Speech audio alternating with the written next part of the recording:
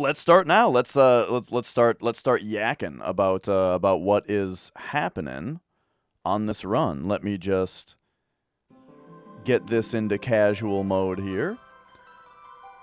And so what are we doing in this game right now? I'm hunting rare monsters. And the thing that, like, the main mystery right now, the biggest mystery to me is where... Hang on a second. Oh, this is still... Okay, that's good. That's fine. The main mystery to me is... I think that they're trying to tell me that I need to find that one headhunter guy, and I don't know where that is. I did not get the fishing rod ever, but you know, that might come up at some point.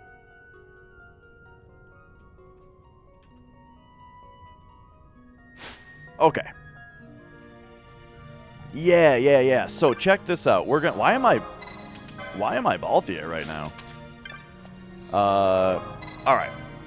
So we're gonna go to the Fawn Coast. Oh yeah, I never use the other people. I mean, like, firstly, correct. I'm not really a fan of Vaughn, but also, there's no need to use the rest of the, like, there's no reason to use the other 3 people. Their use is if my party wipes, they can come in and, yeah, I like Bosch, but, like, you know, there's just no reason to use everybody else. If my party wipes, they can just come in and cast a Rise real quick on everybody that's in the main party, and then we go back to the main party. And if my main party wipes again, then I deserve to game over, you know? Okay. So we've got this guy. Tell me about Rare Game again. I kind of wonder if they have anything to say now that we've gotten this many.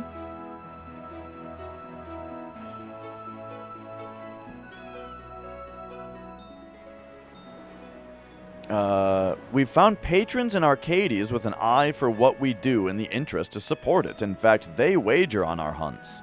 So this is the interesting stuff here. So, patrons in Arcades that wager on the hunts. They pick a favorite hunter. Should he fell the most game, they win. You're the guest here, so they'll not wager on me. For now, we have a different contest in store. When we hunt rare games, we bring a trophy back. So it sounds like I'm going to unlock something that's going to be the other thing. You know what I mean?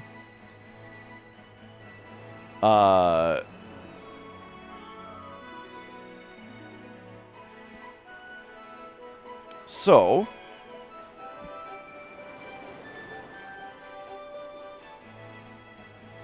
we've worked out a system to avoid getting too much of one thing in the outfitters. See, we split things up. Yeah. I actually would have gone to the other guy. If I had read it that way, I would have gone to the guy that's not weapons or armor. But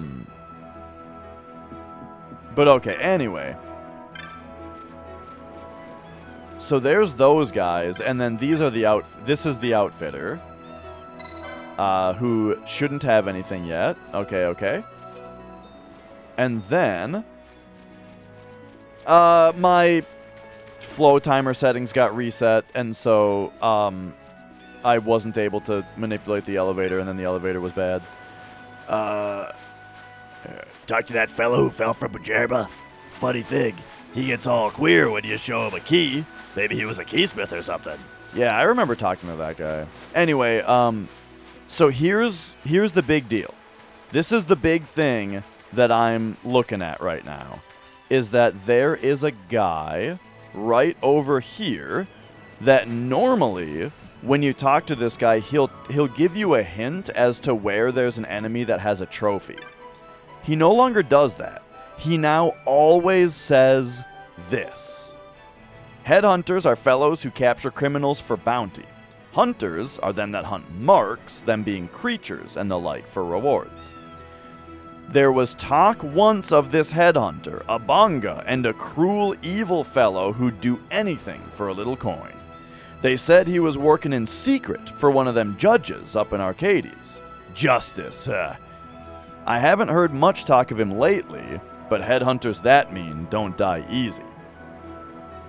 He's probably laying low somewhere, most like. Now, the guy that he is talking about, in my opinion, in my suspicion, the guy that he is talking about is definitely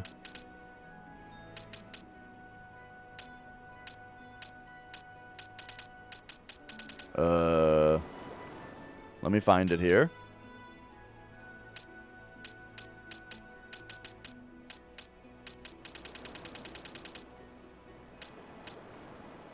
It was one of these, I think.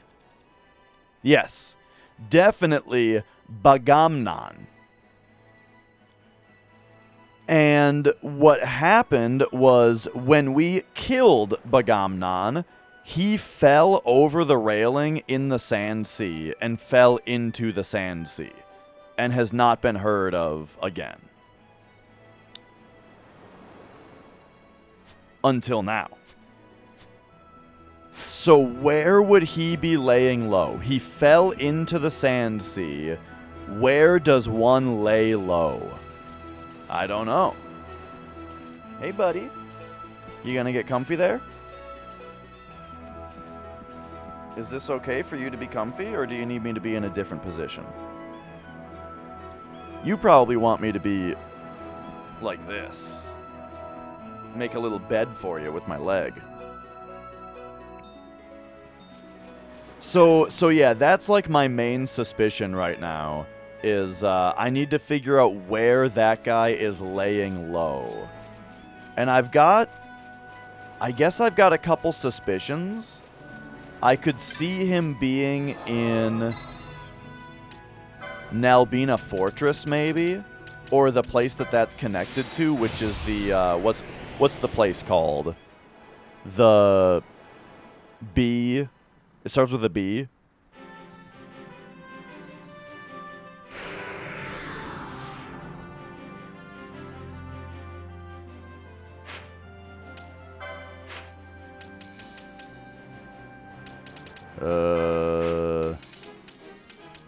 Barheim Passage.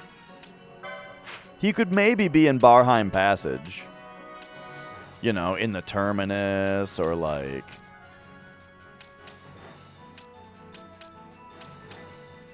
You know, probably there. I think I went all the way over here already.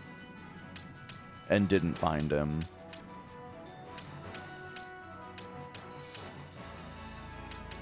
I'm thinking, like, it's possible. But first, I feel like if anybody knows where he is, they might be here in Nalbina. So let's take a look. Here to help them shore up the walls too, or maybe find workers to watch. Been a steady stream since they upped the wages. Is this our fate as Dalmaskins, working to rebuild our own fortress for the Arcadians?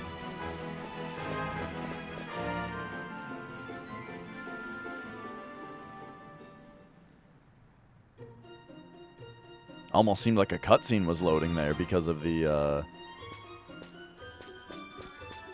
length of the loading time and the change and all that. Some days they say the Rosarians are coming.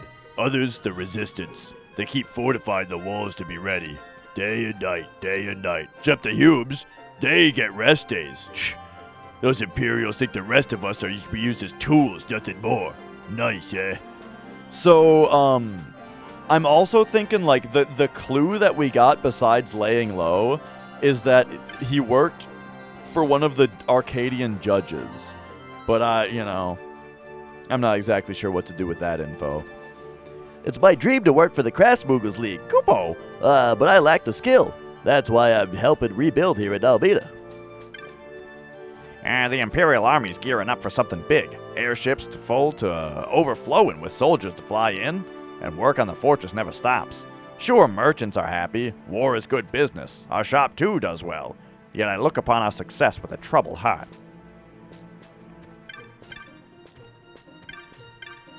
What's this? Who are you talking to? This walking guy you can't talk to? Okay, right. I'm tired of bricklaying. Thought I'd join the army. Of course, they only take Humes. Everyone else gets used for works or cannon fodder. Say, you know of Baknami? A violent, greedy lot, them. I hear they made the Nebraeus Deadlands their territory. That Deathland is a fitting place for their ilk. Baknami. Are those they must be the guys that are really quick, the little quick guys?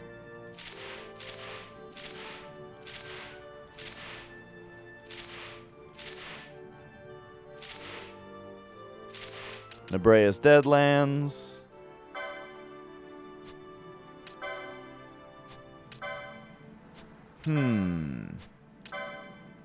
None of these guys are who I was thinking. I was thinking of,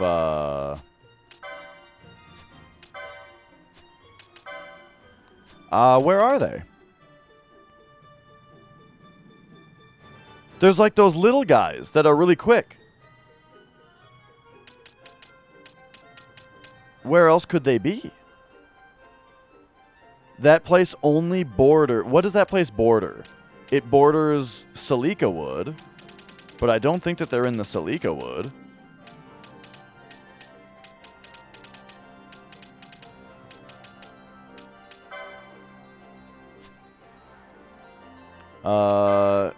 It also borders Hen Mines, maybe?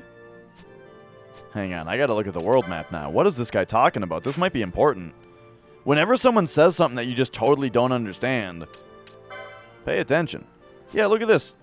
They only border the Silica Wood. And then I guess Fawn Coast and the High Waste. Oops. Because, like, what if he's talking about those Bonga that we're looking for? Is that what they called their crew? I don't remember. Hang on, I'm looking for bestiary. I'll check the high waste here.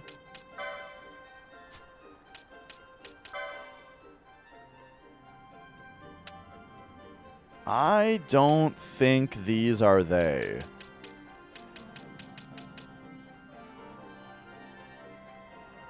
What is the name of this enemy that I'm looking for?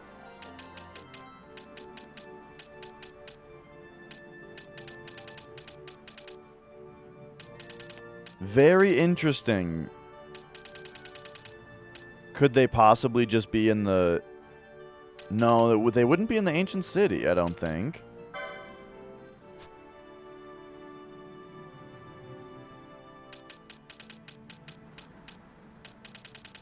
There's death claws here? Oh, right, they look like that in this game.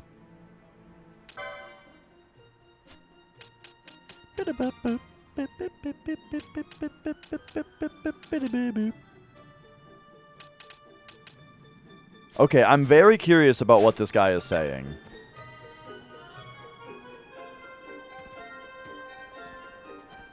The Baknami.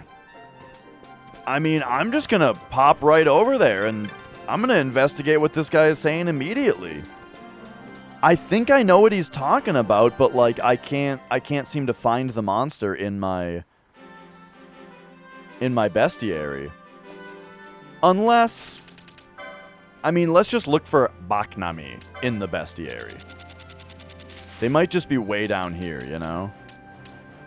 Oh, here they are. No, these are the guys. This is all they're talking about. Just they're under humanoids instead of being a monster.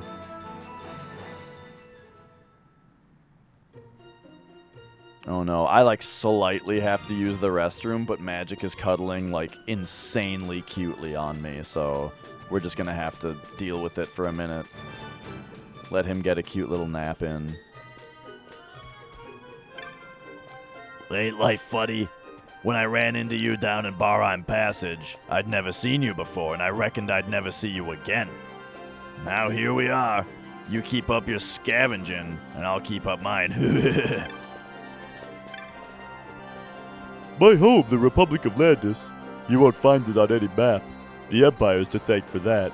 I ran from Landis to Nebradia, and when Nebradia was attacked, I fled here to Nalbina, and war followed me again. Where next? The local lore is built on stories from many lands. What with the traffic aboard a town like Nalbina sees. Hey, you ever heard of a Barheim Passage? They say it used to be a route for shipping. Now it's a little more than a nest of fiends. Makes you shiver just thinking about it, eh? But Boss Burrow goes down there like it's nothing special, scavenging for junk.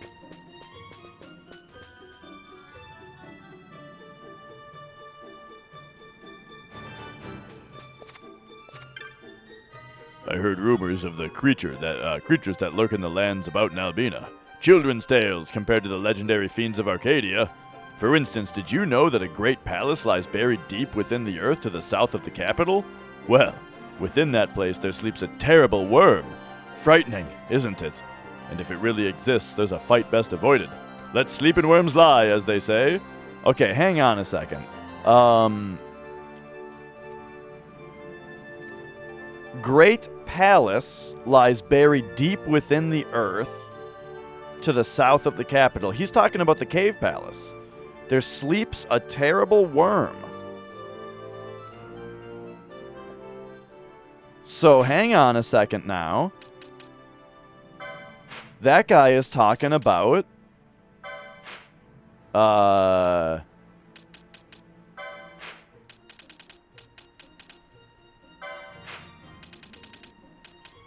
we'll get there.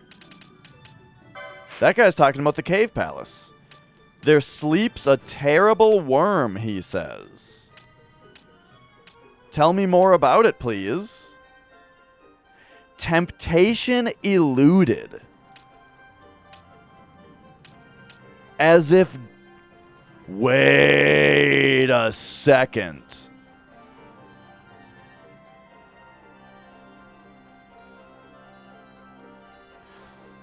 Listen to this.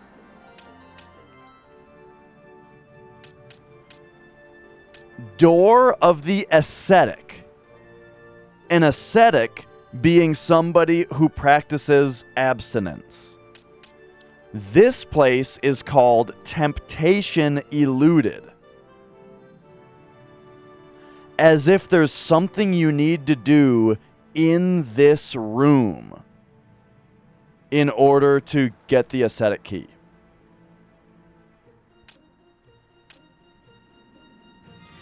And this is the room where I think a chest can spawn at the end of the way. But here's my question, or not. This isn't a question to be answered. This is my train of thought. Is the only thing I can think of to elude temptation in this game is to not open chests. So maybe if you go a certain amount of time without opening chests, then the key becomes available. So let's just say that like a chest spawns at the end of this room or something. What I wonder is, does that mean I'm supposed to not open that chest? Because that's the test? Or does that mean that the chest that spawns here is the reward, which will contain the ascetic's key? You know what I'm saying? That's the question I'm struggling with right now. But anyway, I'm going to continue talking to some dudes here, but we're going to remember that. My predecessor was transferred, leaving me to patrol the stalls, looking for stolen goods. Quite a task, I assure you. Hard times have driven shopkeepers to desperate measures out here in the provinces. Hey, hold it there. You might be the hero of Nalbina, but you'll go no further. We're under orders to finish the repairs to the fortress walls before war comes, and these Imperials mean business. Why do you talk like that? Here's this guy who loves me. How goes the adventuring, hero? Everyone in town tells tales of your mark, huh? Yeah, yada, yada. Okay, yep, that's that guy. Gosh, I'm not really a stonesman, see? I'm just here pretending to work, waiting for my chance to get a friend out of the dungeons. Not that I'd be much help if the chance did come along. This work's exhausting.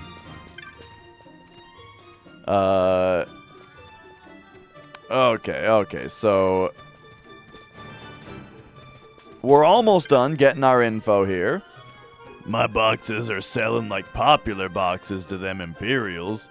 What do you think they're using them to fight with? Wait, what? My boxes are selling like popular boxes to them Imperials. Wait, do you think they're using them to fight with? Are they using them for evil? We got mistaken for stonemasons on account of my buddy's grim appearance. That's why. Now we gotta work out here. Hey, listen here, swine snout. It's your stupid fault we got mistaken for stonemasons, and no, it's not making us better people, okay?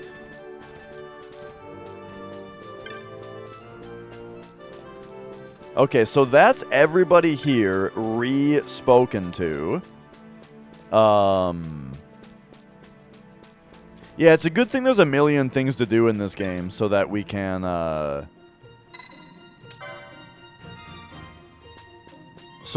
keep on, you know, swapping what we're doing. Not dwell on one thing for too terribly long.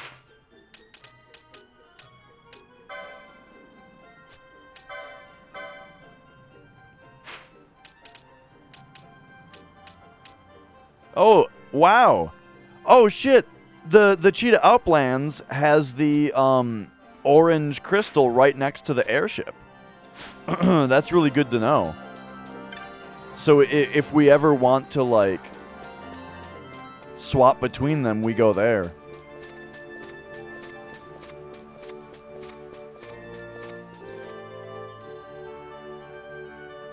So I was going for a Goofy, but I'm not very good at it. I think one thing about Goofy is his voice is a little higher than I always remember it as. I'm always like, gosh, Sora. But I think it's more like, gosh, Sora. I don't know. Nah, maybe not.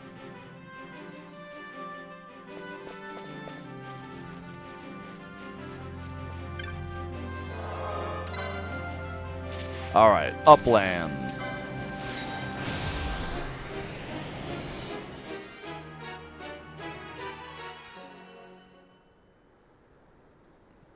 It was pretty good, pretty good. I could definitely improve it, though. But how much do you really want to improve your Goofy voice? I don't know.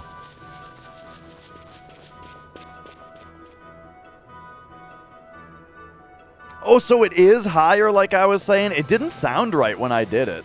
But that's the thing, is I just never really remember right, you know?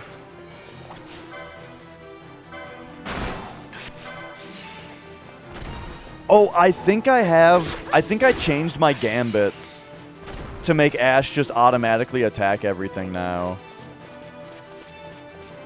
Yeah, because it's easier on my hands than mashing X all the time.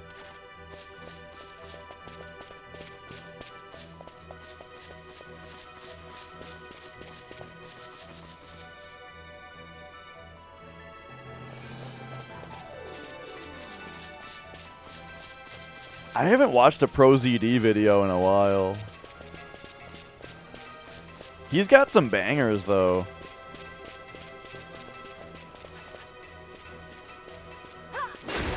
His short little video about when you try to talk to the merchant, but you accidentally like pick up something off their table, and they freak out about it. Spot on, dude.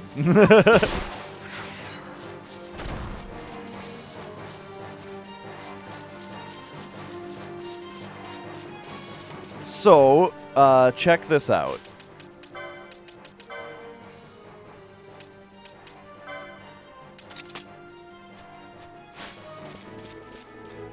I am going to not pick up any chests, and also not fight any monsters. We are going to abstain from our worldly desires. I'm going to look at it, though. I'm going to look at the treasure chest, and then I'm going to leave it. How do you like that, game? Is that aesthetic enough for you? Oh, look at this chest over here. Let's just gaze at it for a moment. And then, nah. I'm going to abstain from that one.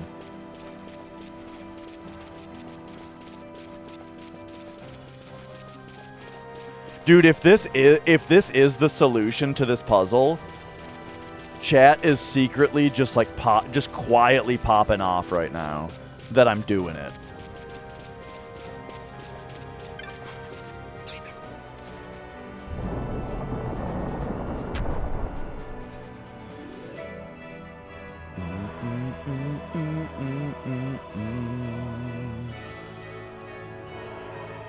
If I was the first to well, I'm not going to be the first to discover anything about this game. I mean, people have been, there's like strategy guides and shit.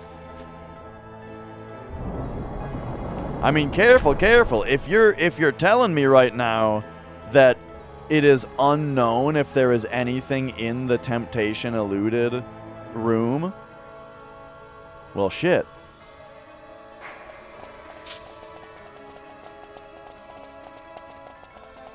But hey, I think I'm on I think I'm on a very fun, definitely findable thing right now, you know, or I think I'm on a good train of thought right now.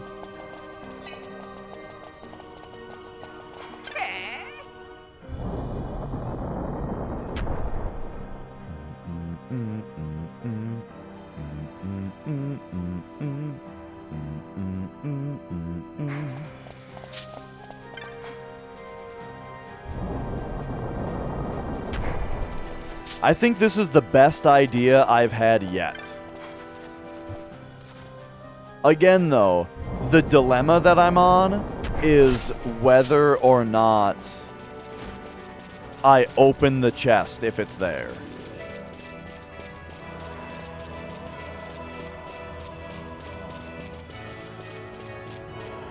What if we even do the waterfall pattern on the way? I'm doing it. I'm even gonna move the waterfalls on the way.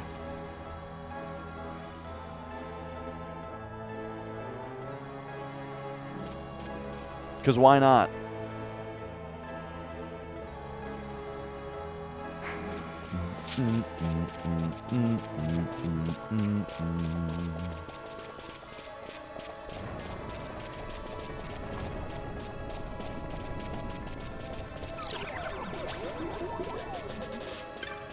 Oh, hey, what's up, chest? Nah, no thanks.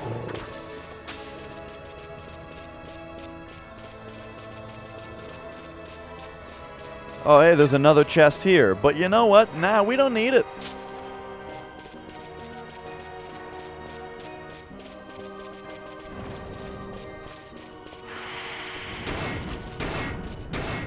So I'm noticing all of the chests are this color palette. I feel like I'm envisioning a chest in my head. But that one is unrelated to the video game. But I'm also envisioning a Final Fantasy treasure chest in my head. And it's got different colors.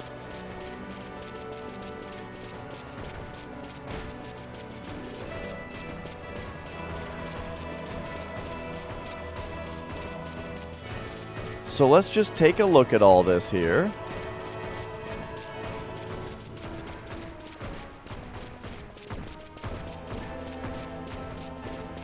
Bum bum bum bum bum bum bum bum bum bum bum bum bum bum bum.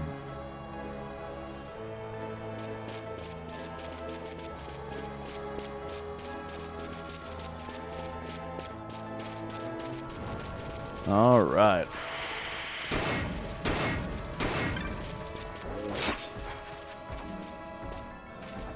Let me in the door, please.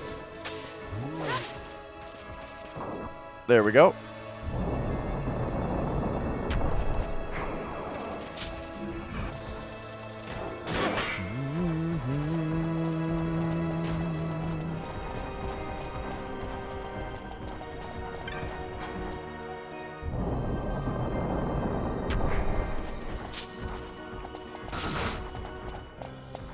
Okay, so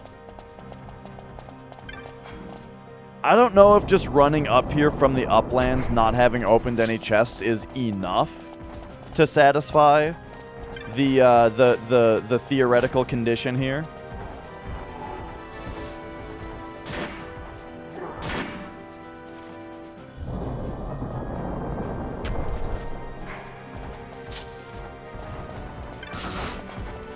The reason I think that we might have to open the chest is because the wording on the ascetic's door is that it has some sort of key. Like, you have to open it with some sort of key, you know? Which makes it seem like it's an item that we have to get. But would that be in a chest? Or would it be like something that falls on the, like, what if it's a little sparkle that falls on the ground when we do well, you know?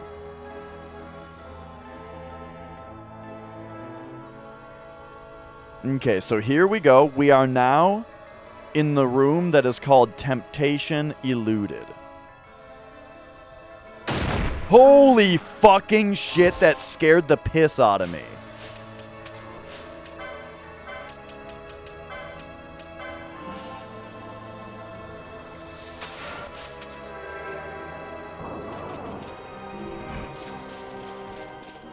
All right, moving on.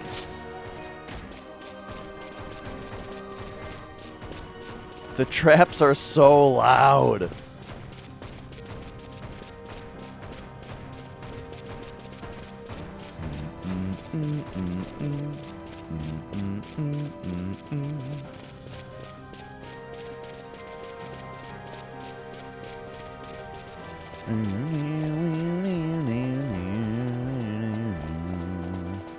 Oh, hey, there's a chest over here. No thanks.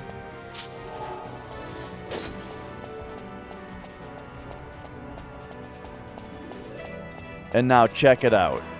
Here, like, I think that this pathway here, see, there's a chest here. This is what I'm talking about.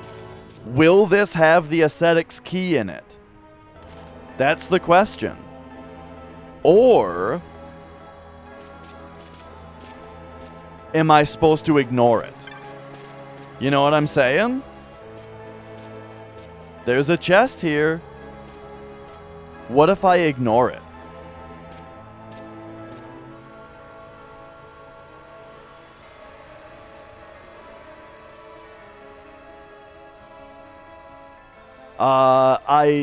I'm not hunting anything in specific, Cannabis. I don't know. I'm trying to solve puzzles.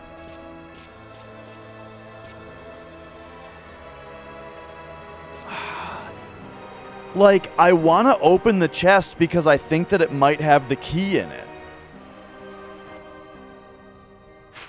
But I want to ignore the chest because ignoring chests is what I think I have to do right now. That's what I think is the puzzle right now.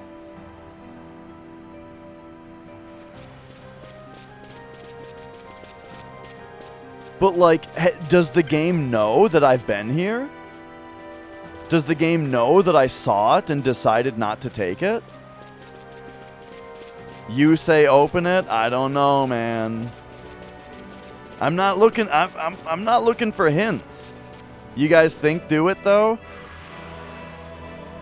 What if I leave and come back, it'll be there, right? Like, if I leave and come back having not opened any other chests, then it'll be there, right? It'll still be here, right? Because we have still satisfied the condition to spawn it. You know what I mean? I'm leaving. If not, just do it again. But will it spawn again?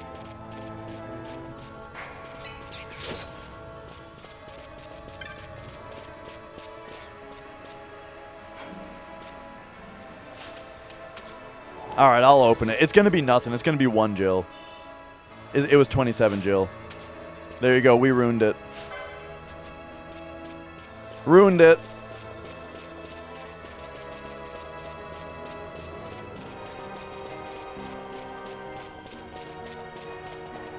Our temptation got the better of us.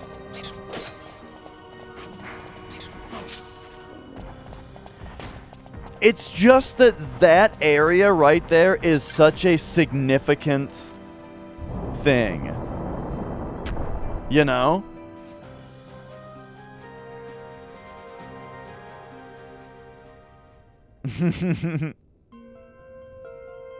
Oh yeah, it's fun to try to figure it out. I feel like we're almost there, you know?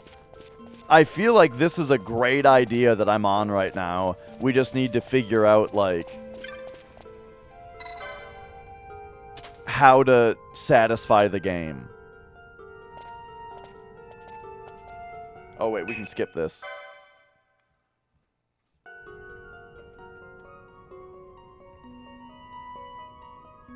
Okay, I will attempt to do the same thing again, but, like, I don't know if it'll be as satisfactory this time, because it hasn't been as long. You know what I mean? I kind of feel like amount of time having not opened a chest is part of it.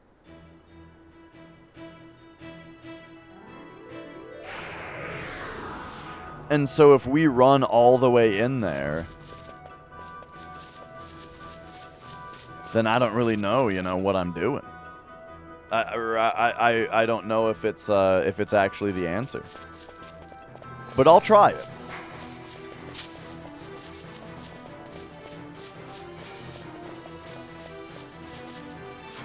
If I see a rare monster, though, we gotta take it out.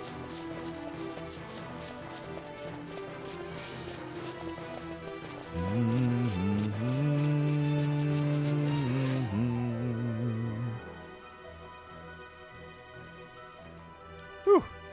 Excuse me.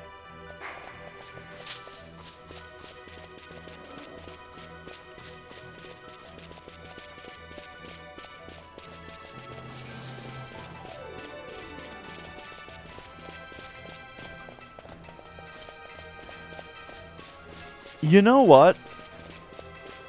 I wonder if the status of the waterfall is saved when you leave.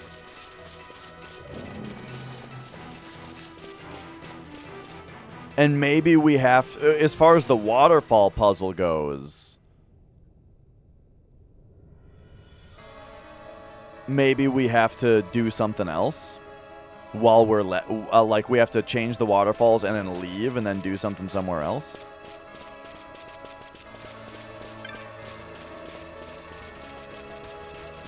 So I don't think that this is going to be the case, but my gut worry about what I'm doing right now is that I did everything right just now, except there's also a random chance on top of it.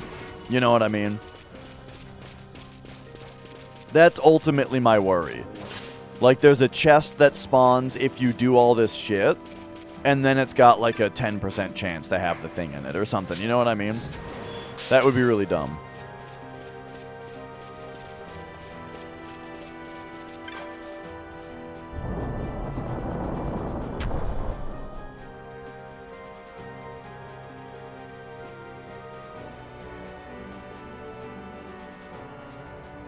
I don't think... Here's the deal also. Here's kind of what I just realized, though. Is a key would be a key item, right? It would be a key item if there was a key. And a key item I don't think is ever in a chest. It's usually like a glint on the ground.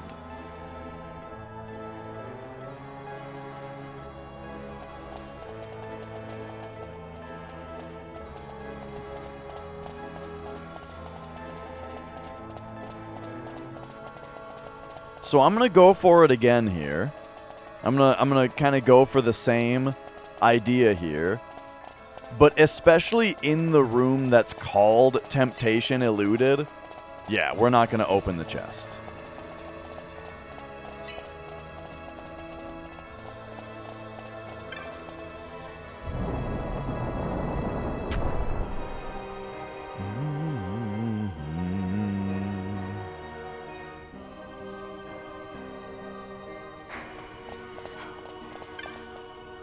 But all right. And how's it going, Chef Baum? Are you still on Crisis Core right now? Or have you finished it? Or both?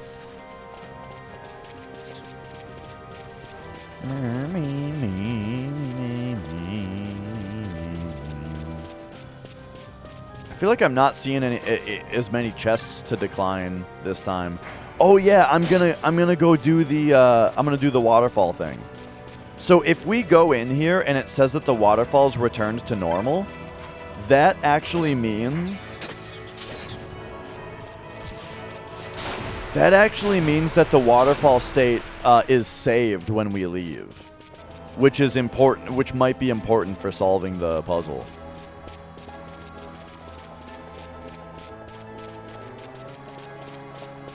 Ah, one more grind for 100%. Gotcha. I heard that there are missable missions in the game. Okay, no, that did not reset the waterfall. So that means that the waterfall is reset when you leave automatically.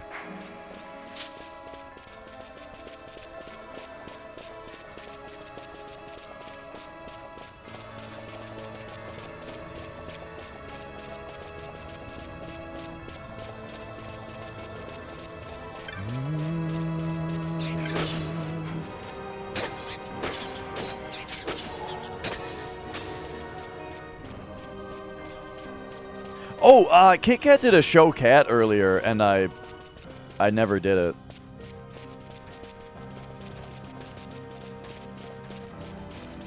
I do have to lean way forward to get it, and he might. It's one of those things where, like, I need to start, like, setting the camera next to me or something, so that I can grab it without disturbing him.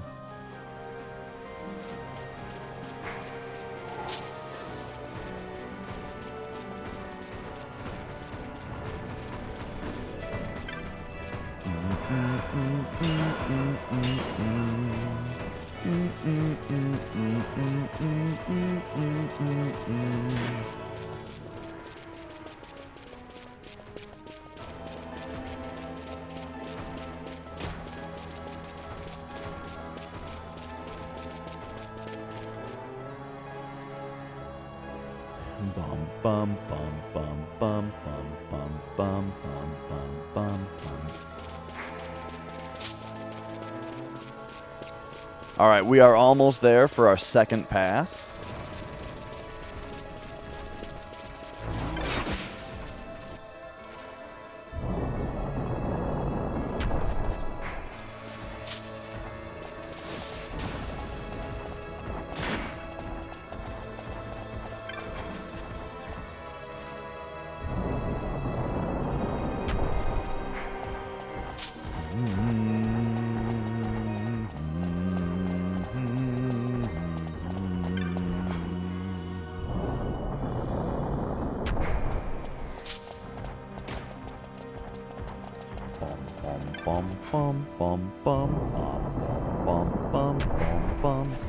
Remember when I did 100 races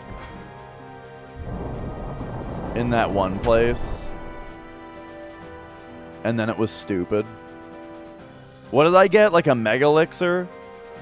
Or 2 elixirs or something as a ultimate prize?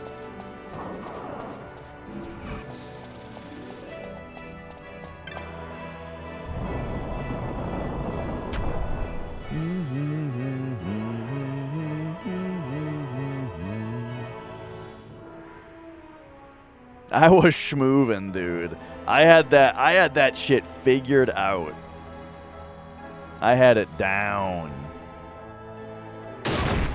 Fucking hell. Okay, well that thing was back. That trap was back.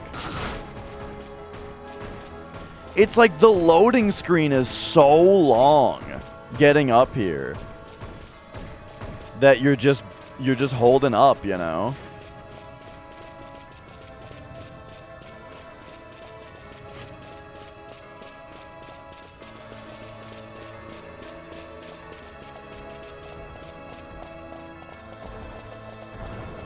Oh, hey, this chest is here again. Hello. No thanks.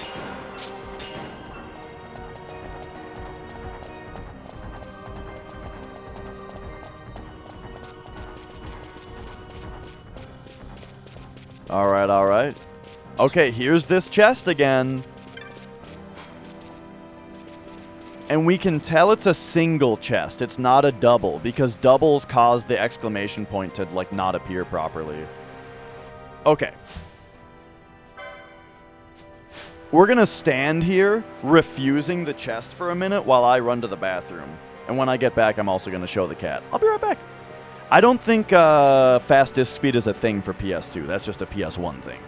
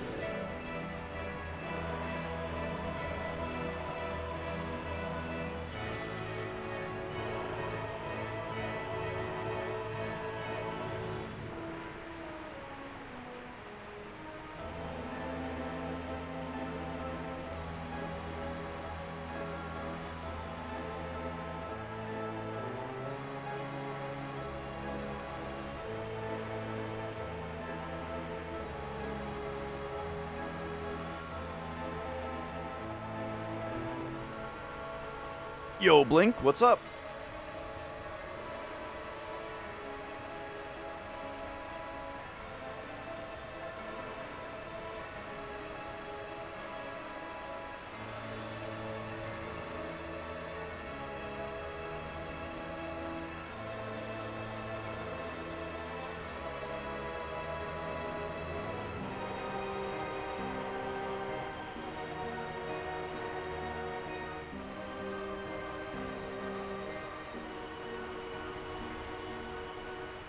Do I remember the discussion about frames to load fields based on who's your party? Who found that out, and what was the verdict? I want to say Lil Gecko figured it out because it was affecting Taz stuff. And the verdict is so here's how it works. Is every field has only so many character party models assigned to it, right? Like, each field individually has its character models assigned to it. So pretty much every single screen in the game has Tifa or has Cloud, Tifa, and Sid assigned to it, because there are significant portions of the game where you play as those characters and can run into almost every field. You know what I mean? So like every field has to have those 3 models loaded so that it can load you as the player. Then, fields that have a cutscene that include your party, like where your party walks out of you, those fields have like every single party member loaded on them so that no matter who's in your party, it has those models loaded and can play the cutscene. Then there's fields like Chocobo Racing that has Cloud, Sid, Tifa, because any 3 of those, you can go there when you're playing as those 3 characters, and it also has Kate Sith assigned to it because he's part of the part where you're chasing him. But for no other reason do any other party members ever show up on that field, so it's just Cloud, Sid, Tifa, and Kate that are assigned to that field, right? So that's how it works. Now, here's the deal, is when a field loads, if one of the models is in your party, it will load that model, regardless of who you're playing as. If you're playing as Cloud, Tifa, or Sid, if the model is in your party, it will load the model. And so that means that if you have Cloud, Tifa, and Sid in your party, it means it's loading all 3 of those models every field. And every model on top of Cloud that it has to load costs about 5 frames. So the verdict is that on fields that only have like Cloud, Tifa, Sid, if you have your party as Cloud and then 2 other characters, they'll load about, each field that is like that will load about 10 frames faster. Alright, I think we have properly eluded temptation here. I think we've done it. So now I'm gonna leave.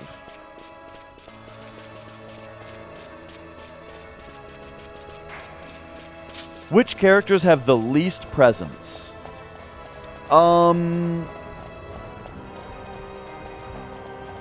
Yuffie? Definitely Yuffie. And probably Vincent. I'd say Vincent and Yuffie.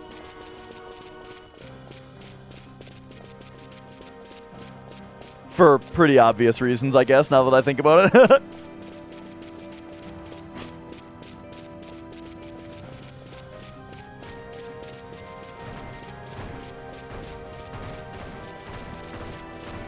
I wonder if the 100% Taz, how much it takes that into account.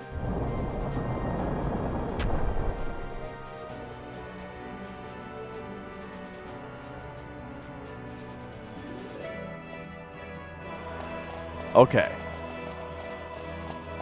So now that we've eluded temptation, we're back.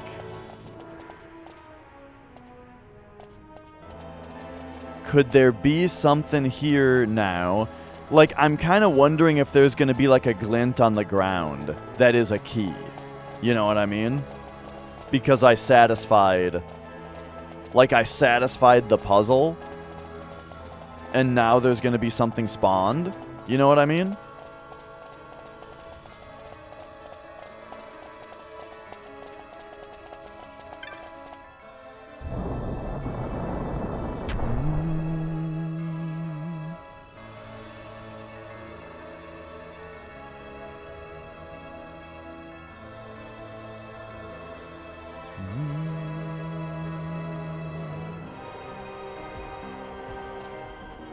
But yeah, it's also, for the record, it has like double the effect on PS1, you know. I think it costs like 10 frames per character on PS1.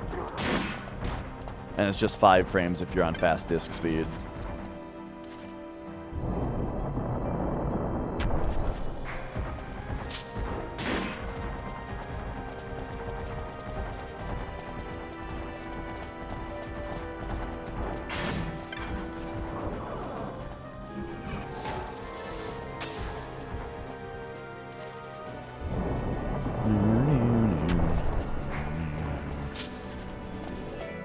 What are these? I feel like there might be some kind of clue with these things that's really abstract, and I just have no idea what it's telling me.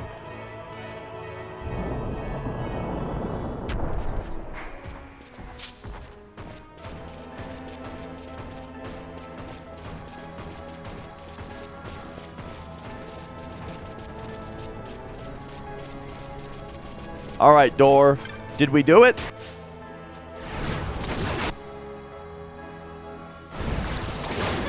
I'm doing it, Daddy! What's with the thunder? Is that Okay, I guess we have to do some fighting.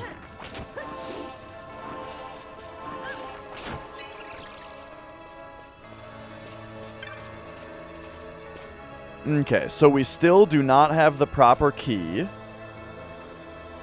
I wonder if that shape on the door is important.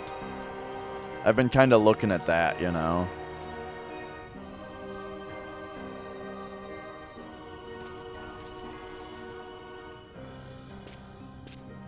Almost looks like it has a little face on it.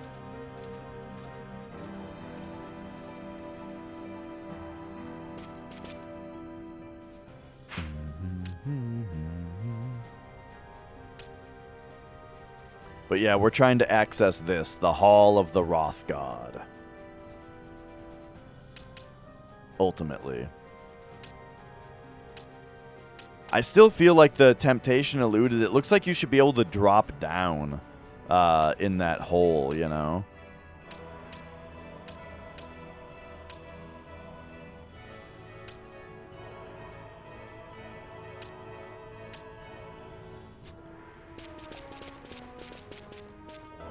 Find that door? This door? I found this door forever ago.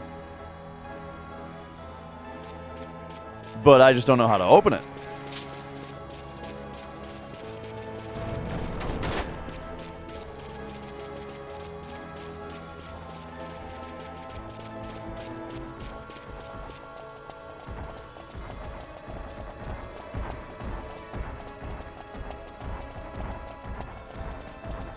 I sort of feel like... I wonder how connected the Pilgrim's Door and the Ascetic's Door are. You know? Like, I wonder if...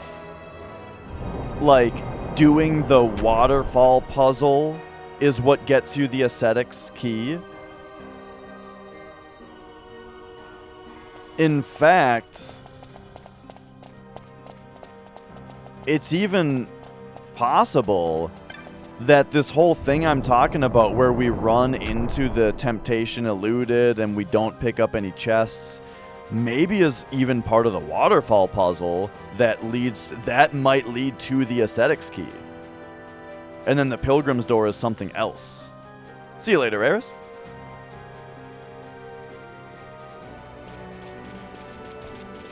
I remembered this time.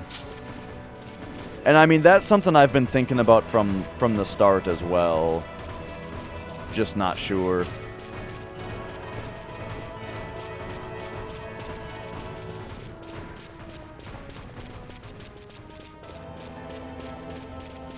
I kind of wonder if the Pilgrim's Door has something to do with your step count. Just pilgrim, you know? I don't know.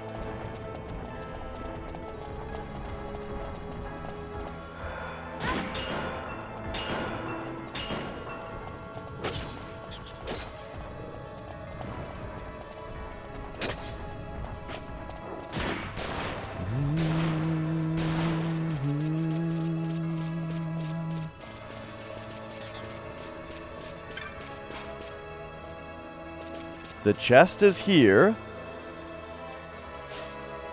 We have waterfalls. Like, this means something, you know? That's the thing. This right here means something. Like, it's such a fancy thing at the end of the rope, the end of a trail.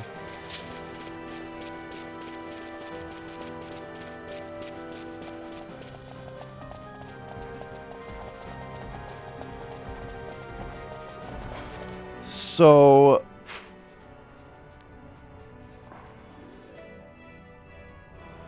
Okay, call me crazy, but this room is also shaped like the thing on the ascetics door. Like, if this could be gone into. You know what I mean? If you could get through this. Okay, hang on a second.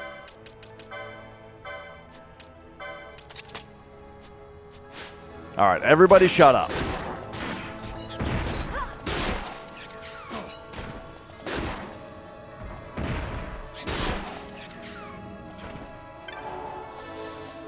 Not killing enemies might be important, though, because that means you have to not kill enemies in order to not pick up any loot, you know? Which might be part of it.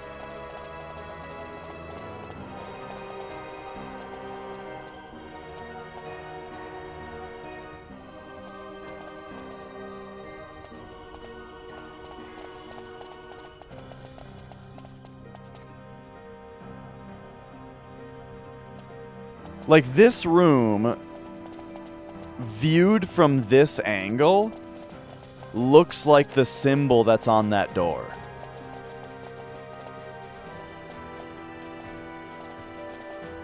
What are these things?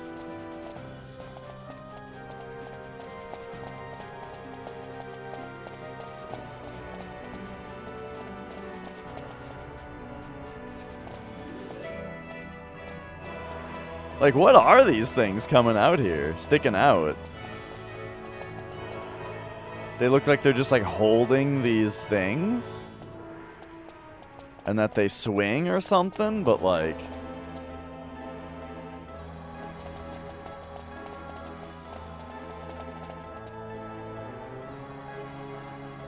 And then...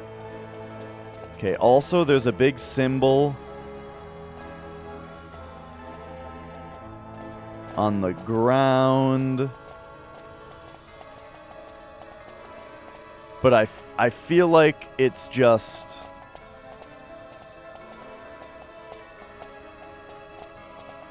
I feel like this is purely decorative. Unless it's supposed to, like, tell me that there's a certain Esper I need. Like a Dremelec the Wroth would be able to, like, get through this or something, like open this up or something. But it would be interactable already if that were the case, I think. But I mean, like, why not, right?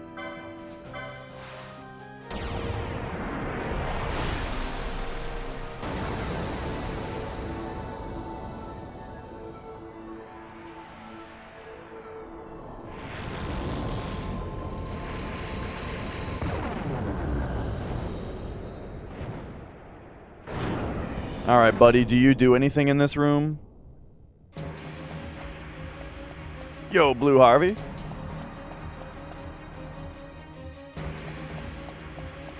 Oh, Final Fantasy XII's going great. Yeah, I wouldn't expect this to, like, do anything. Because there's nothing interactable in the first place, you know?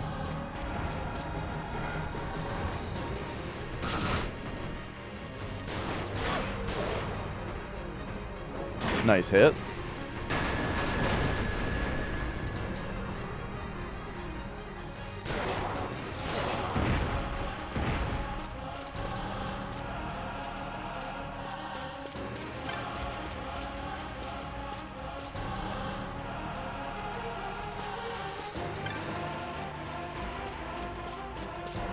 Yeah, I think I think there would have to be some kind of interactable element in the first place to expect an Esper to do anything with it. But still, you know, for the sake of symmetry and for the shape, I'm just very suspicious of this. And you might be like, "Dish, there's an exclamation point." It's this.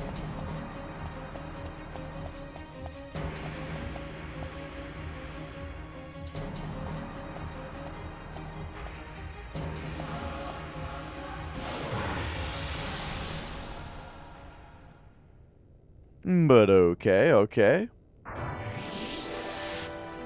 So assuming that not killing enemies isn't one of the requirements, and so we are still,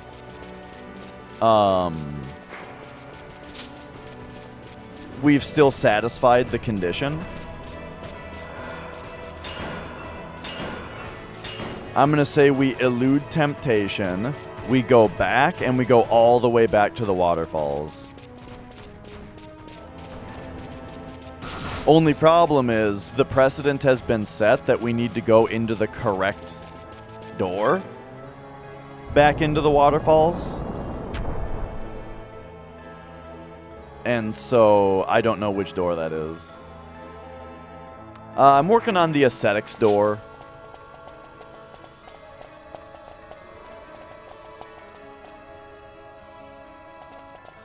So what's this room called?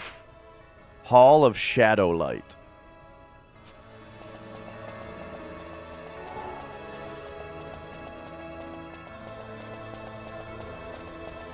I don't know if there's any clues here. Like, what is this?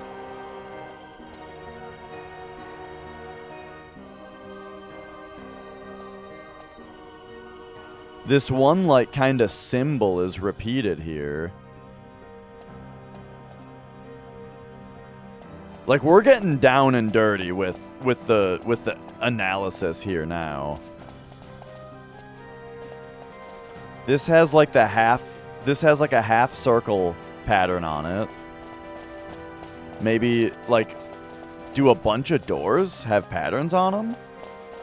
Oh shit, no, okay, so this door has that same shape on it. Okay, so that makes me think it's less important then.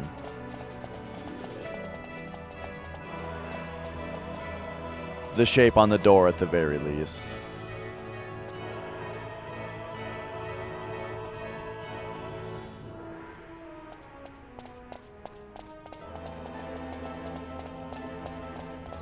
But like, what is this now? We've got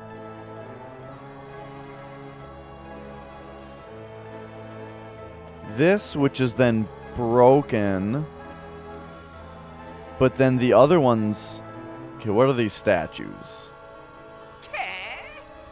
It's broken, but then, like, it's hard to tell how these pieces fit together. I mean, they all look like the same piece. It looks like both of these look like the same 3D model, just arranged differently. So I don't know, I question whether that has any real significance.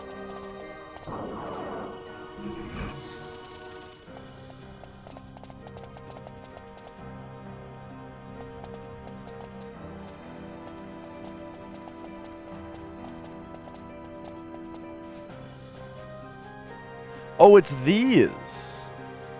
That's why. It's the tops of the pillars. So one of them is right here, but then there's a couple pillars that have fallen down. But each of the other tops of the pillars have this on them. Okay, I see. Yo, Turtle Collector.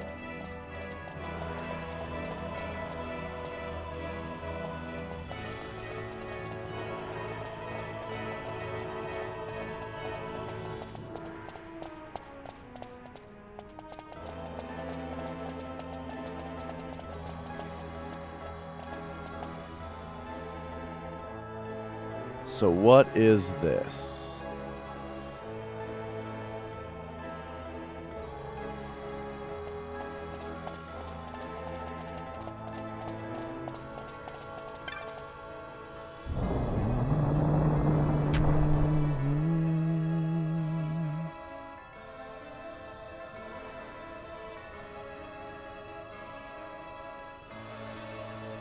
So I think now that we've gone to the temptation eluded. Yeah, see, not all the doors have that symbol on them. The one into the Hall of Shadowlight did. Do you think maybe like one of the doors that goes into The room down here has the symbol on it.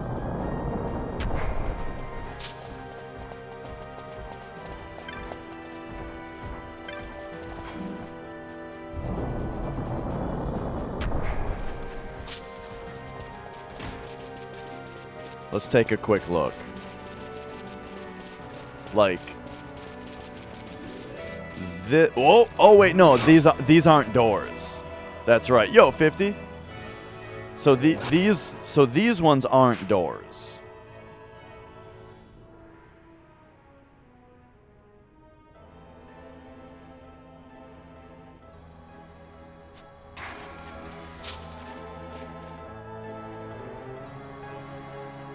All right, all right. Hey, I love when you're around, 50MN. Okay, so the waterfalls have returned to their original course. That's bad.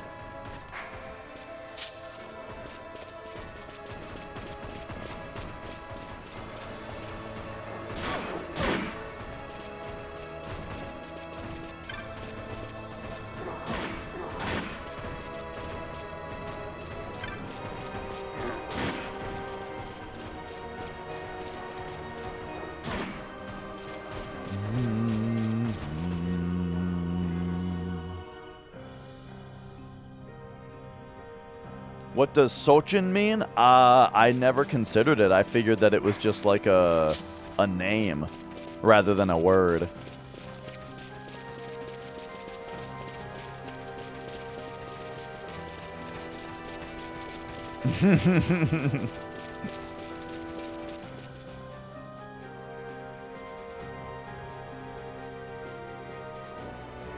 I really need another Soylent, by the way.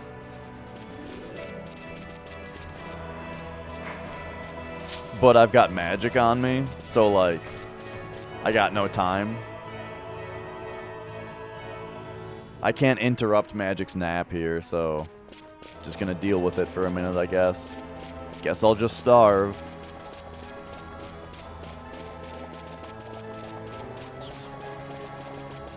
You might have to refresh the page, and then you'll be presented with a share button.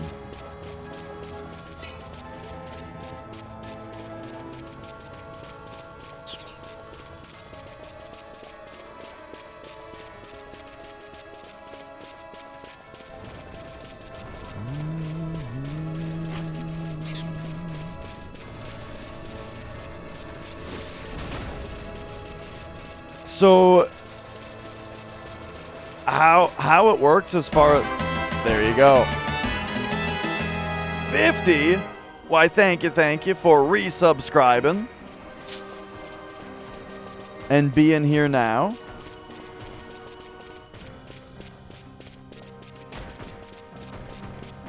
For 5 months. Why, thank you so much. And yeah, how it works as far as I know is... When someone subscribes, look at them bits. When someone subscribes for the first time, it just pops off, right? And then if you wait a long time before subscribing again, it might also just pop off. That part I'm not sure about, though. But if you subscribe at a time where it considers it to be a resub, then usually what happens is... it automatically resubs, you know, while you're offline, right? And then the next time that you... And then the next time you go to the channel, because you resubscribed, it loads the page, and it loads the, like, do you want to share it kind of thing, you know what I mean? And then you press the share button, boom, that's what pops off the sub badge, or the alert. But...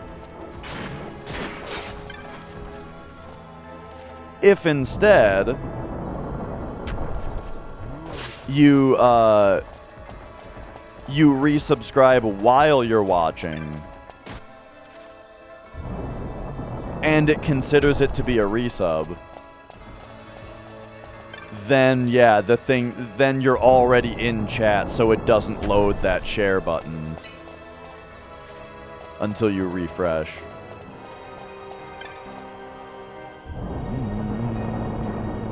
But yeah, thank you very much.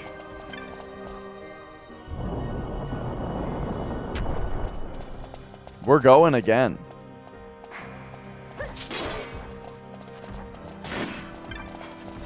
I'm afraid, though, that my fighting of enemies ended my my abstinence. Here's the big door with the same logo.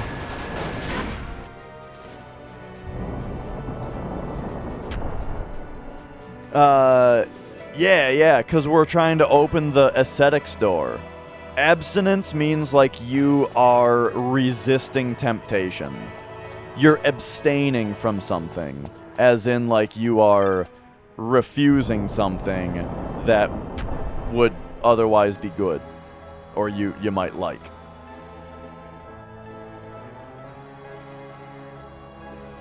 And so because we are trying to open the ascetics door, right? An ascetic is somebody who practices abstinence.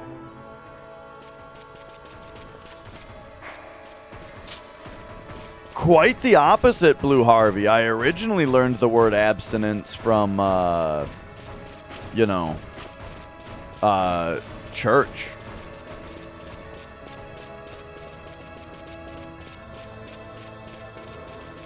Because,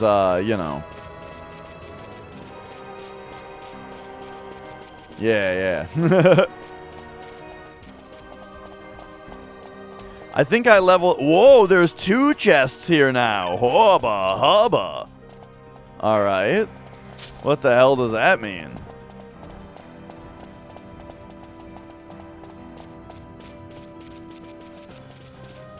Let's take a look down here. There's our... Okay. There's our chest here.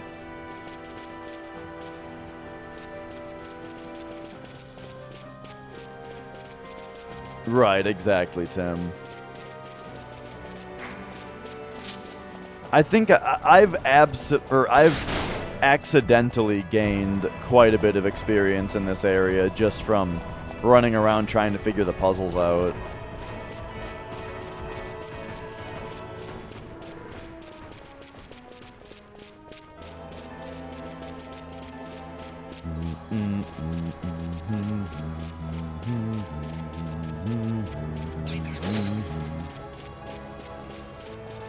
Oh, okay. With magic going, I can actually go get a refill here.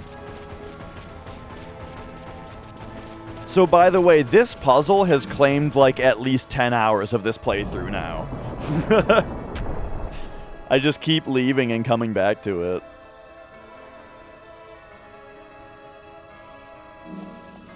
How did I learn about them? There's writings on the wall that just tell you that there are puzzles.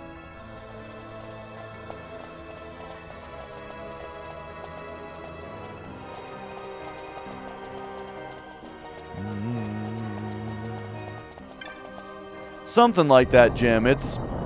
I've been trying to figure these out for a while. Oh yeah, no worries, Luca. I mean, we're level 90, right? We're level 90. We're past the usefulness of leveling up in this area.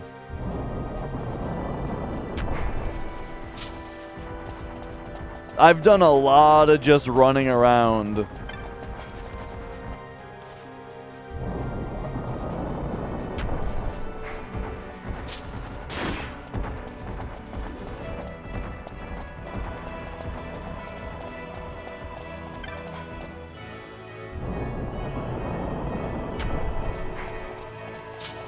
What if walking in Time's footfalls means that we have to walk the reverse of the ascetics door puzzle through the doors of hours or whatever, you know?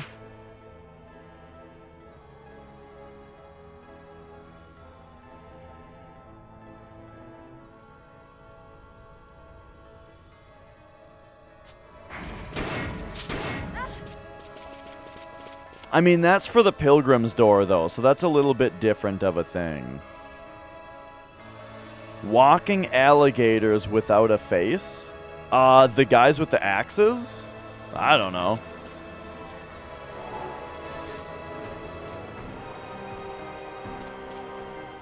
Okay, hang on. I will be right back. I gotta run and grab some sustenance.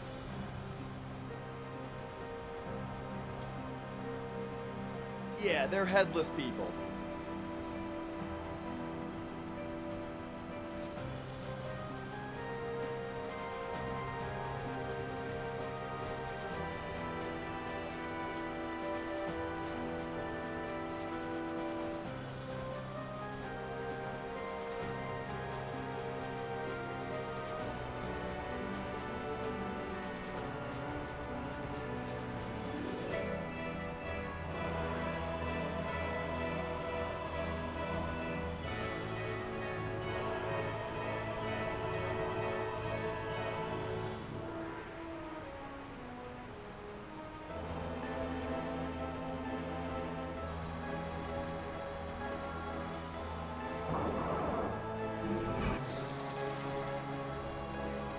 Oh, okay.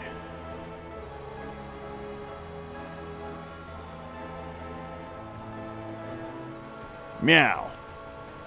I mean, I didn't intentionally level up to 90. I'm just taking a million years to solve this game's puzzles.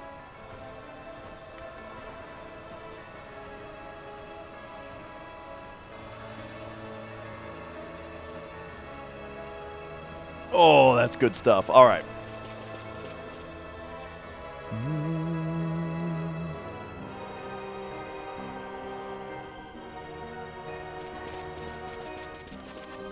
So,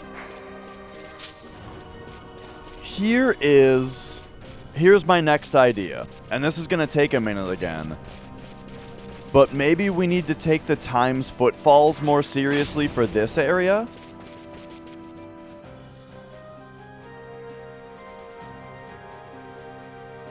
I mean, I'm trying, Blue Harvey. I might just fail, though, right? Like, I mean, what if I just don't solve it?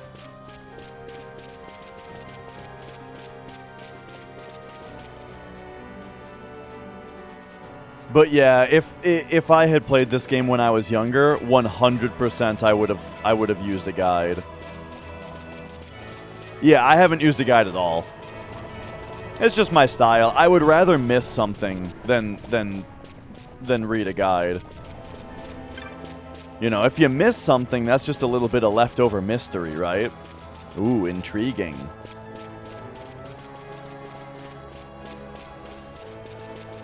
I did get Excalibur, but I feel like I didn't necessarily solve a puzzle to get it. It was just in a chest, off in the crystal cave. But I mean, for the crystal cave, like to navigate it, I was just drawing a map.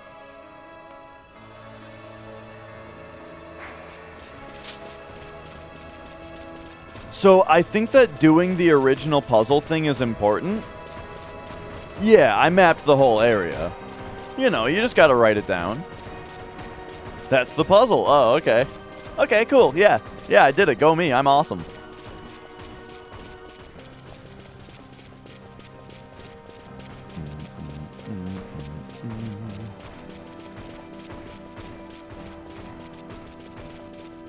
Alright, so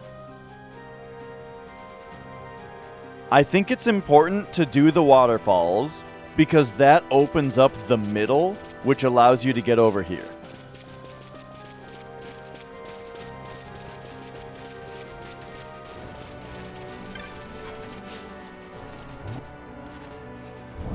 It's sort of crazy to me that other people don't just draw a map. Like, oh, hey, having a map is really useful in this game, which is why you use the map all the time. And them taking the map away from you is like, oh, shit, there's no map. So draw one. If it's that big of a deal to not have a map, which it is, then make one.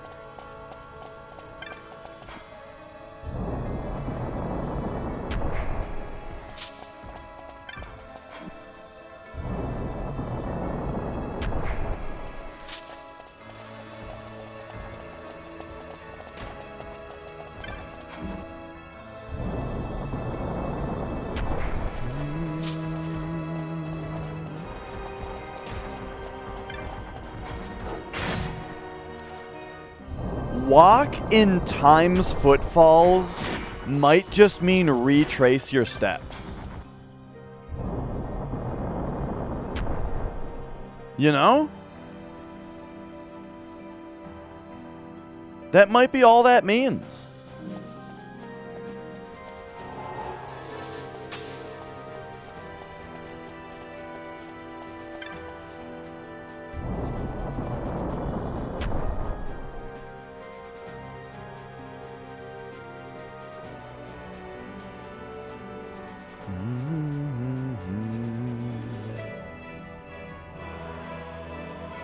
What does time's foot... So footfalls are like footprints, footsteps.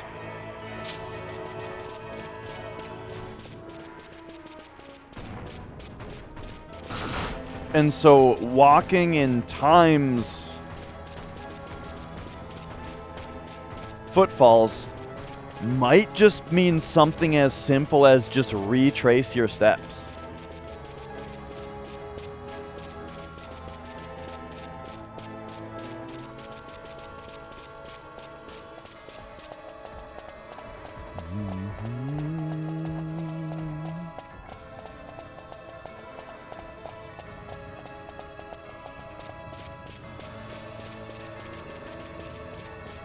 Alright, so we're going all the way here. Here we are. We did it. Man, I'm not supposed to go even further up, am I? Chamber of the Chosen? Like, how important is... I wonder if I'm supposed to go to the Chamber of the Chosen.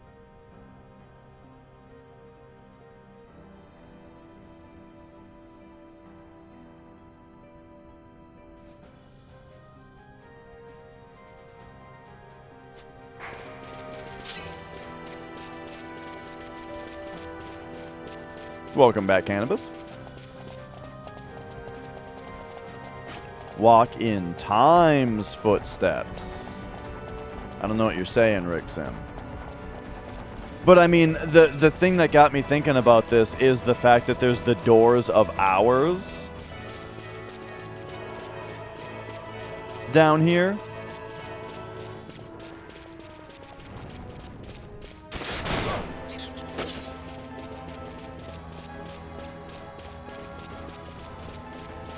So I don't know if I did enough in here.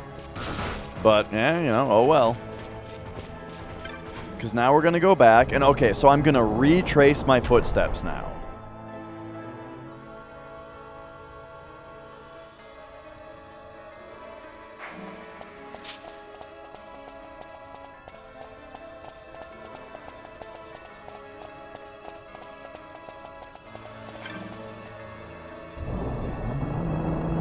Chosen one!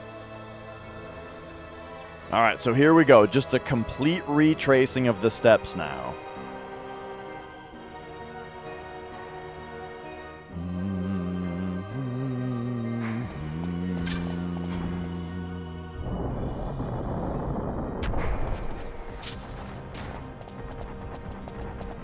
I came from this direction.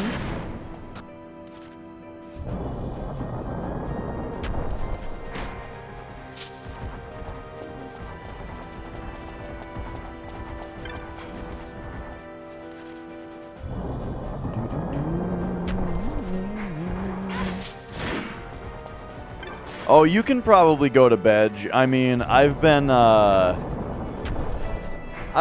this puzzle for hours and hours.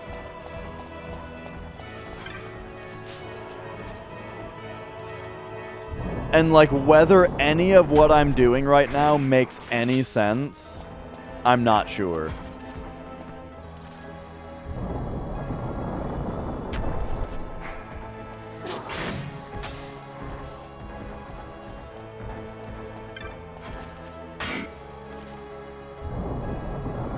Bum, bum, bum, bum, bum, bum, bum.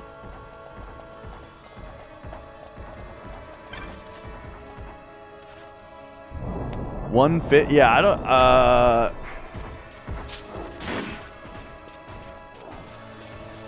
I don't know what you're talking about, Luca. Okay, here we go. I retraced my steps back into the waterfall one. Oh, I see what you're saying. You got to like 150.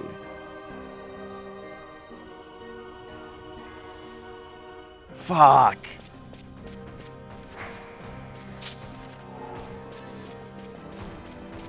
Okay, so just retracing my own footsteps. Retracing my own footsteps was not the puzzle. Oh my god, we got it. Okay, stop it. Everybody stop it.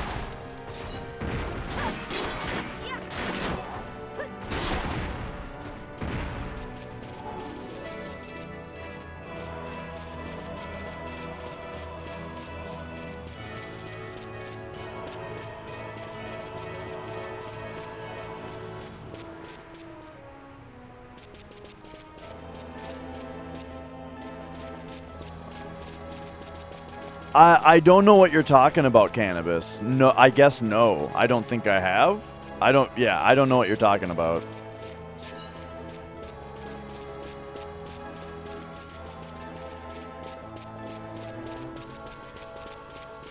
But I think we're bordering on, like, you're talking about something I don't know about, and so let's leave it at that.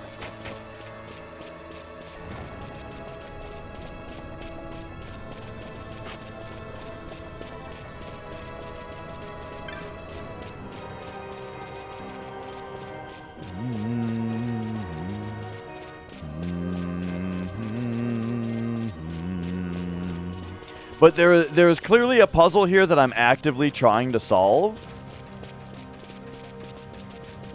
And so don't worry, we'll solve it, you know. I'll get there. I'm starting to think, though, that, like, what if this is just what the final hunt is? Is, like, we're supposed to come here and do this thing. But, you know, that's why I'm going to give one more shot at something. I'm going to do one more test run here.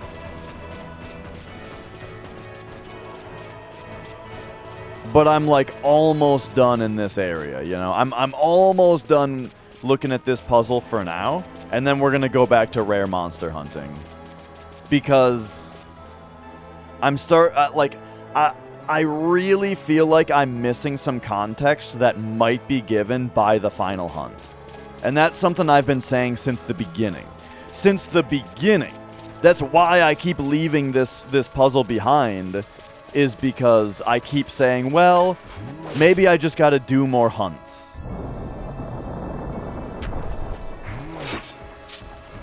But I'm gonna try the one more thing, right? Which is, I'm going to try going this way instead of the other way.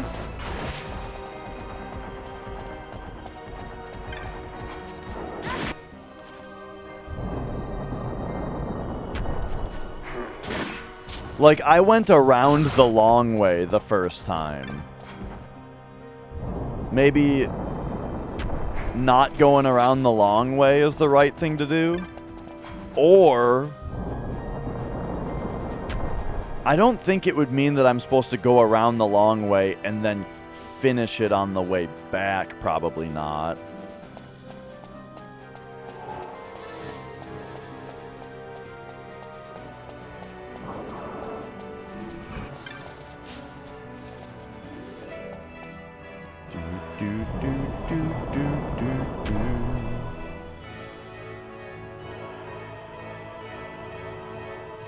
All right.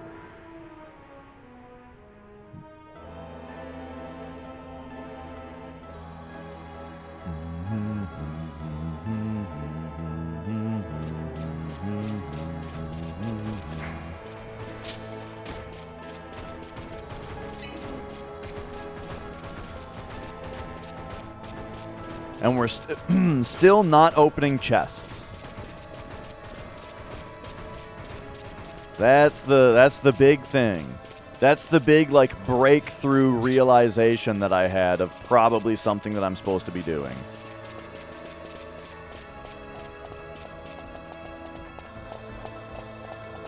The chest spawned differently over there this time.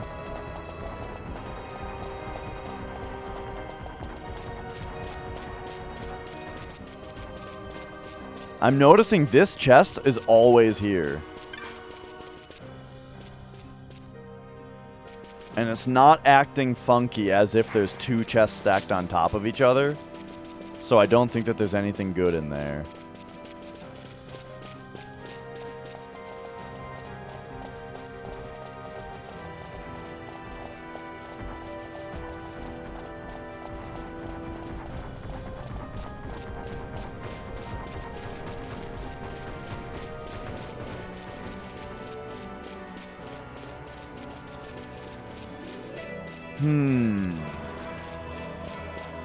Destiny's March is the name of the place that has the doors of time and stuff. Or the doors of hours.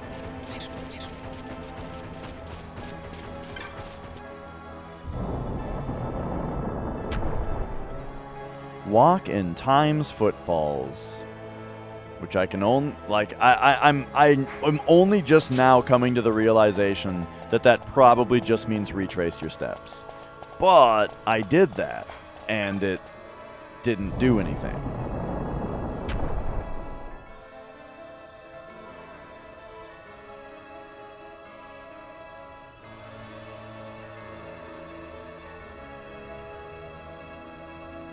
Unless, oh no, never mind. Or wait. I mean, maybe I'm just supposed to do the mirror thing again after doing this? Except that's retracing my steps forwards, not backwards, if I did that. Which doesn't make as much sense. But I think that's kind of what I just... Oh, wait, no. Whoa. I almost screwed it up there. We go this way.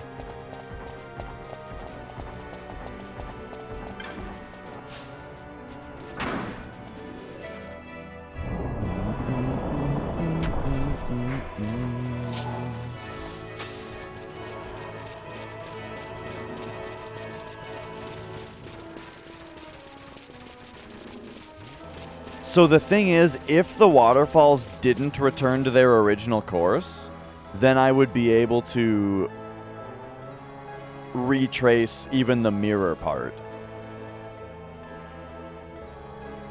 Yeah, so this says original course again, which means that I believe that that is not the solution. Unless I just ran past it before. Because the thing is, now we can't keep retracing our steps, because now there's this waterfall in the way that prevents us from doing that. But we could...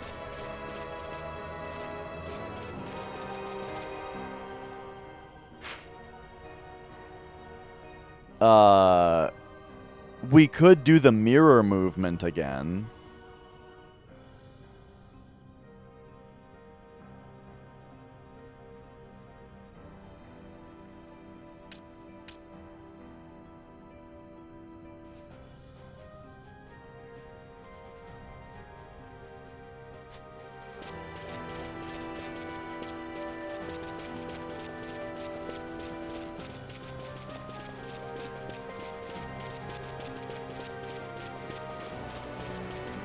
So we see, yeah, that waterfall over there is still there.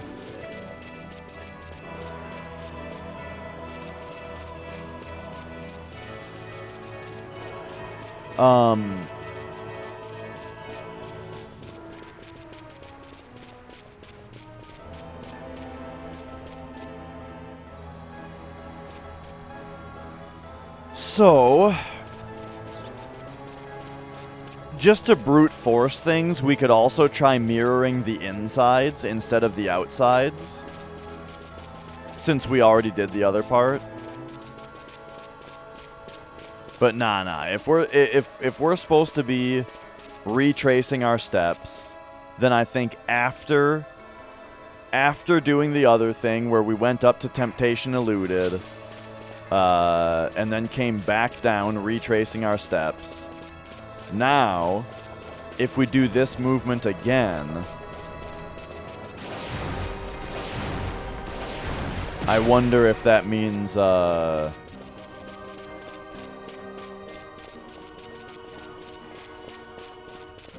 it'll go to a different spot.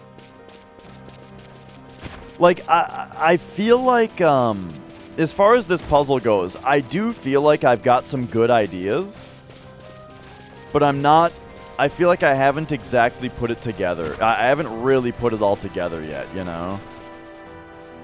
Like, this is all based on instinct. And,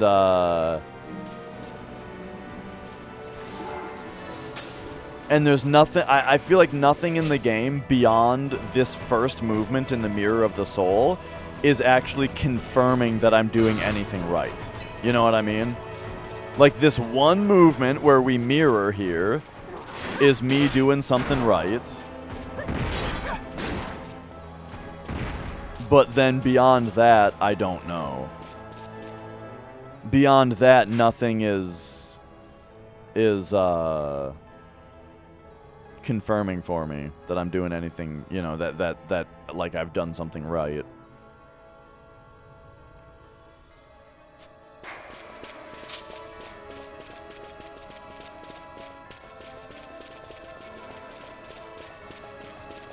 I'm gonna go up to the Chamber of the Chosen this time.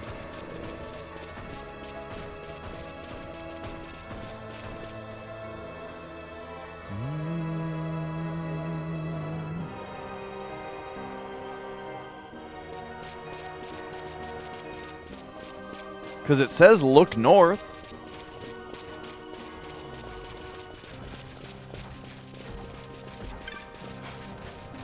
Now, does that mean... But does look north to heaven and step south to earth mean that I'm supposed to...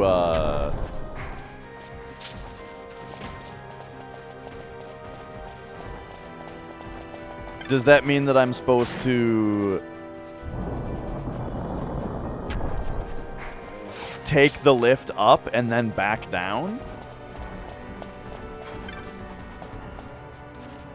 My gut says no.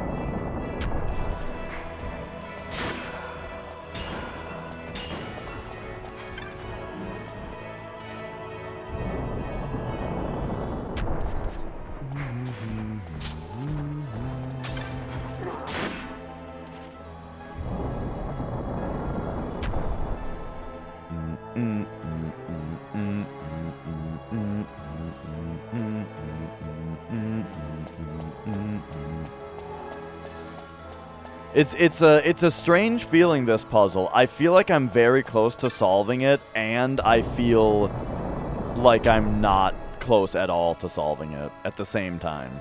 You know?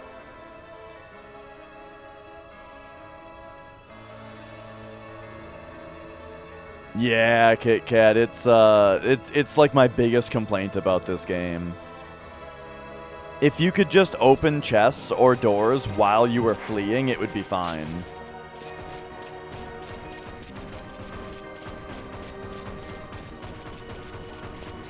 I also wish that flee was a toggle and that you didn't have to hold it down.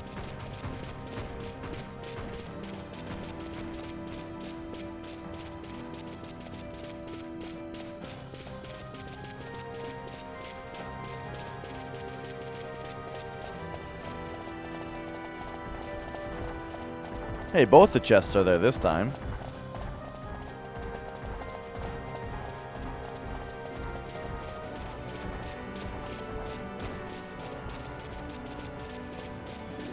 This one's not here this time. So for the first time, a chest did not spawn here.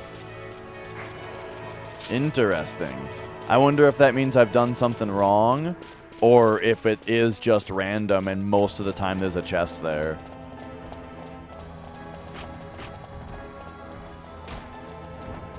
I'm thinking it's the latter.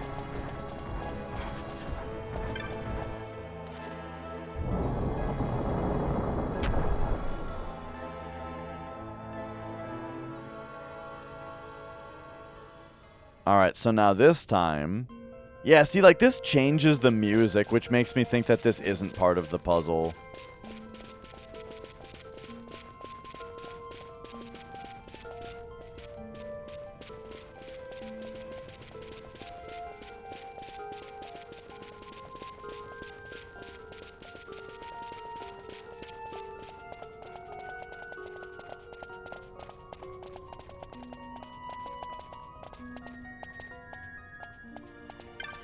Okay, we've entered the Chamber of the Chosen this time.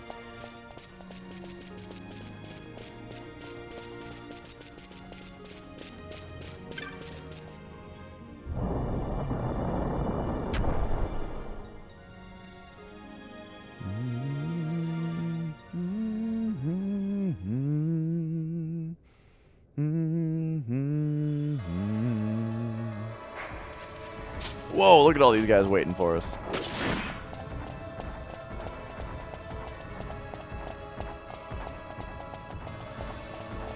Alright, so now we retrace our steps. We came down here. No chest once again.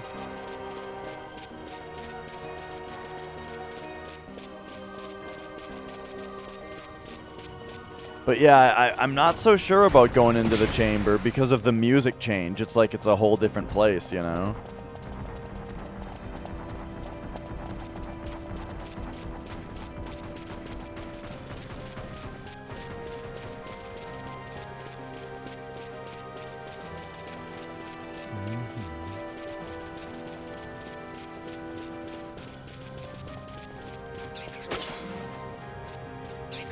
No, no, no, no, no, no, no. I want Libra. Okay, so we're probably going to hit a trap at some point here. Because we don't have Libra now. There it is.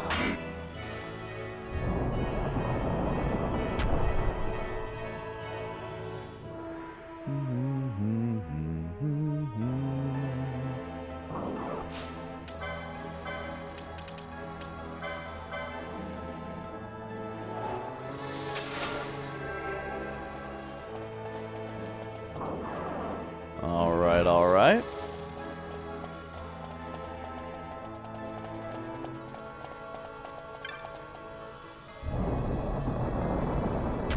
Back down. I feel like I'm kind of off. Like if this doesn't work, I don't know if that means that I need to take the lift up and back down and keep doing the same thing, but take the lift up and down this time, or if I'm just on the wrong track here. Probably on the wrong track. I probably need to, I just gotta find a rare monster, you know? I gotta get Montblanc to tell me about this new hunt.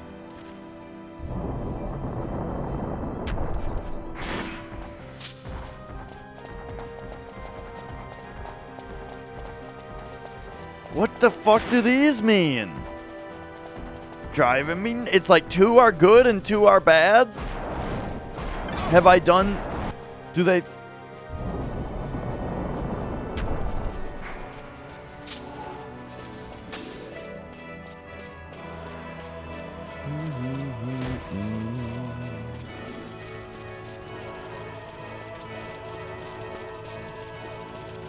Alright, so the moment of truth is here.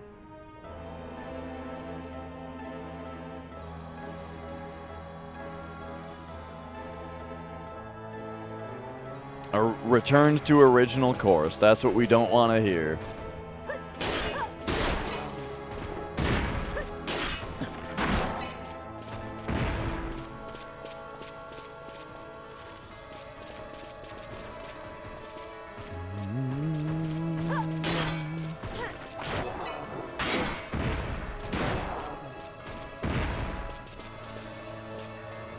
All right, well,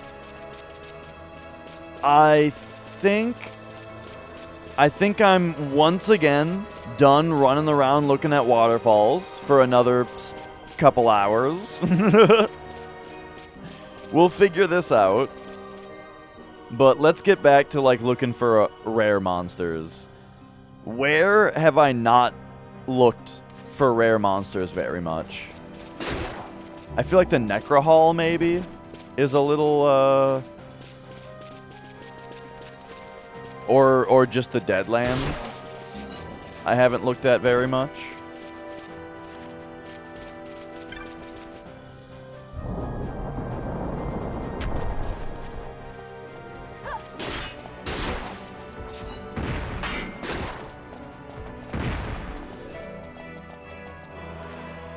But then there's also this thing about the Feywood, you know? What are these? It's driving me nuts.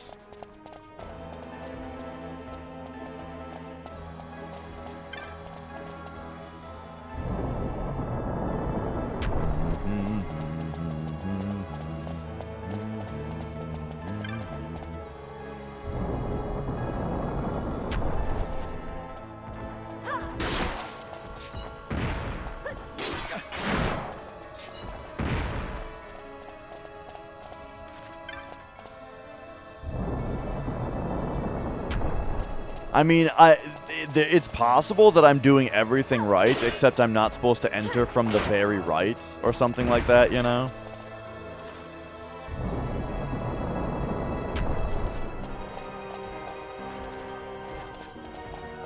So this one has the same colors lit up. The 2 green, 2 red.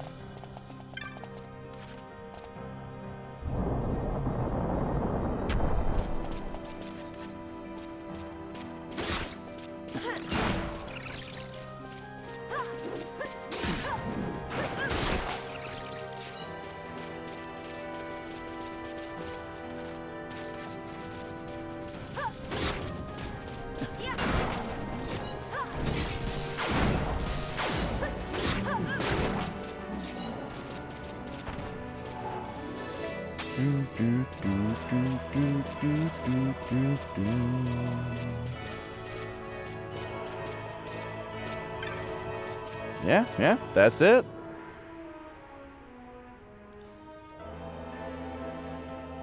One thing that's also interesting to me is we're not getting a exclamation point here. We're getting a magnifying glass, which sort of makes it seem like it's not an actual item key that we get, but I don't know. Or it makes it seem like, I mean, it makes it seem like it's a Esper that opens it and not an actual item key. You know what I mean?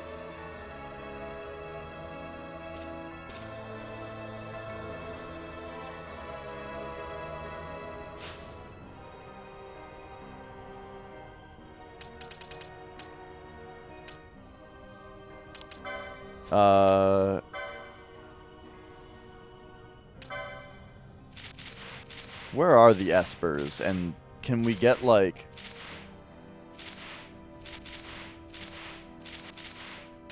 Here we go. So, like, if I look at you... Oh! Classification the Roth! Oh, look at that! We actually have them... They actually are on here. So we've got the Gygus, the Judge Saul, Walker of the Wheel, the Impure, Death Seraph, the Whisperer, the Condemner, the Wroth, Bringer of Order, the Darkening Cloud, High Seraph, the Corrupt, Keeper of Precepts.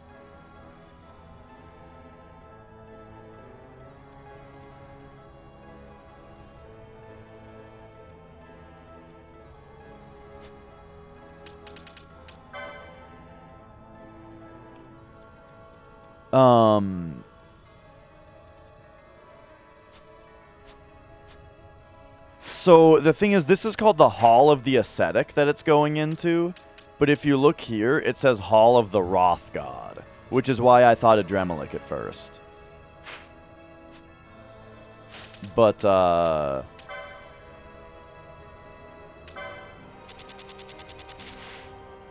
mean, if we read about our espers for a second, maybe one of them, it's not necessarily their classification, but it might say something about it.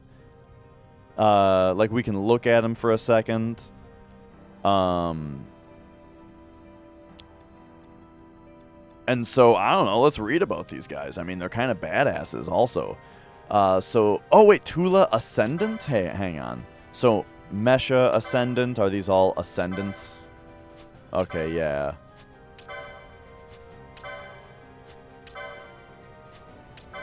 Whoops, I'll just see if, any of these stand out right away, but they're all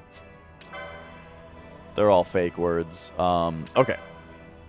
So, we've got Belias, scion of darkness and guardian of the holy realm, made by the gods in opposition to the transcendent Logrif, scion of light, called the Gygus for his appearance, a man and monster fused as one. Considered a mistake upon his making, and received not his intended role, the Gygus challenged the gods and lost. Scorned by his masters, he found another, the Dynast King, whose tomb he swore to protect for eternity. Then we got Exodus, most ancient of the Scions, created in opposition to Halmarut, the Arbiter, and Scion of Light. Tasked with keeping watch over the world with the authority to judge the value of all things. As he watched, unseen, unknown, his attachment to the world dwindled and faded until it was nothing. Fitting that he would desire to make the world too as nothing, yet he fell in the war against the gods and was thwarted, imprisoned in punishment for his heresy. Chaos, tutelary deity of the sacred crystals, fashioned by the gods at the time of the Great Making, created in opposition to Mitron, the Chastiser, scion of light. Upon entering the world of man, he was enveloped in the turmoil rampant there. Lost, he died and was reborn countless times, a walker of life's wheel, eventually to rage against the gods that had so fated him.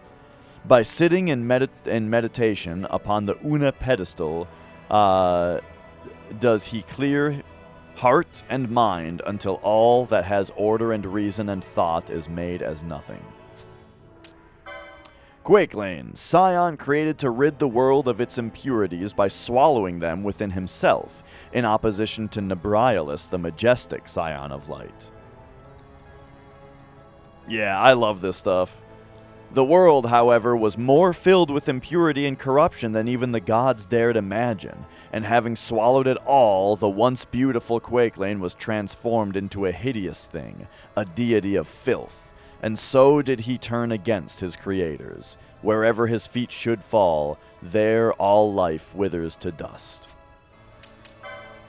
Zalera, heretic scion who wrapped the world in dark energies, seeking to take the souls of all living things unto himself.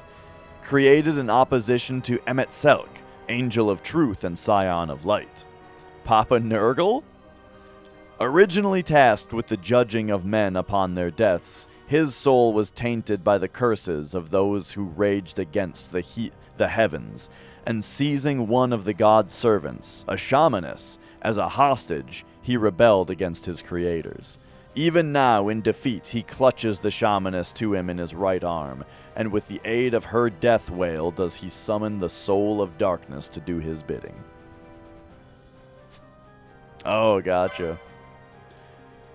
Shemhazai, scion that is both horse and woman, wielding utter control over the souls that wander the underworld, in opposition to the martyr, that guy, scion of light. Though she once served the gods as a guardian, when Ultima announced her rebellion, Shemhazai went to her, whispering of the gods' hidden weaknesses. She then descended upon the land without leave of the gods and taught men of destruction and evil. For this was she stricken down and bound. Henry Cavill? Zeramus, Honoring the law more than any other, a scion of holy order and condemner of criminals, created in opposition to Nightstar Pashtarat, or Pashtero, scion of light. He turns his deep, abiding hatred for those who break the law into living darkness, therein to plunge the guilty in fell judgment.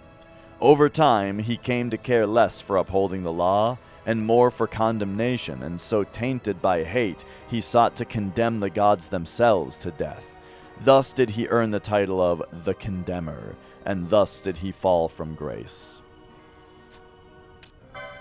Adremelik, Emperor among the Scions, able to reduce to nothing aught he strikes with a single vengeful blow of his fist, created in opposition to Duadelaphan, the benevolent scion of light.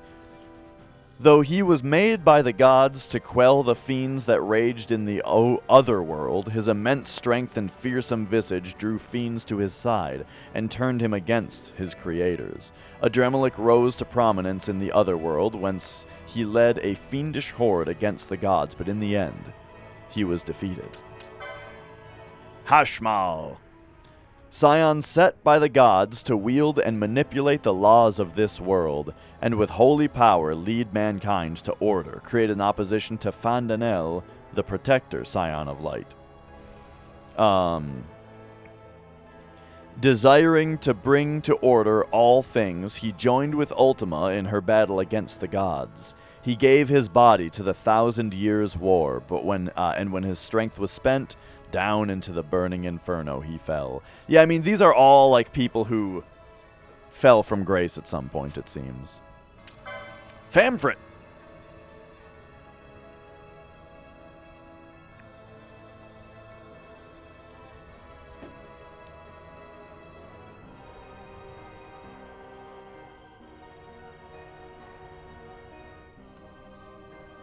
The hideous, darkly clouded form of Famfrit, scion in opposition to Holy Queen Amarilalth.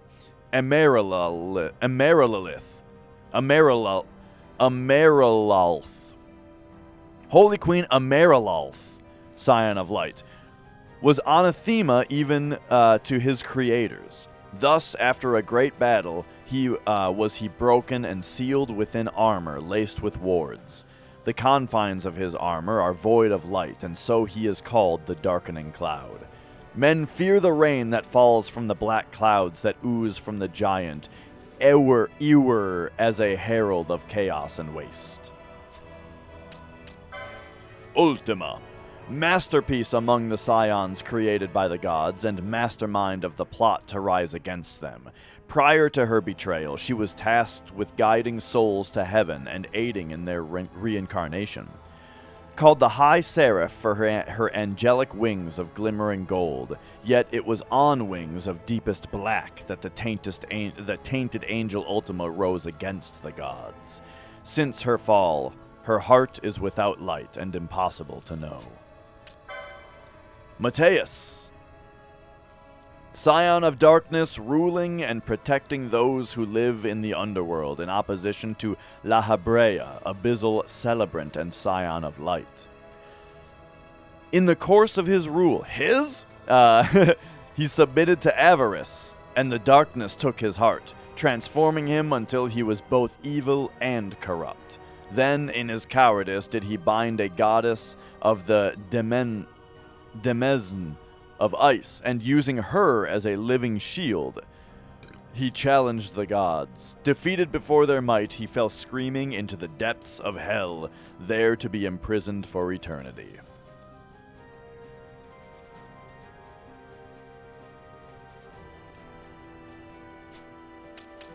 And lastly, we have Zodiark, strongest of the scions created by the gods. They feared his growth, and so kept him a child. So indomitable his strength that all things are by him twisted and pressed into oblivion. He alone fashions the laws governing all things, and administers punishment in place of the gods.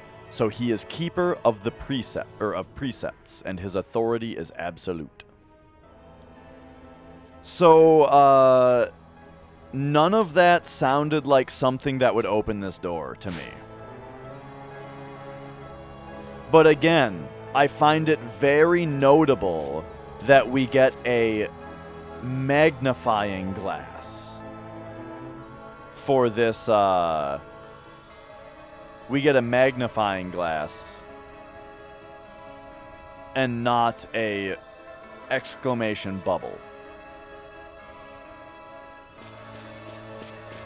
Which means I don't think that the key is a key item that we're gonna get. Just speaking in pure video game terms, I don't think that we're gonna get a key item key.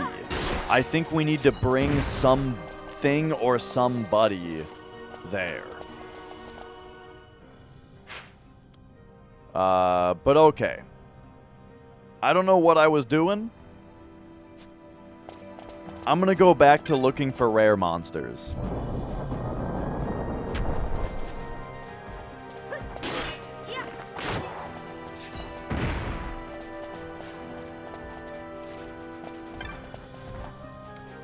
Ascetic is like one who practices abstinence. And is free of want. Free of desire, right? That's why I got on this whole kick about not opening any chests.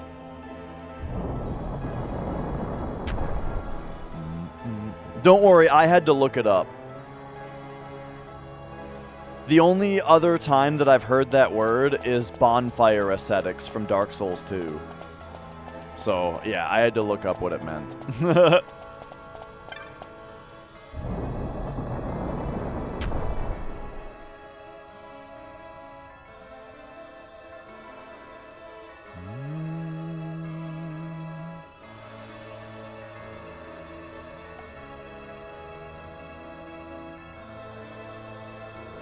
Alright, alright.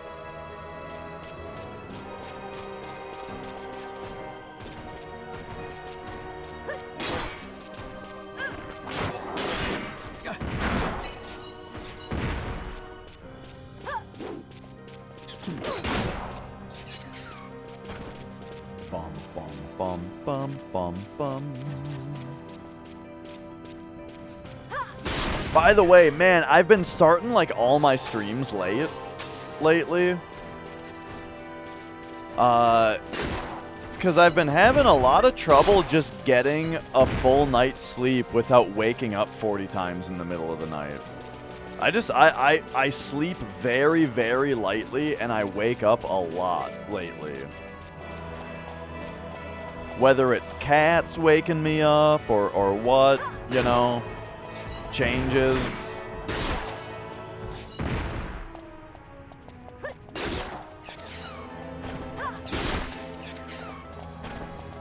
Many of the last several days, Nicole's been getting up before. Well, Nicole always gets up before me to like prepare for work, you know? But if she's like having a bad day or something, she kind of tends to like be really rough as she's getting ready for work in the morning. She like kind of stomps around a little bit and like slams things shut and like swears to herself all the time, you know? And it just keeps waking me up. So it's like from the time that Nicole wakes up to when she leaves, which is like an hour of her getting ready, you know? I just can't sleep because I get woken up every 30 seconds. Hey, hey, hey.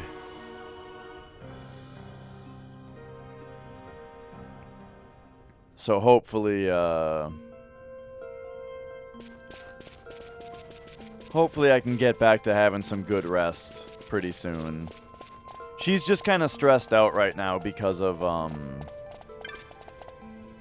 like she had a dentist appointment this morning, you know, and she hates the dentist. And the dentist is kind of like, she's having a bit of trouble with him right now because, she like got an operation done recently, but it's like super painful. And, like, she's been in pain ever since then, so it's like... That on top of, like, a bunch of Christmas stress, you know, I think, is messing with her. Alright, so where are we going to hunt for another rare monster? The Deadlands?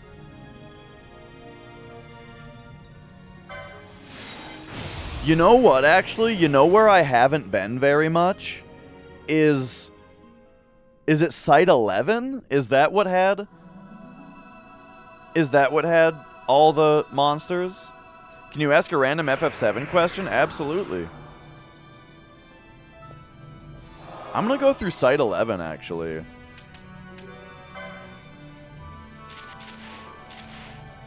Just get another cat. I'll tell you something. Nicole takes care of the cats a lot more than I do. Does the Barrett affecting glitch work on Steam? What's the Barrett affecting glitch? I don't know what that is.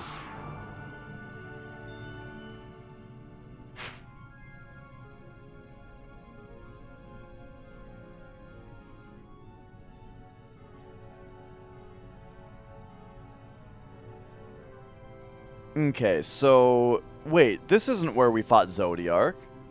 This is where we fought Gilgamesh. Oh, the Barrett date, the glitch in Cosmo Canyon. I am 90% sure that it does work on the Steam version, yes.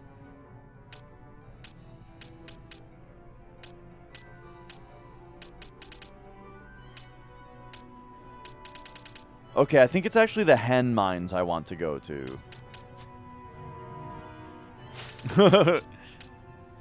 Wow, that's very kind of you to say. But nah. Yes. You know who would be able to answer that question with 100% certainty? The true FF7 god, Monetary Dragon. He'd be sure. Okay, so this is where we fought Zodiark. And so I kind of want to go back into this special charter shaft to try to find more rare monsters. I don't think I've looked in the hen mines enough as far as looking for rares.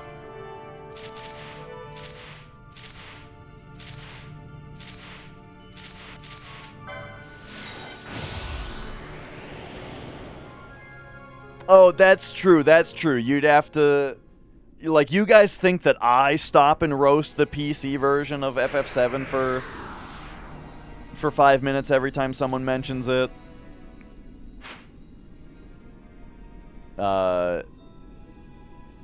MD may be a bit even more outspoken about it.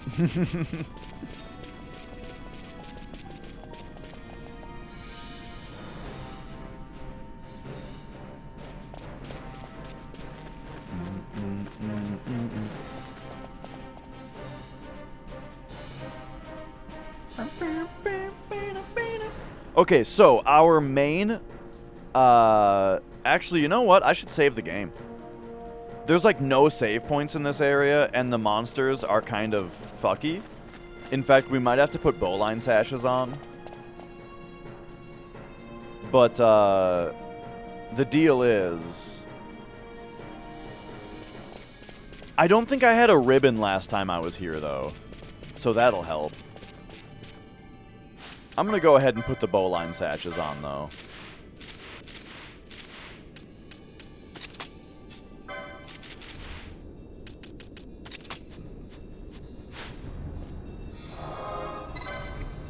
Alright, let's shave the jam here, and then yeah, so this area has, like, no save points in it. And so I really rushed through this place and went to fight Zodiark as quickly as possible because it was a tough boss. So I had to make the run as quickly as I could. So that means there's definitely going to be some rare monsters here that I never fought. Also, this place is kind of serious. So why don't we put the full Monty on everybody?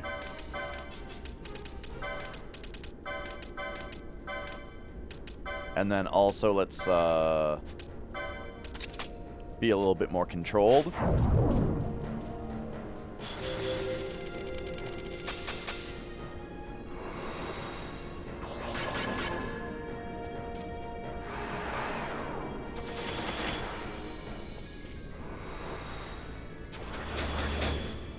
Yeah, it's true. The game... the game knows you've been looking at FF12 Rule 34 on the internet.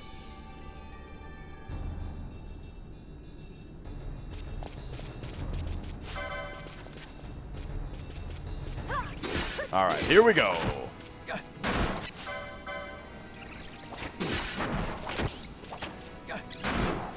Bosch on the beach? Yeah.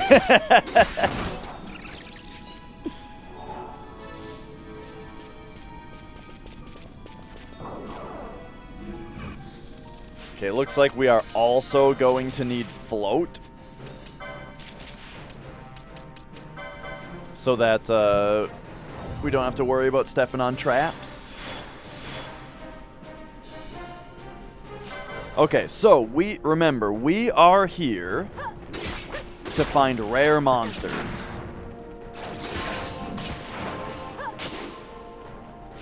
That's our goal.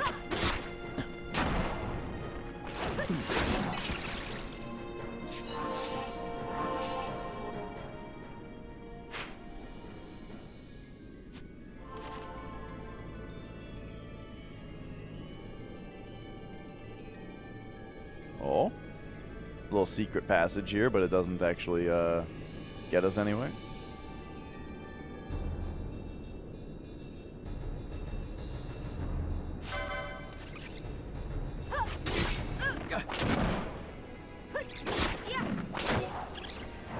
And you know what I've just realized is this monster right here, the Giza Maluk, might not be in our bestiary. Unless I defeated one on my way on that time where I found the lordly robes down here and then left. Oh yeah, oh no, they're here. In fact, we fought enough of them to get the stuff. Alright, never mind. So that's not our rare monster.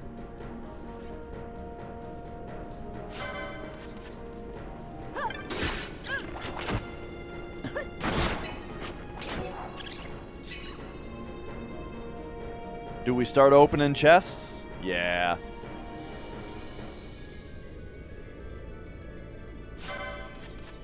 We can go back to opening chests for a while, I think.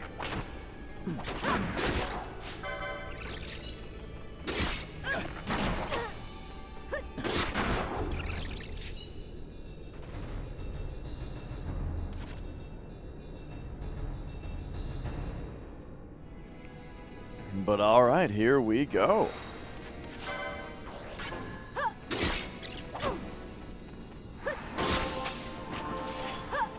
Oh boy, buffs are dropping off. Yo, Rain.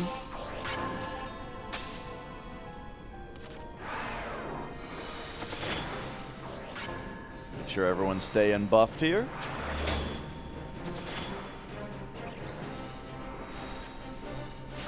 There we go. Nice.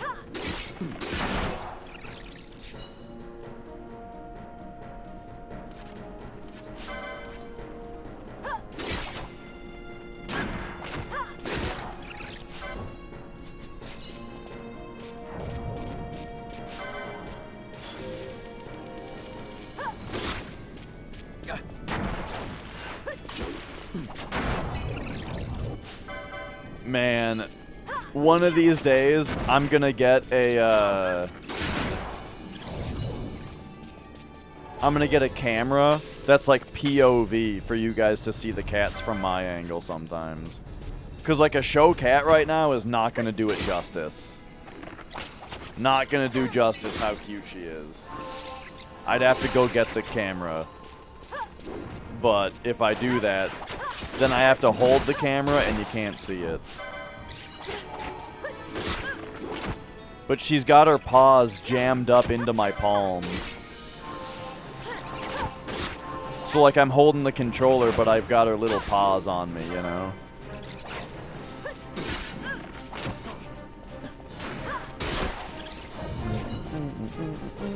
Okay, so where are we right now? Yeah. Yeah, I remember this. So this is only like the precursor to the area that I'm really trying to get to. There might be a rare monster in here, but I'm more on the lookout for the next area.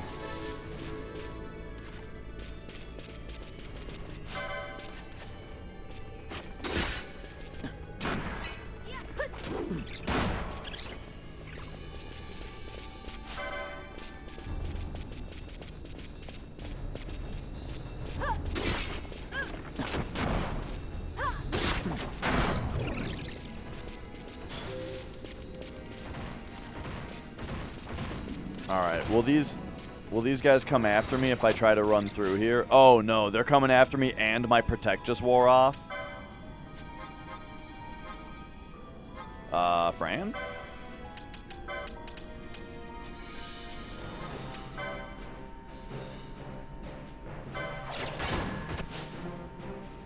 And there's 2 of these big guys?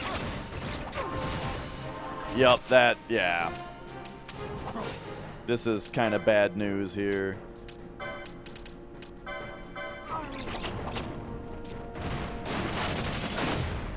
What the fuck?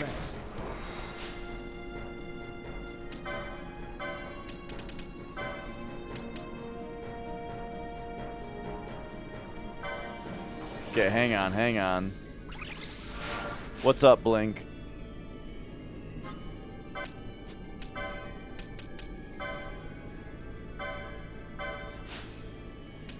Okay, Ash, you protect yourself while we also arise Balthier.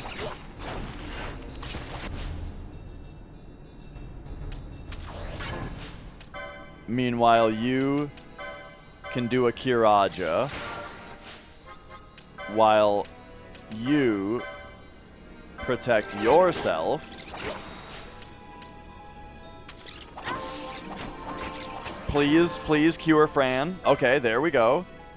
Alright, now that we're at least protected. Okay, Kiraja's happening. There it is. Alright.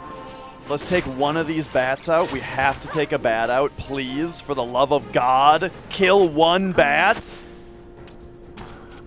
Balthier, you absolutely have to fight and kill this bat.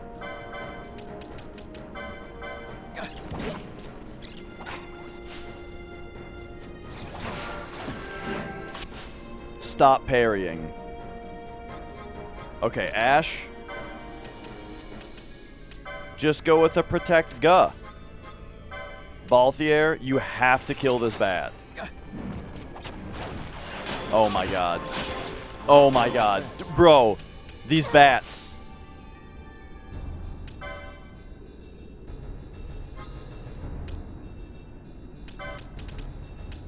Okay, Fran, you gotta arise.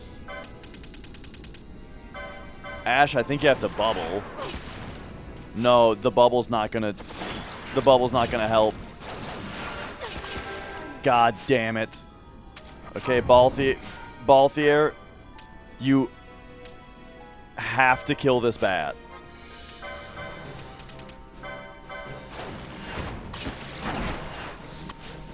He finally got another hit off, except that bat has now gotten like a bunch of health back.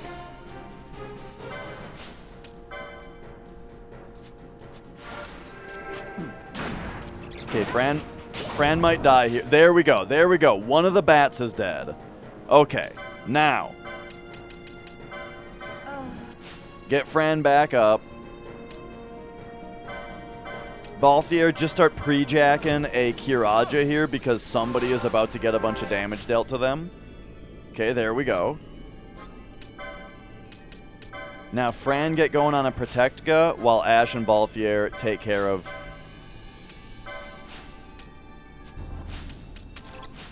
E. God damn it. Okay, so now...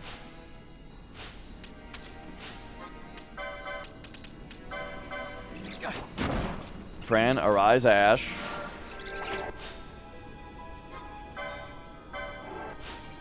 Ash, please take this bat out. Okay, there we go. The 2 bats are dead. Can we handle 1 bat?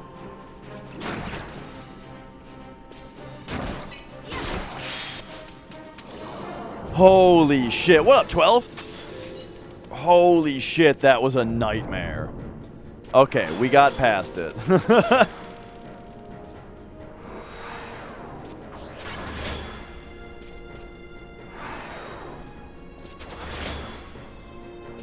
There may be an alternate Chocobo racing strat in the works. Oh, yeah? Now, by alternate, do you mean... are you talking about the thing that... Like, the different input method that Ace was talking about, where it's like the same thing, it's just a better way to input the data instead of typing in the names? Or do you mean like a whole different strategy altogether?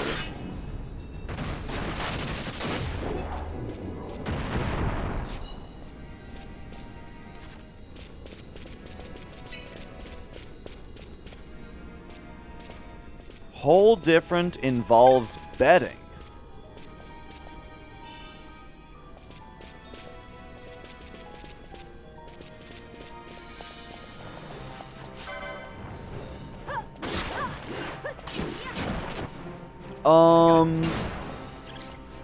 That sounds interesting.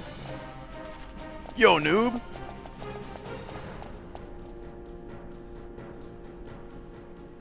So, okay, forgive me that I don't already know this, but is there a thing where you can just bet on the outcome of an AI race?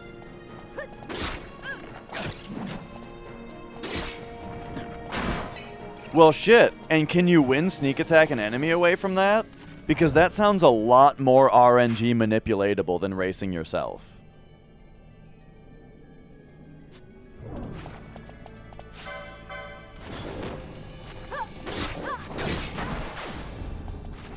And there's no Joe in those also? This sounds extremely promising.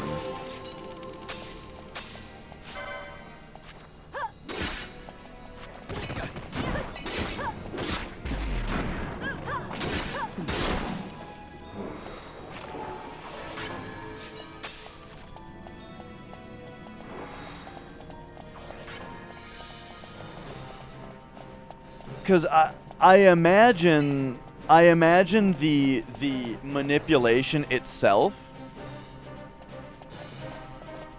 Right. I imagine the manipulation itself. Well, here's the thing: the AI race win is determined rather than manipulated. But if you are choosing what card to bet on, then you don't need to manipulate the outcome of the race. We would just know what the outcome is and bet on the winner, right?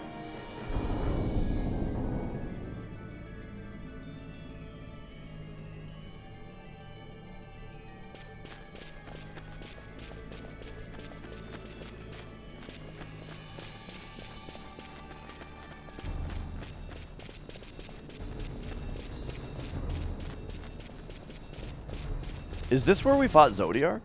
This room right here? Yeah, it is. Okay, so this is the room where we fought Zodiark.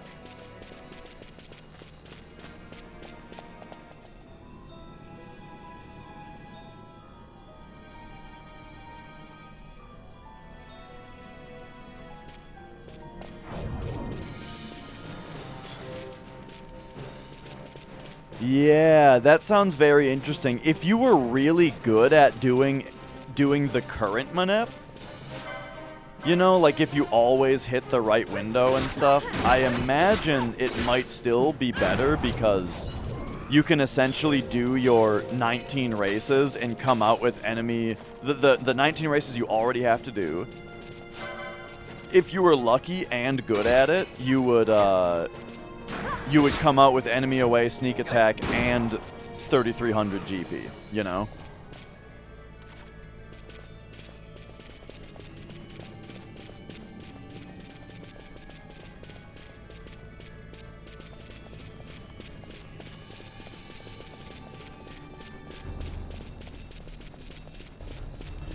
Yeah, now, I think right now, carry armor is intentionally done before chocobo racing, because you don't want to do chocobo racing and then get arm grabbed.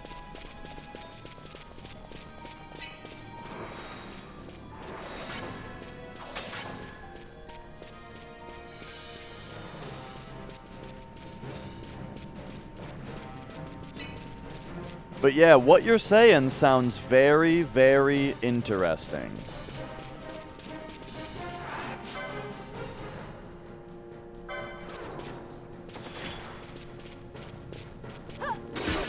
It's not that we're afraid of carry armor, we respect carry armor. We respect him.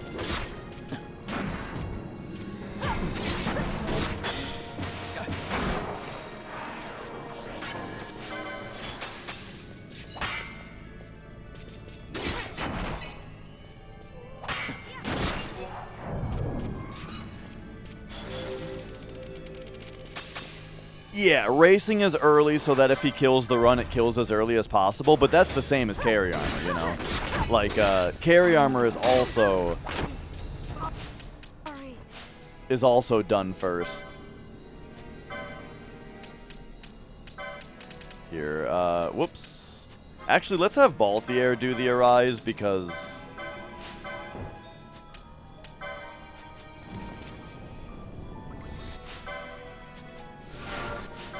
There we go.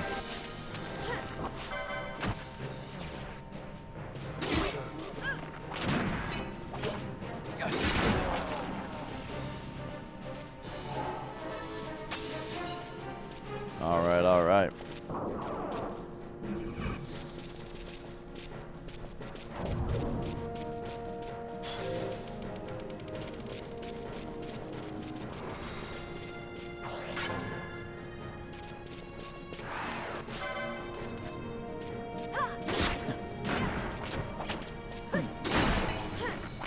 So what we're doing right now, by the way, is I've spent very little time in this area.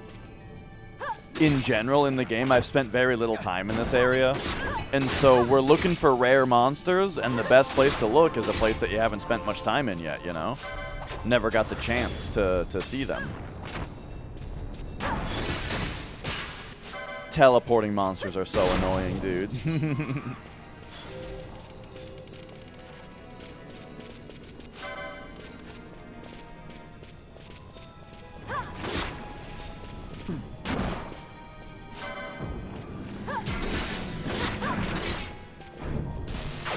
I still haven't found anything in this game that prevents instant death.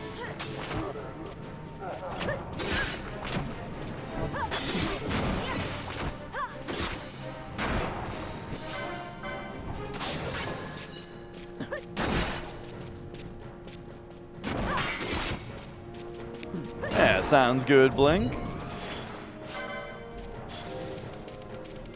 And yeah, I'm still going to be practicing Chocobo Racing Manip, trying to get better at it. Getting ready for the next hundo, where we can try to implement it in a run.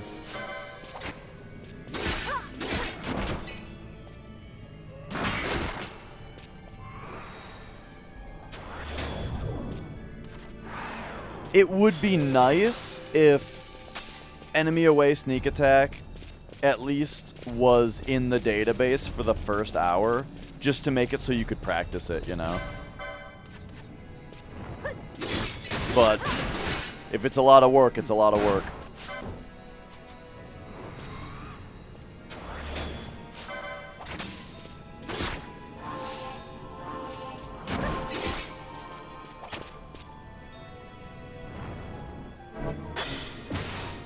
Ugh. I didn't realize that it turned my gambits off because of the teleport. Come on, come on.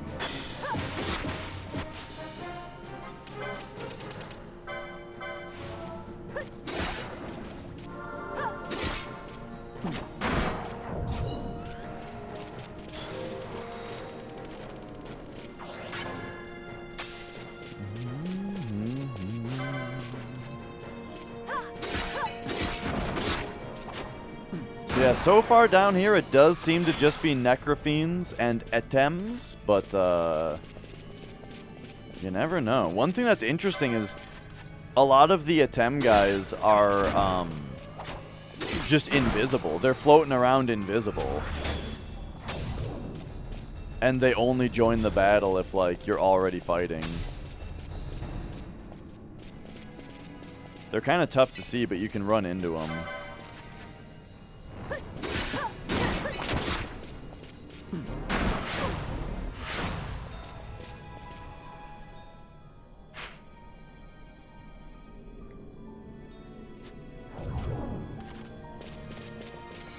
Like right here. You see this guy? Kind of tough to see, but he's right here. I'm running into him.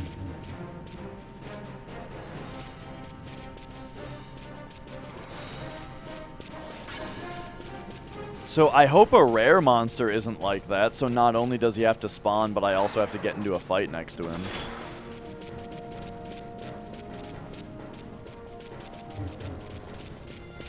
You can hear him laughing, too.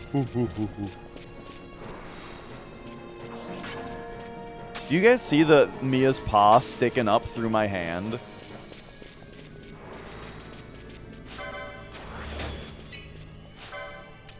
Actually, let's go for this one because it's not protected.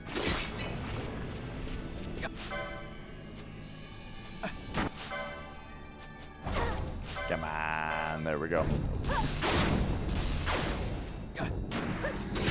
Not Doom. Okay. Oh, wow, Ribbon makes you immune to instant death? Or maybe that was just death sentence. Man, I wonder if it would be worth farming around Pharos trying to find 2 more ribbons. What if we could get 2 more ribbons? Wouldn't that just be the greatest?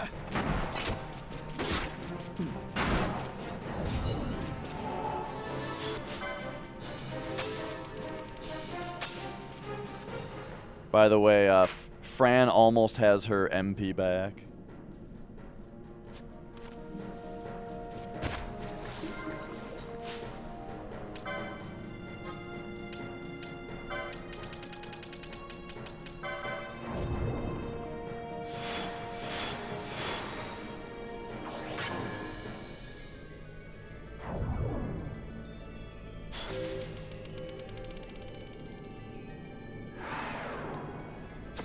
Okay, okay.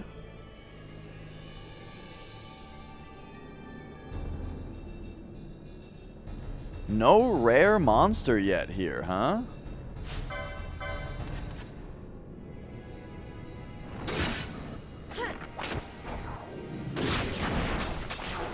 Oh, shit. I forget that these guys also cast Annul, which is pretty annoying.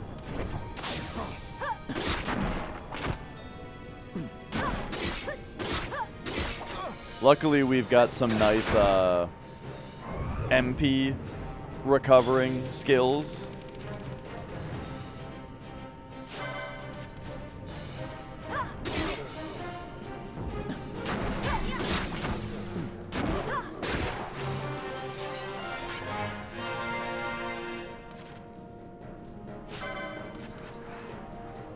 All right, a level for our troubles. Bro, quit it with the annuls. At least it was on Ash again. So it was like as ineffective as possible. These guys do stop also? Damn.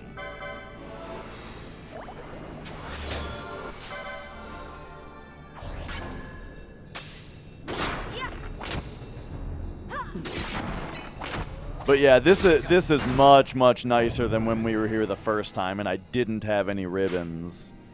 Now I have 1 for Ash at least.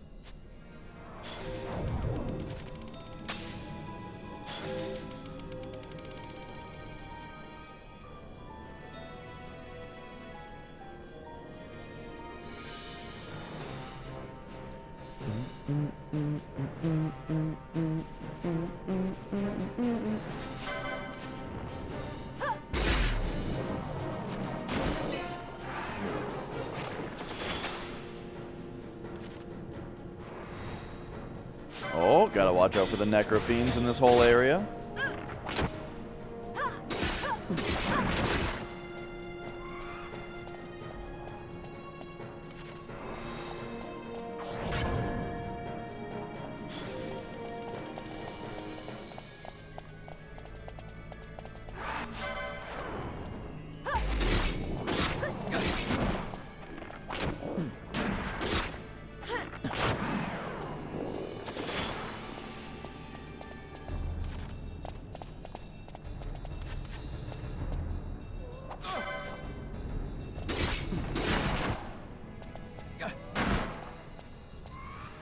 Now, there was one thing I forgot to check. Is that, remember the evil spirit?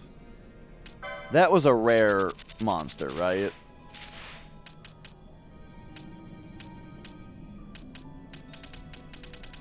Yeah, okay.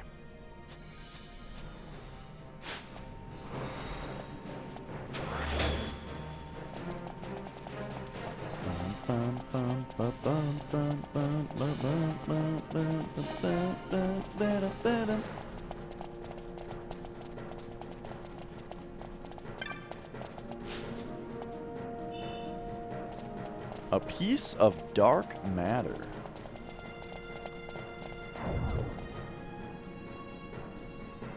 Let's reload this area. See if that puts any rare guys in here.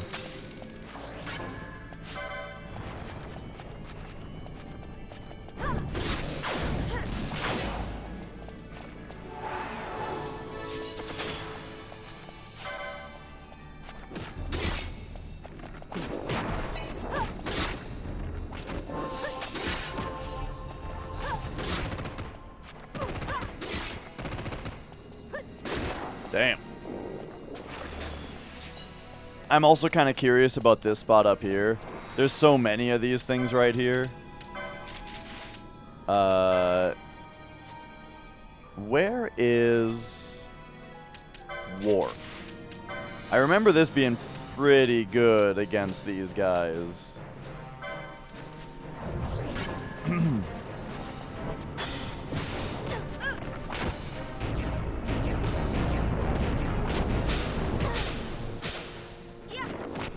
It missed all of them. All right, fine. Wow!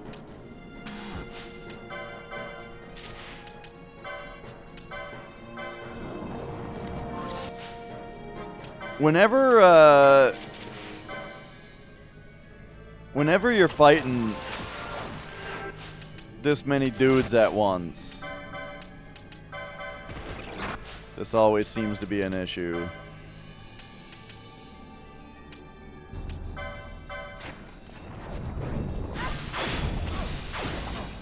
Oh boy.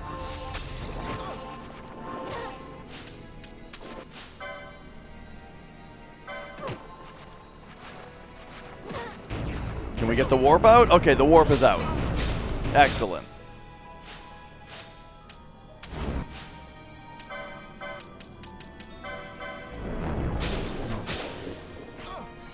Okay, so that got all those guys out of here. Interesting. Hey, I thought you were doing something here.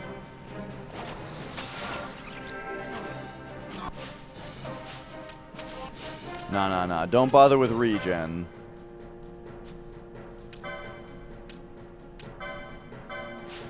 Do a bubble. Fran will protect.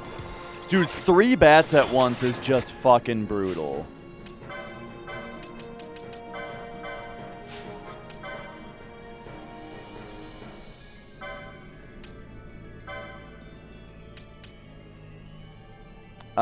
I wonder how Holy does against these guys. For Fran to just throw out.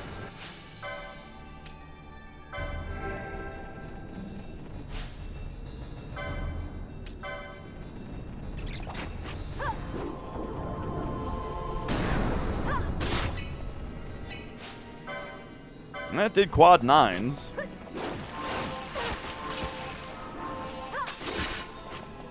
Okay, please. God damn it. 3 bats is too much. Oh my god, Mia. She just...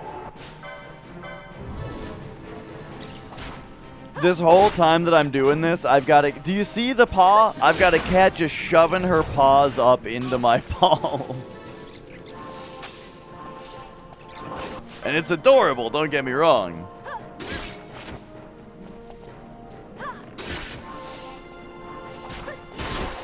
Okay, there we go.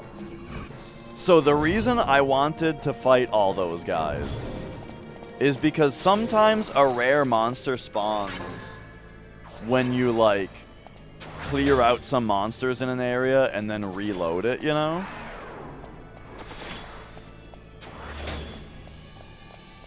Like, what happens now if we go in here and then we come back?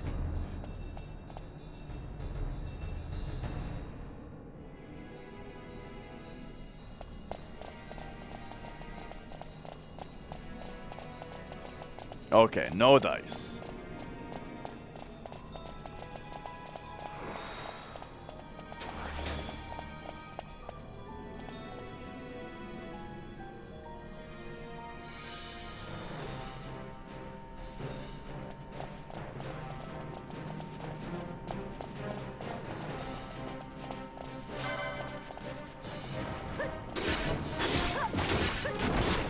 So...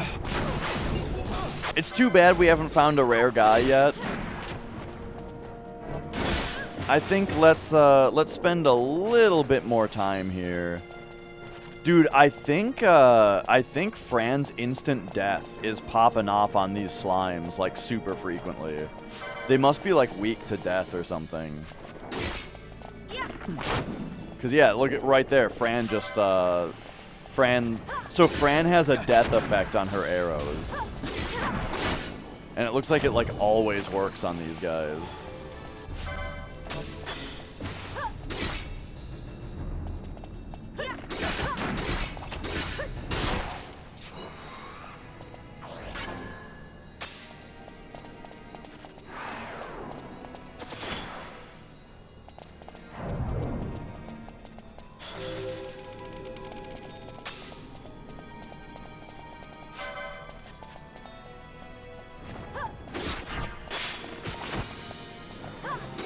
Well, not always, but like I'm saying, very frequently. Which is good, because otherwise these guys have a lot of health. I also noticed earlier that, like, the warp spell works really often on them. So, yeah, it kind of seems like an enemy that you're designed to just, like, remove.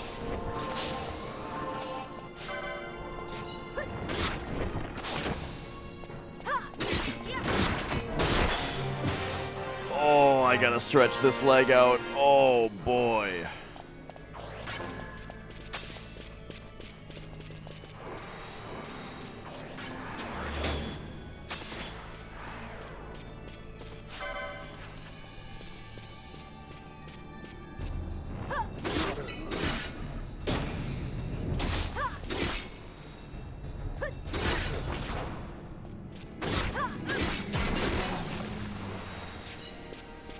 Yeah, looks like the ribbon makes you immune to... Whoa, whoa, ah! Okay.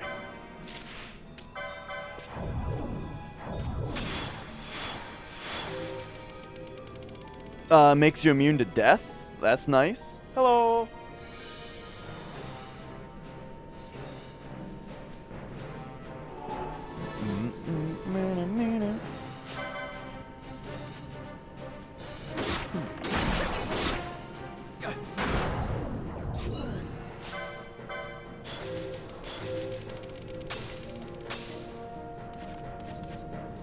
But do color me, like, a little bit disappointed that, oh no. Oh, wait, so it is just the status ailment Doom. It's not instant death. But anyway, I was saying, do color me just a little disappointed. What the fuck? Oh yeah, see, we did still get hit by an instant death. Okay, never mind, never mind. But just a little disappointed that we still haven't found a rare monster here.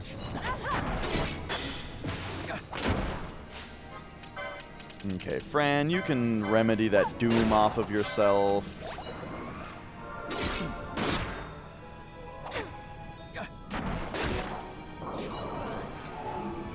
What up, Popo?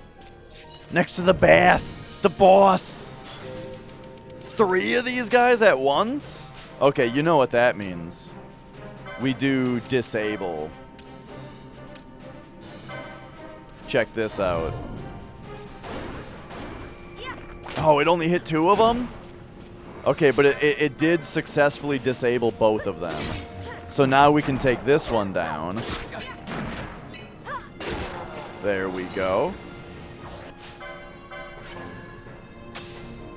Oh, and then also take out the Necrofiend. Because the other guys have disable on them. They can't do anything. Alright, so there we go. Now, we can move on to this guy. Move on. Oh, wait, Necrofiend. I'm just looking for rare monsters right now, and I figured I spent very little time in this area because this area was just the run to a boss. But here we are. However, I have not found anything yet. Another dude?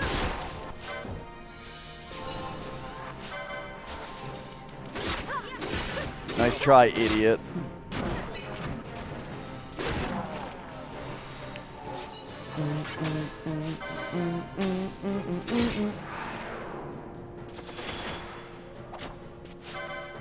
I spent a bit more time on the puzzles as well. Not, you know, I got some new ideas, but still didn't find anything. Really, what I'm dying for are 2 more rare monsters. Because if I get 2 more rare monsters, then I will have found half of them. And I'm hoping that that will be sufficient for Mont Blanc to give me the last hunt.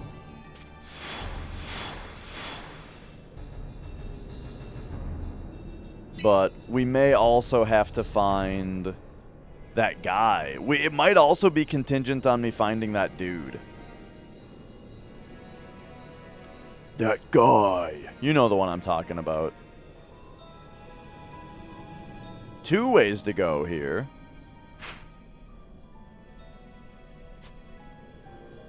Let's go around.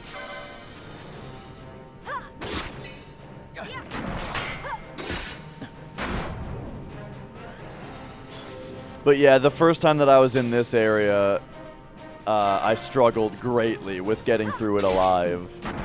And then at the end of it was the Zodiark boss that was super tough.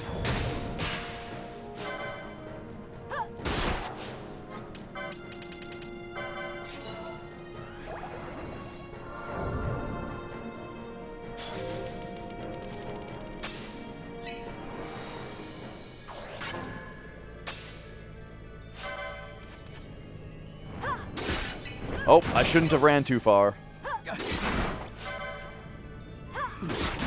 Alright, but that's fine. There we go, there we go. Also, man, it's funny. So I rewrote my, I wrote a new world map manipulation script that's more complicated than the other ones, and I'm super excited that I got some new world map manips to do in the FF7 run. And then also, I rewrote and improved my Icicle In manipulation script. So now that one is better too. And so, like, I'm really excited to do FF7 runs and do these new, you know, Brave Suit, use these new things, you know. But yesterday and today, I haven't been able to get out of Midgar. Whoa, this gives you bravery? Except it reduces strength by 9 compared to the Maximilian, so it's probably a net loss in Or it might be a net loss in power.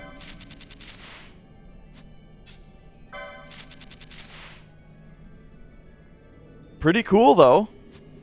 Bravery is a physical damage buff. Balthier, get the hell over here.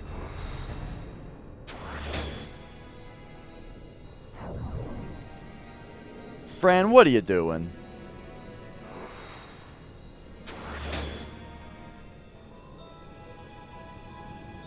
Alright, any rare monsters?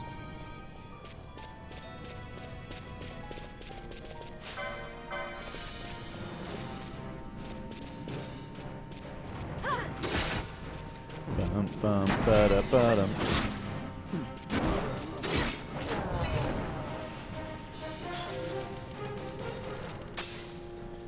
It's my favorite thing when they try to cast status ailments on the character that has the ribbon equipped. Real quick, though, I gotta run to the restroom.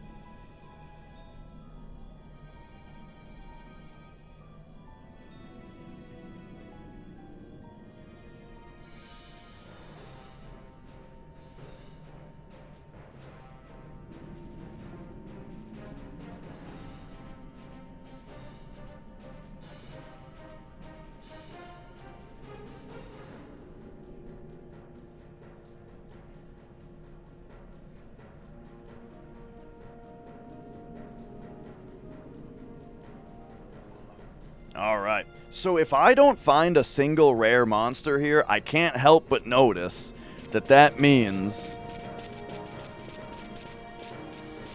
that we went like an entire FF12 day without finding anything new.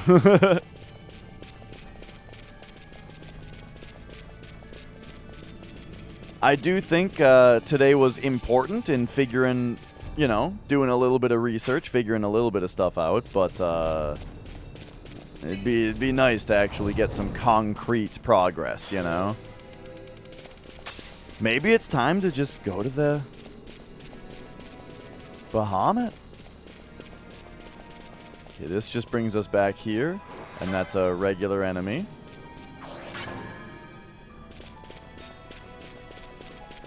And we made some friends today, for sure.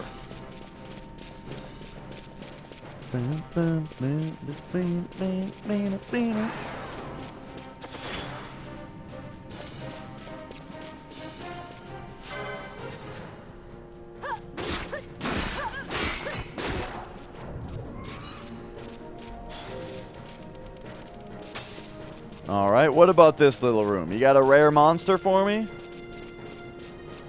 You got a rare guy?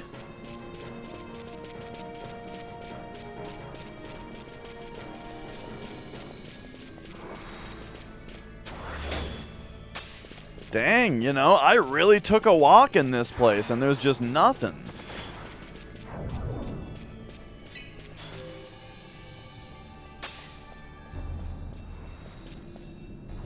Yo, Inktition?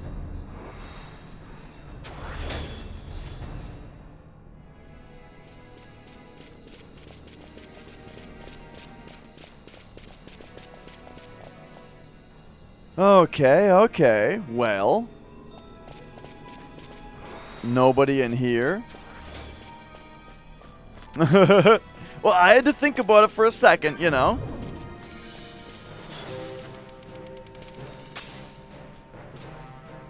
Hello?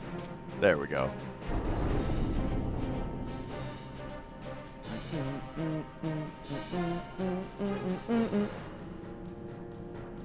Okay. Well, maybe we'll find a rare monster just in the regular mines. I mean, have I even really looked through the regular mines looking for rare monsters? I don't think so. I think I've completely neglected the hen mines in general. So I'm still gonna look through this place a little bit. I will go shave the Jame real quick though, because you know, we've made a lot of tiny progress.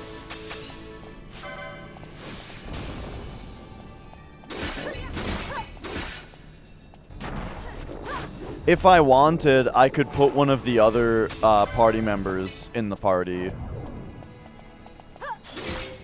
But the problem with that is I'd have to like unlock all their license grid bullshit, and I don't want to sit there and tile by tile unlock a bunch of license grid shit.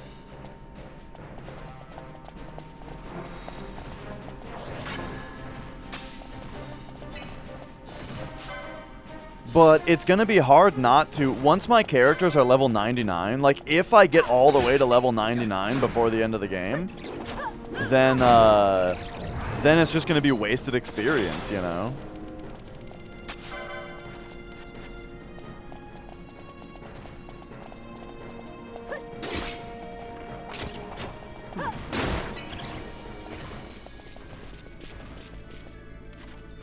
We're 91 right now, and the reason I'm such a high level is because, so I'm doing this all with no guides, no hints whatsoever, you know, which normally a playthrough takes less than 100 hours of any game, right? But this game just so happens to have some insane secrets in it that are taking me forever to figure out. And it's very fun though. Like, I'm really enjoying hunting these secrets. And so it's taken me absolutely forever. And I'm doing a lot of just like running around fighting monsters. You know, right now I'm looking for rare monsters is the thing. And so just in all that, yep, we're level 91. The 3 characters that I'm using are all level 91 now.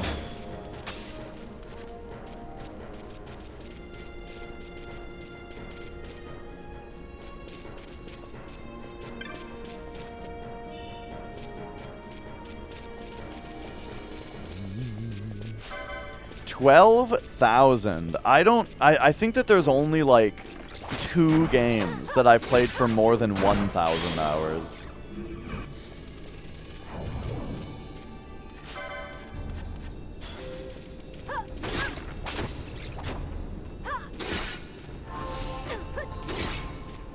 Usually when I estimate how much I've played a game, I tend to overshoot it.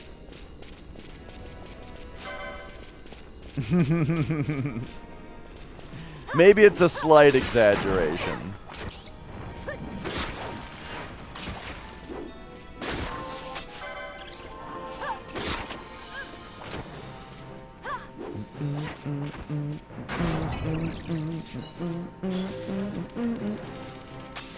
Yeah, oh yeah, I mean, 1,000 hours in Monster Hunter sounds 100% plausible.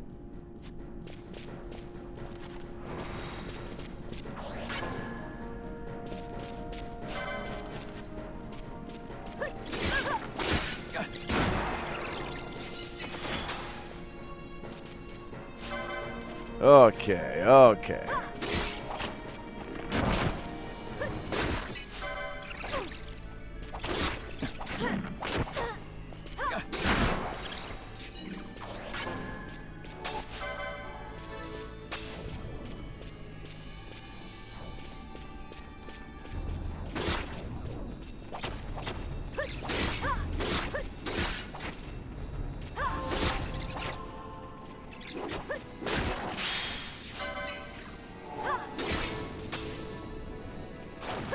Like 1,700 back on Guild Wars? Oh, man.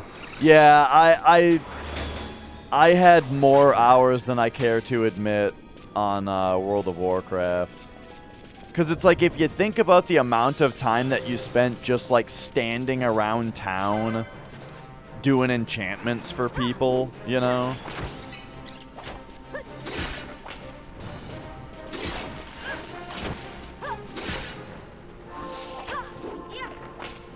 Before they made those parchments that you could enchant, that then people could buy.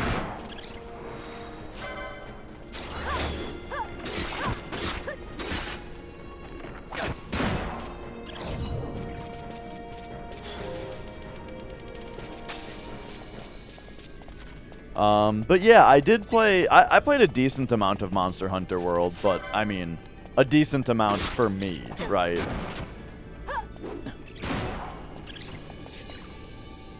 Included a week-long LAN party, so you had an average of 14 hours a day after the first month? Oh, man. That's Guild Wars 1?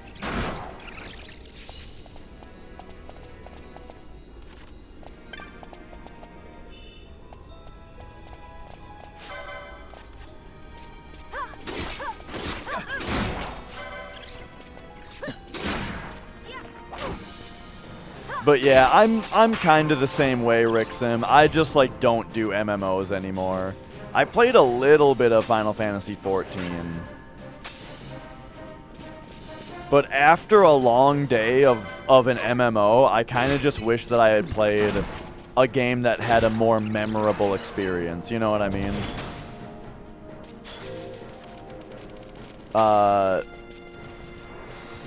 Like for the same amount of hours, I could have played a game that I will ultimately remember more.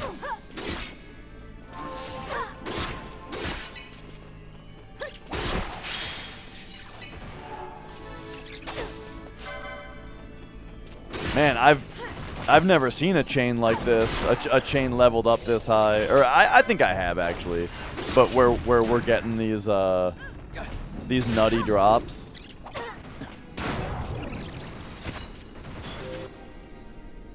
Didn't last 2 hours on the PSP Monster Hunters? I mean, were you trying to read all the text?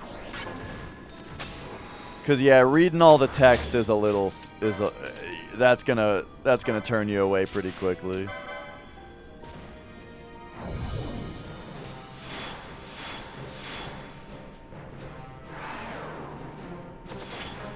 Oh yeah, the camera controls. I mean, you just gotta learn to do the claw. But yeah, the PSP Monster Hunters play much, much better on the Vita, where you can assign the D-pad to the right analog stick.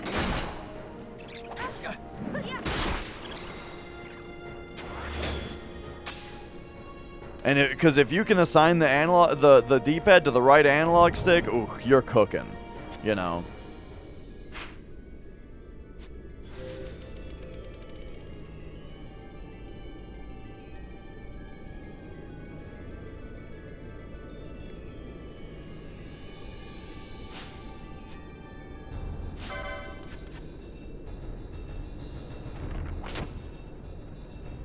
Yeah, three bats at once. I hate it.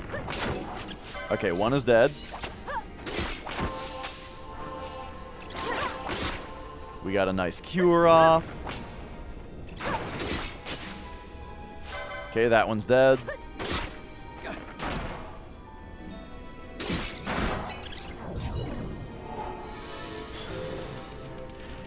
Yeah, so I had a hacked PSP, but I never did the battery thing. I did it in a different way.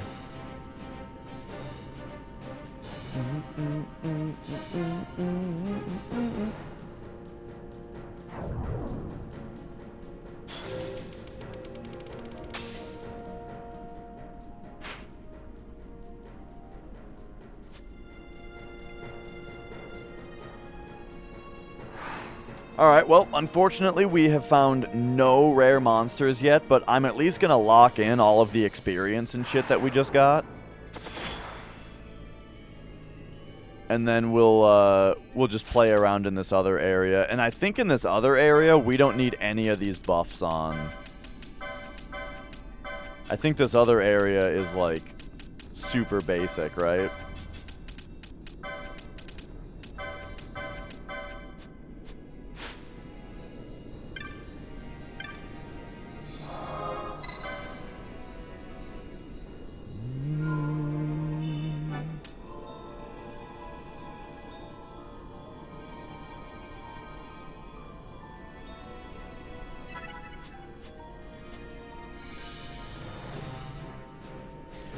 But yeah, PSP was sort of my first experience with, like, a system that was hacked and you just had all the games, you know? And I kind of found that, I don't know, it was hard to appreciate games so much. I mean, I did get into Crisis Core and Monster Hunter, but most games, it was really easy to just, like, play a game for a minute and then never think about it again, you know? Because you just have no attachment to a game that you didn't invest in. Hang on, I'm going to turn this stuff back on because I'm going back there. I'm going to look in the other area.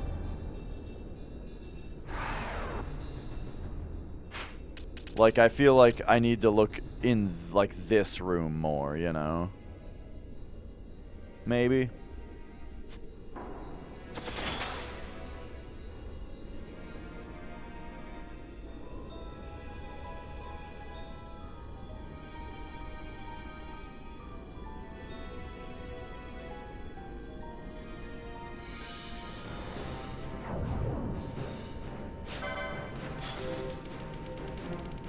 Oh, that's funny, Inktition. I had to go to friends' houses sometimes to download stuff.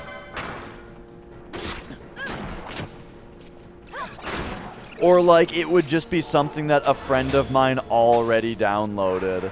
And so they would just transfer it to me.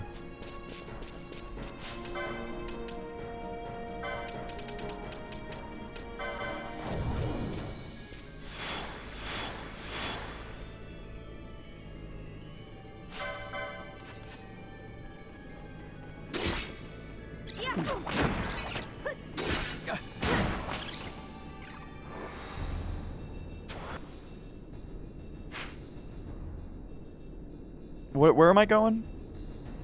Yep, around. Around this way. Okay, more bats.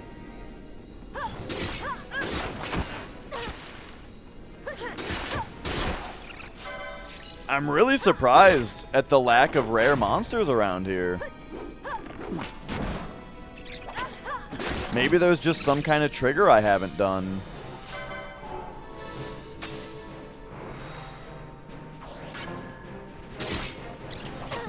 Yeah, I do feel like, for whatever reason, PSP hacking was huge. Way more than any other system.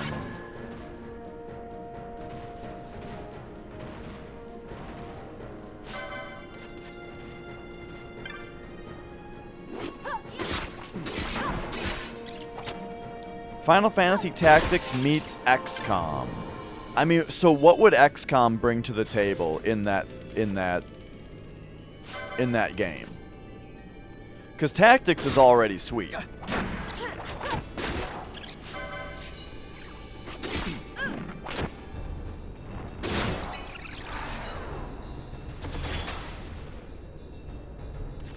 It would allow you to miss 99% of the time. Oh yeah, right.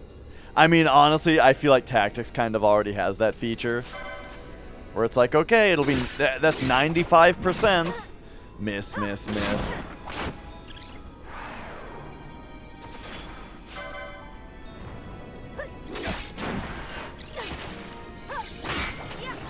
Oh my god, this is a lot of bats.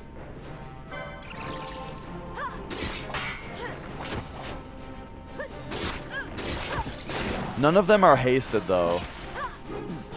We're kind of kicking ass here. Okay, yeah, none of them were hasted, and we didn't miss very much.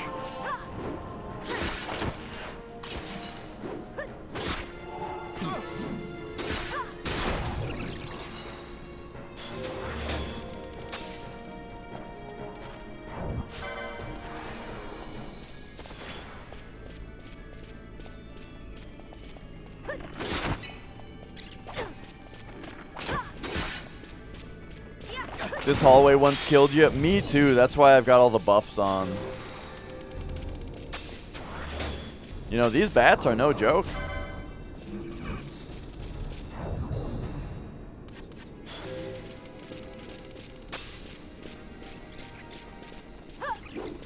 Ay, ay, ay.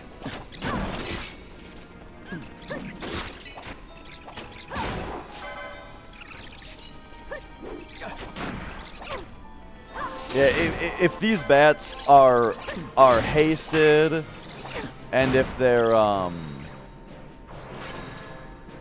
hasted, and if they're annoying enough with their parries, then yeah, they take you down. You know, I kind of feel like dispels are back in order, you know?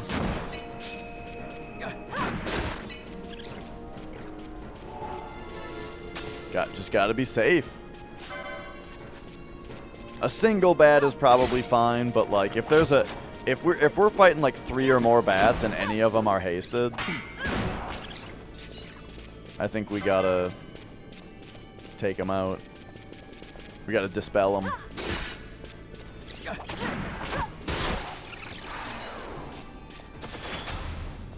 Oh, right, here's this spot again. So what all is here? 3 bats and another guy?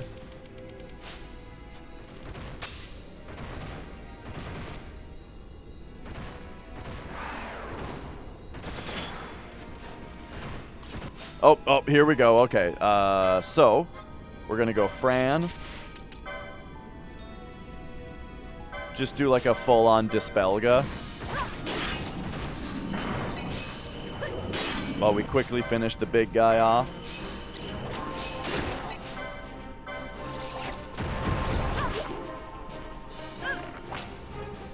Alright, the bats are dispelled. This was the encounter that almost killed me just earlier today.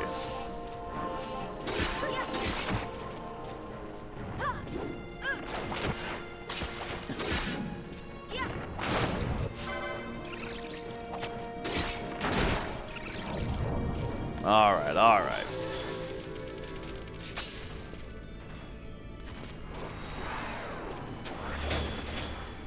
And yeah, one of my favorite mechanics of like any game is when monsters fight other monsters. I just love it.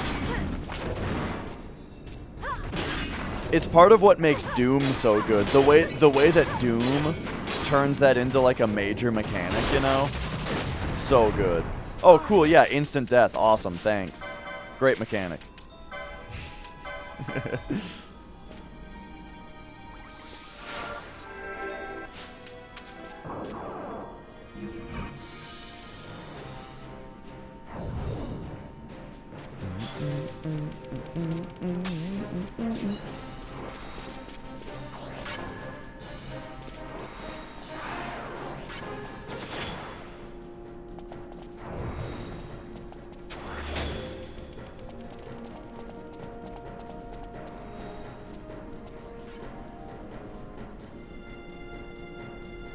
Oh, we got something happening down here? Yeah.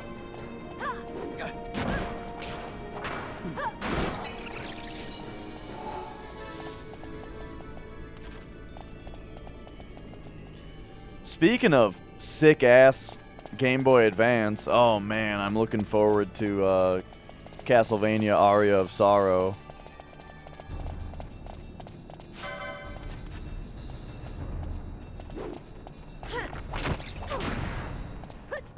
Okay, so here we go. The whole reason that I went through that last area is because I feel like I need to spend a little bit more time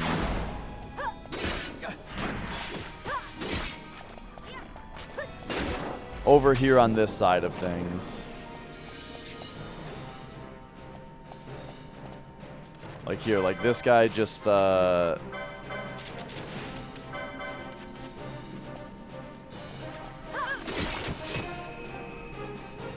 this guy just spawned back here.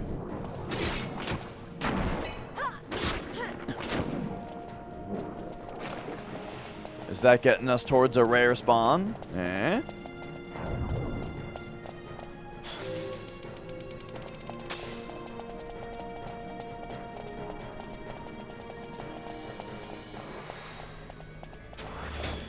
Nor. What about over here?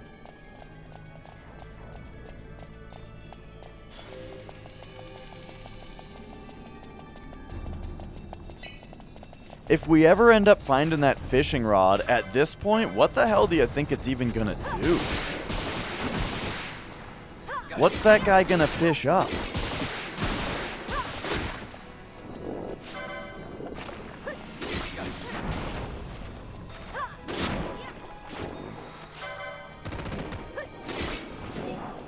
Well, there's a guy that is telling me that he wants to take up fishing, but he doesn't have a rod.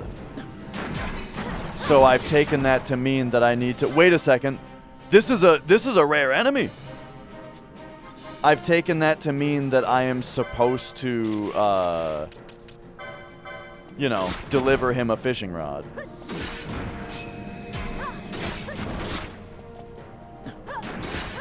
What that will do for me, though, I'm not sure yet.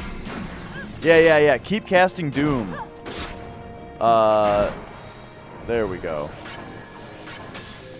Alright, very nice.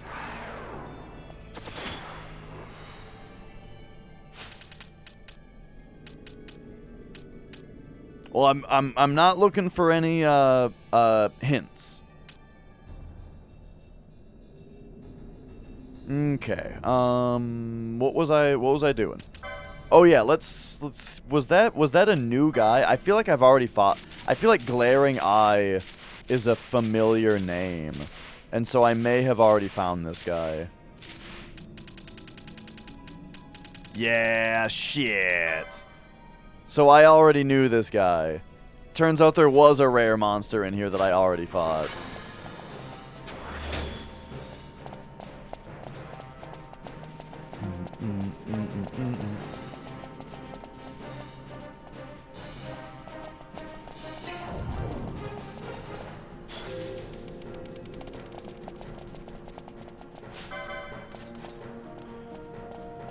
But yeah, I've run around looking for where I might find a fishing rod, and I have not yet. Not found one. I've talked to all the people that are the best version of Tactics, PS1. If you do play the PSP version, then please, for the love of God, get the fan patch that fixes the animation slowdown. Even still, I think the PS1 version is better, but that will at least make the PSP version a much, much better experience.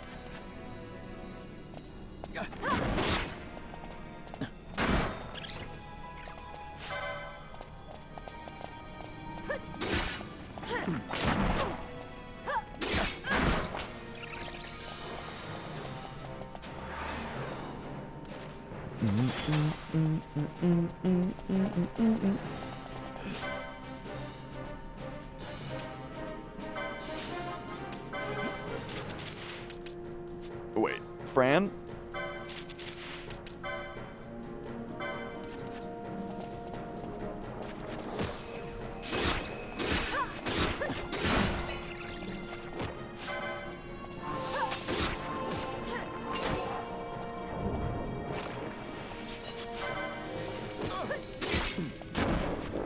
Alright, very nice.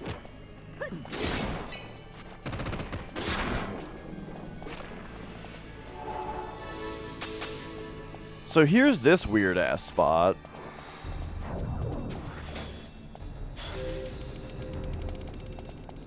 There's a door here we can't get through for some reason.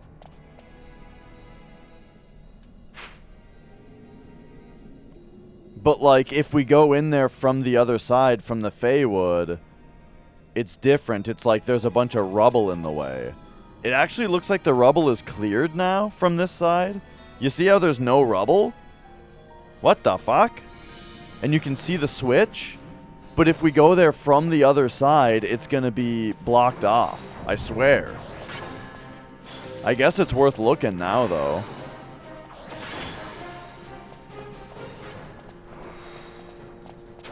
I never played Battlefront 2. I did play the first Star Wars Battlefront, and I thought it was quite fun back when I played it.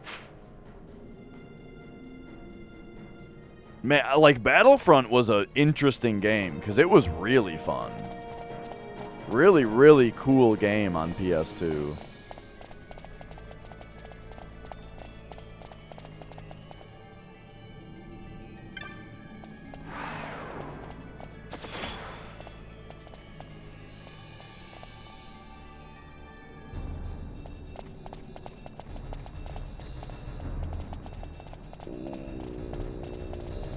Yeah, I only played the first one. I remember the big deal about the second one was that they said that you could play as, like, the heroes, you know?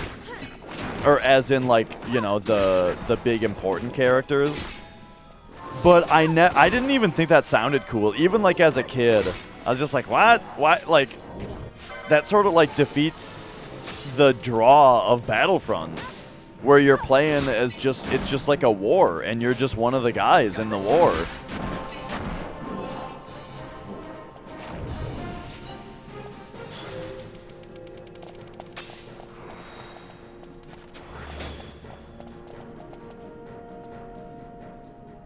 Okay, well, I did my best in the old hen mines here. But you guys, you remember what I just showed you on the other side of that, Oh, you could just play with the heroes turned off? Oh, well that solves my issue then. I didn't know that.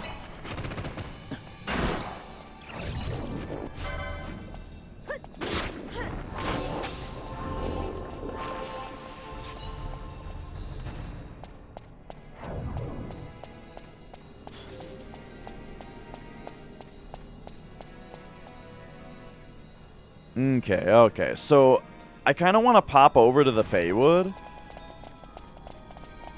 and look at the other side of that door again and see if it really is cleared out now. What the fuck are you doing here?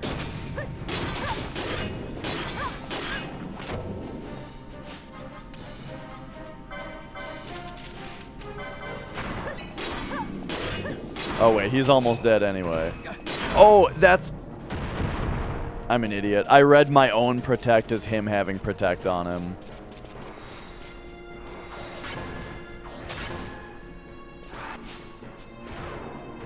Oh, hang on. Get some,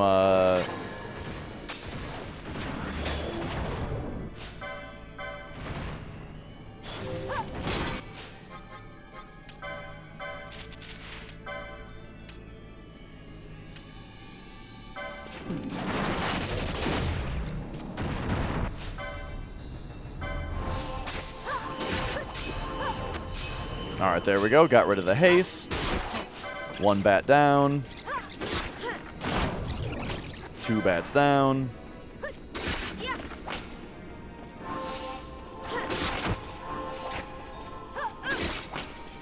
And there we go.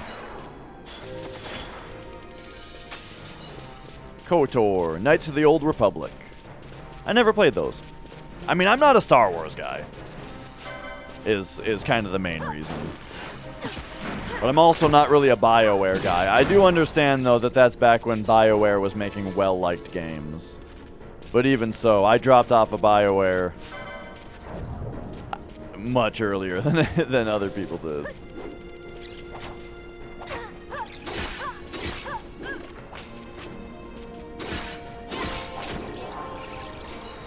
With people being all about, like, Dragon Age and...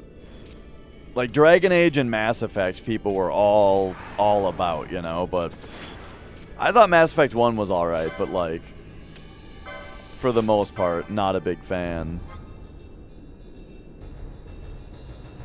Was I ever on BioWare? No, that's the thing. I mean, I thought the first Mass Effect was pretty cool. And that's the beginning and the end of my relationship with BioWare, really.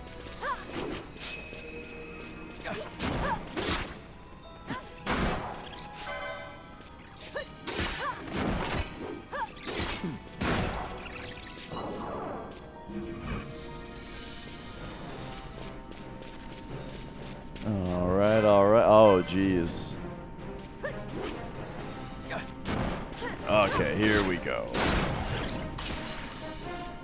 Yeah, my issue with Dragon Age is mostly just that, like, the setting is super basic. And then with Dragon Age 2, I played the demo of it, and I really didn't like how they totally changed the combat into, like, an action game, you know? That was, so that one had a basic setting and basic gameplay. And then also, in the demo that I played, oh man, the writing was just so fucking, like, in your face, edgy. Oy, oy, oy. So, I mean, that said, that means that I never really even played 2, because I was just so put off by the demo of it.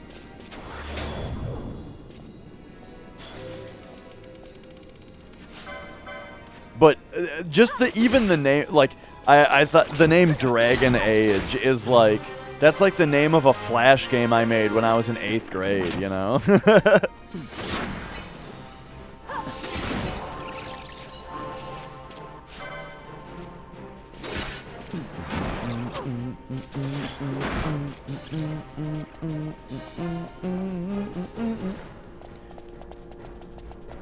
Right, also I can't have my children being exposed to the interspecies sex simulator. And did you hear that in Mass Effect 2, they even allow same-sex relationships?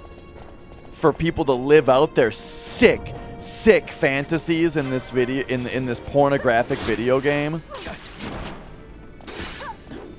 Not under my roof.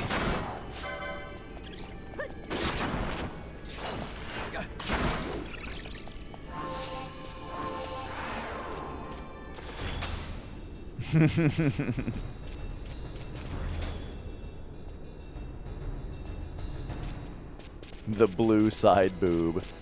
Right, you get more blue side boob in Avatar than in that game.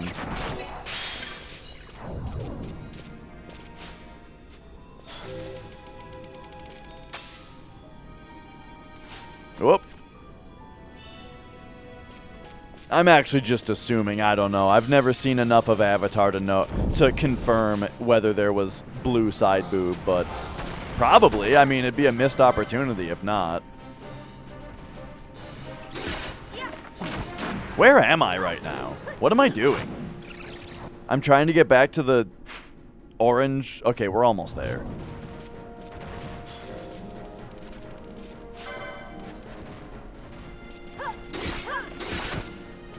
I see why this game, why the remaster, they added a 4x speed mode to it.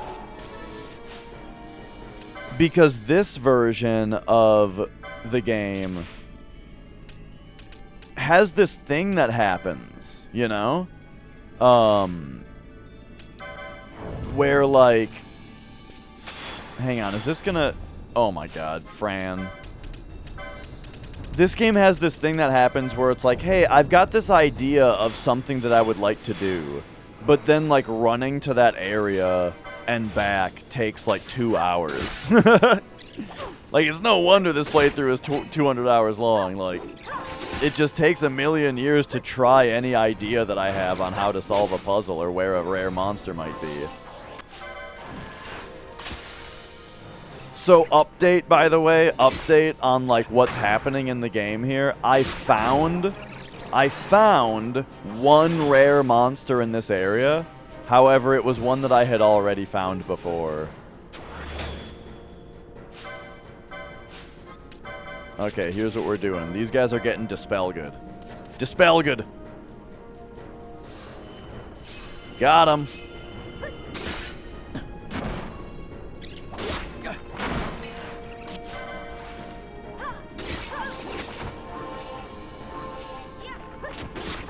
And yeah, speaking of Minnesota, what are we looking at today? 24 degrees. So I guess this Arctic cold front that we've been going through is maybe passing over. It was definitely noticeably warmer down here when I woke up. Not that it's warm down here, but It was noticeably less deathly cold.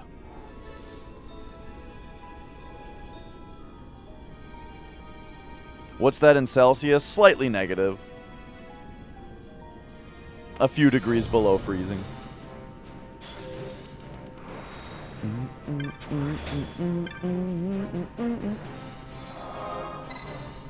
All right. Teleport. Oh, that's right. The Feywood is like kind of a pain in the ass to get to. See, this is what I'm talking about. It's like, oh, you want to go to the Feywood? Okay, well, how about we go to the Golmore Jungle and take a 10-minute walk.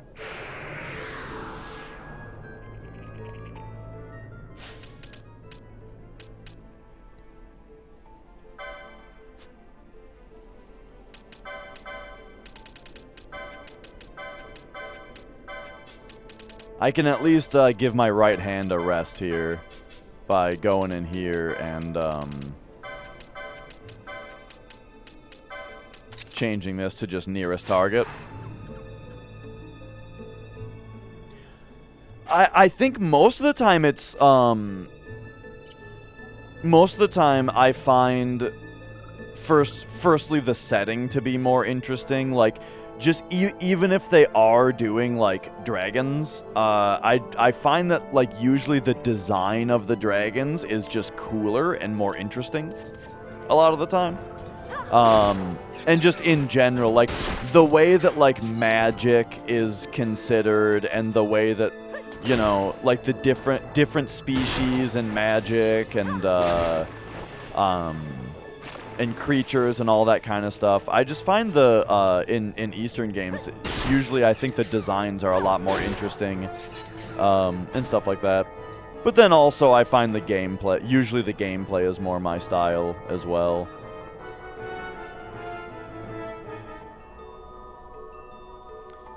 But, you know, I think that's kind of about it. I used to think about this a lot more often than I do now, so I may have had a better answer for you at a different point in my life, because I feel like there was one time where someone put it very succinctly.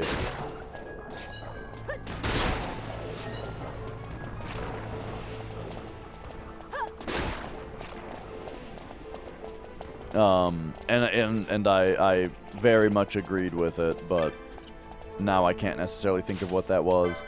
Oh, by the way, I forgot to do this.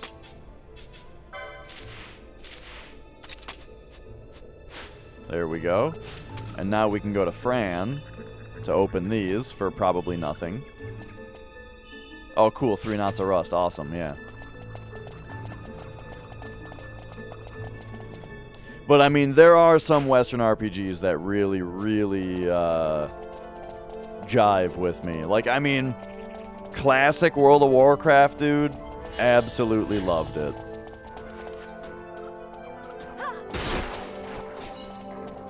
I think I go left here, right? Yeah.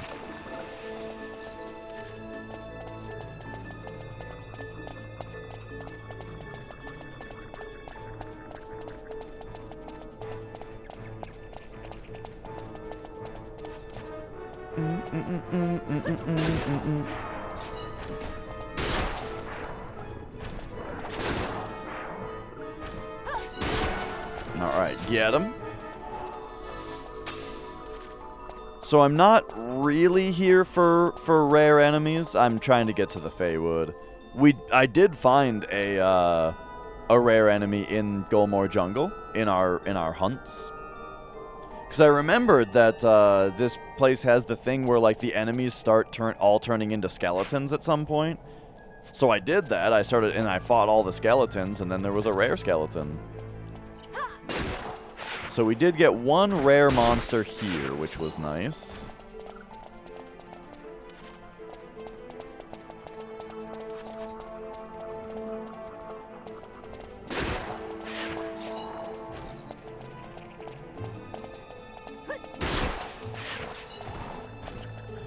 Bum bum bum bum bum bum bum bum.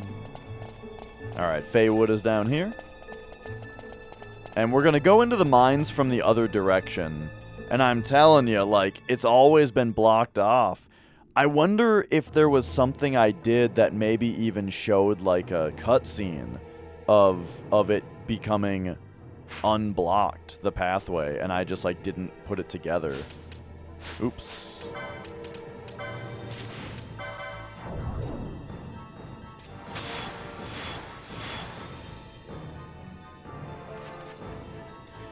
So also, apparently in the Feywood, there's a bunch of these dudes. Oh yeah, Funk. I mean, that's the thing is if... So, hang on. Holy Elemental? Where... Would that be in the Feywood, do you think? Yeah, and we've already done it. But, there's those enemies that we fought in the Cave Palace earlier. And they're in the Feywood Bestiary, and we have to kill 14 of them? That, like, just suggests to me that there's something huge that I've missed, you know?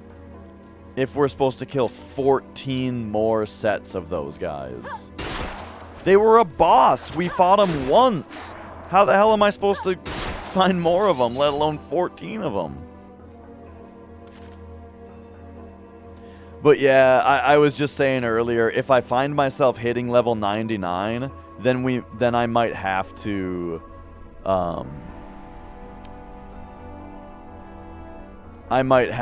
put someone else in the party just so I'm not wasting experience points.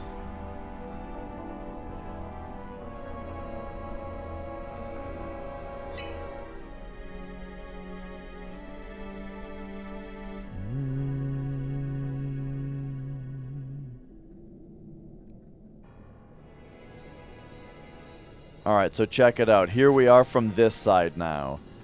Oh, wait, I was supposed to... If we're gonna be here, unfortunately, that means I have to come through here and, like, painstakingly do this.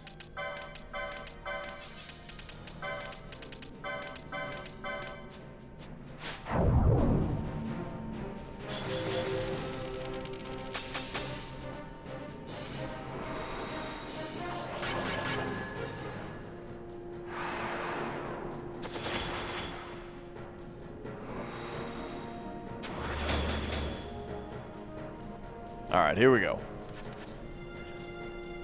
Dude, look at this! The rubble is gone!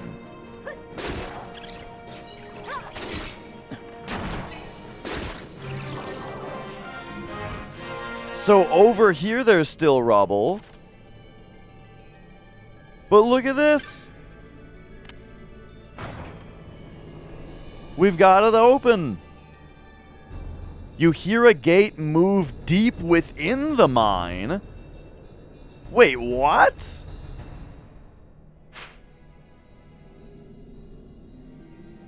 Where? Wait, what are you talking about?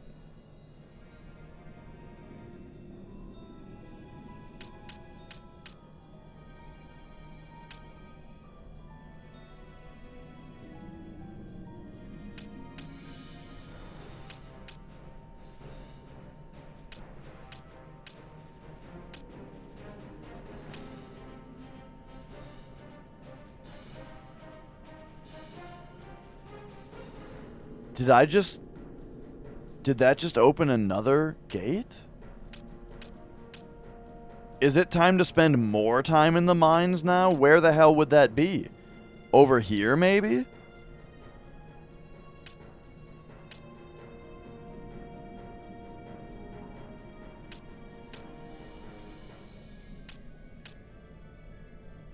Oh boy.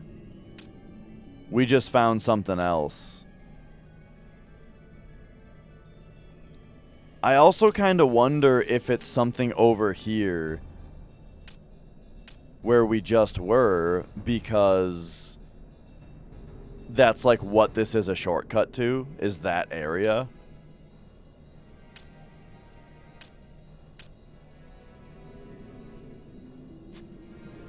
All right, I guess we're doing a bit more wacky fun time in the hen mines today. Because now there's apparently another thing.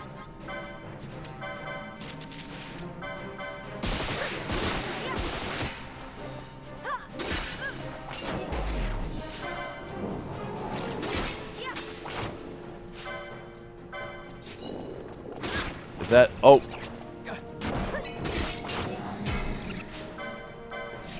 Here's the glaring eye again.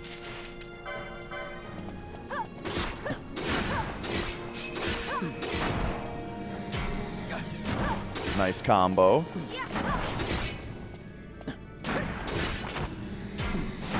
I'm loving this just casting Doom over and over again. That's working out really well for me.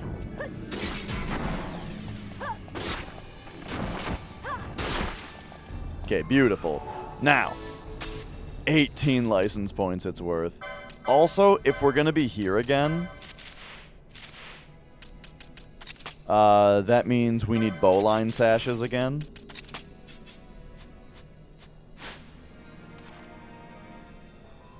Okay, so where the hell would that have opened a gate?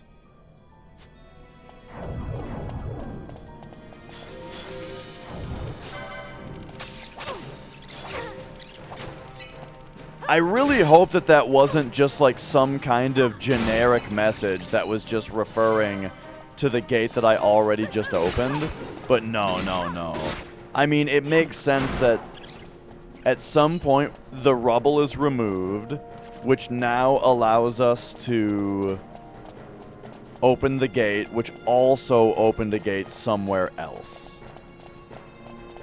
I think that makes enough video game sense to me. But yeah, we got to figure out where that gate is. And yo, Sozy, I mean, we're at 188 right now. So what does this say? All mining activities to cease. Okay, okay, yep. And that just opens that. That's fine, we don't need that.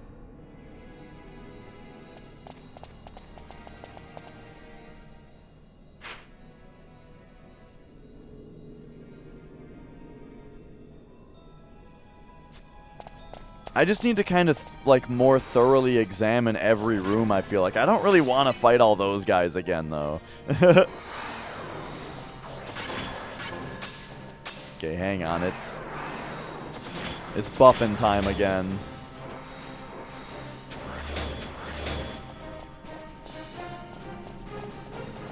Wait, is this the gate? Wait, what's going on here? Where am I?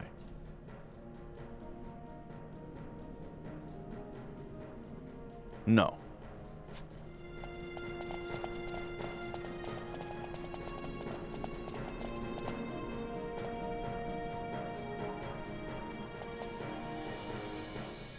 What's up there? Is that just...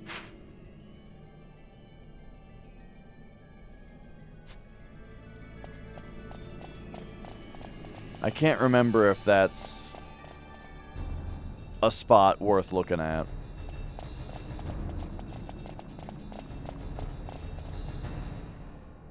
Alright, real quick, let's come in here. Let's hit the switchboard.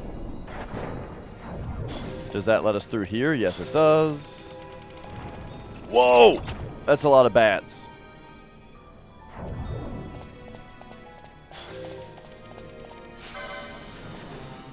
Okay, so yeah, there is indeed a gate here. However, it's not one that is openable.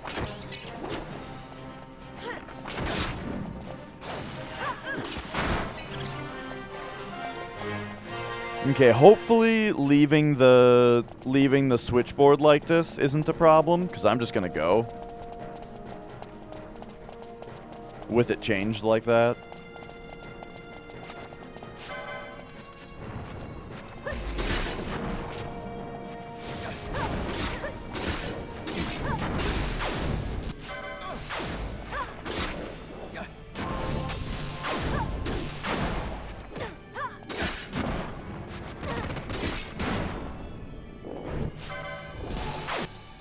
Could it be in the Zodiac room? Was there another gate there?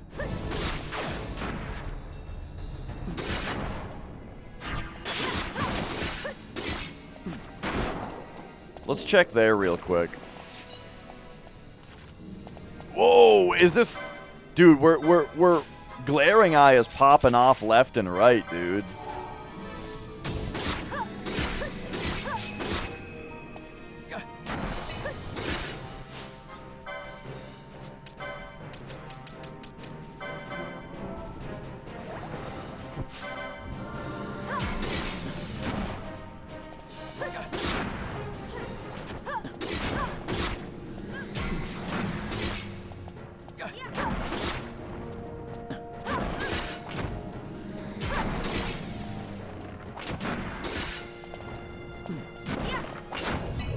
Got him.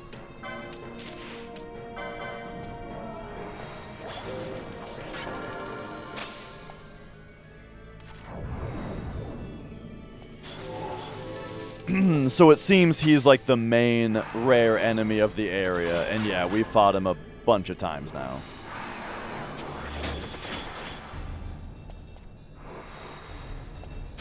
Alright, let's go. Continue searching for this this gate deep in the mine that we opened.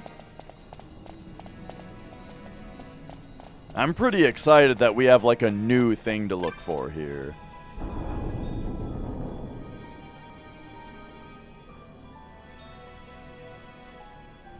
So here is the Zodiac room. Okay, no, it looks like the two gates are blocked off. So the other gate is not in here. Could it be somewhere in this area?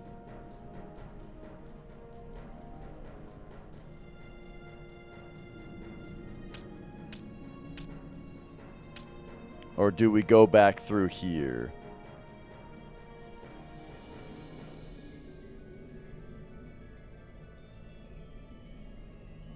It kind of looks like down here. Like this spot right here is maybe what it is. Because there's like space for another area down there, you know, as part of it. So I'm going to say let's go there first.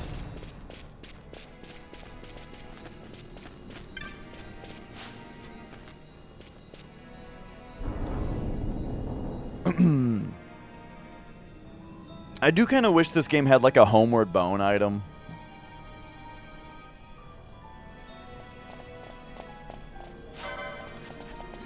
Because it'd be very nice to be able to just teleport back to the orange crystal.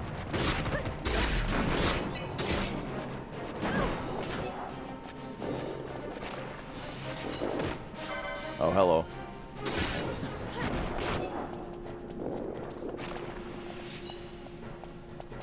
Dose of unpurified ether.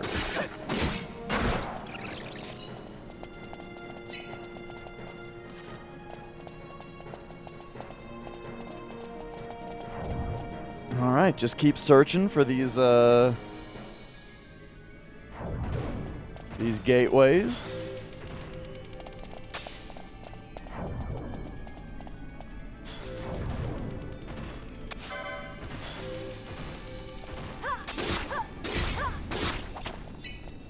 And then which way is gonna be best here? I think this way down here is, because there's like one spot that I think may. First of all, I don't go this way ever, so like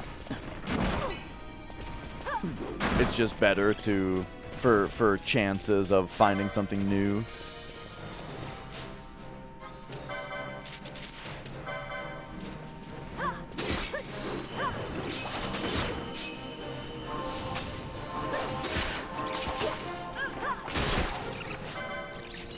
But also, there's a spot. I think it's more likely to find that gate that I opened, you know?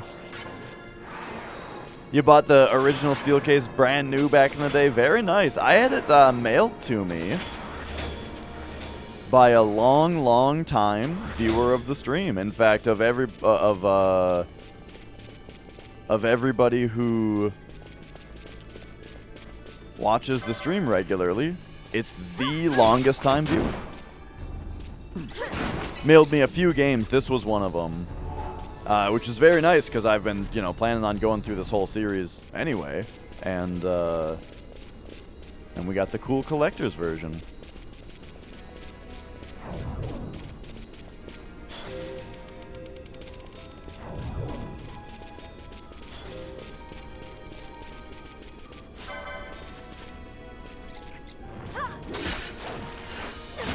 Whew.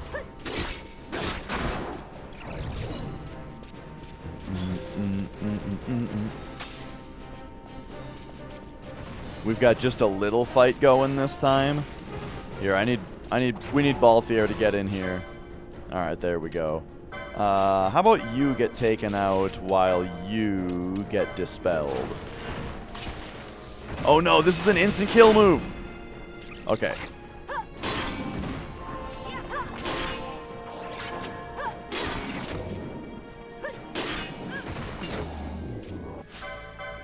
Oh, wow. Fran's instant kill arrows actually worked on that dude. Wait, uh-oh. Oh, I just went the wrong way. I thought I was up there. Cool, great job.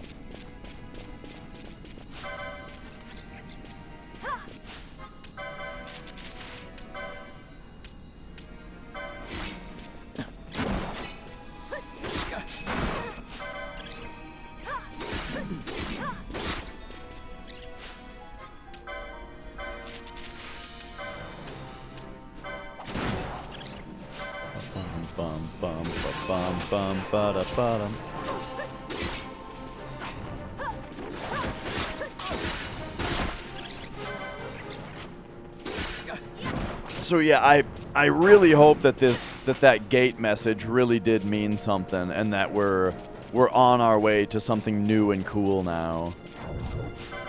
'Cause that's exciting. Am I going the wrong way? No, this place is just crazy.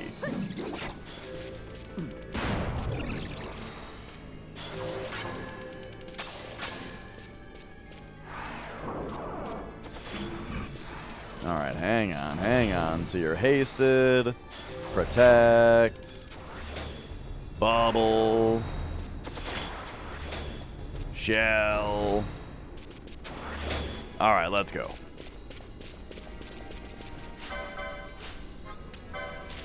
Whoops.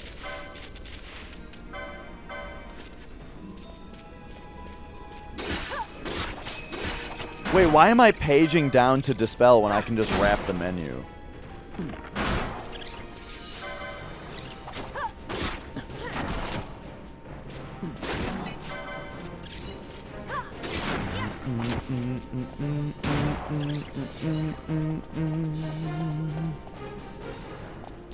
But yeah, for anybody just joining, I've been on a very, very long rare monster hunt.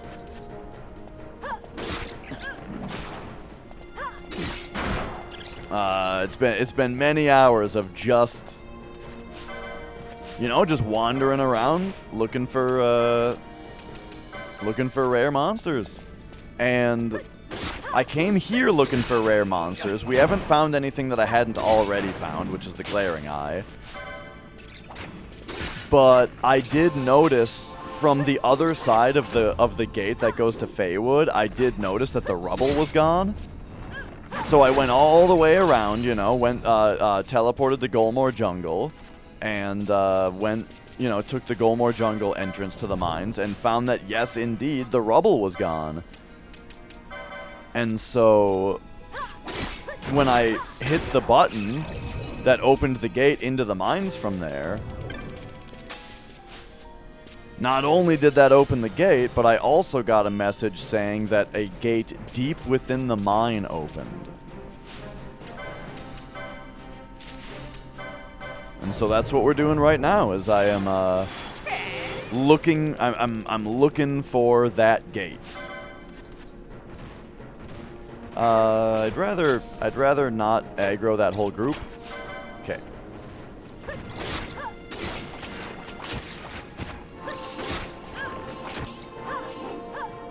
Three bats can already be a little annoying.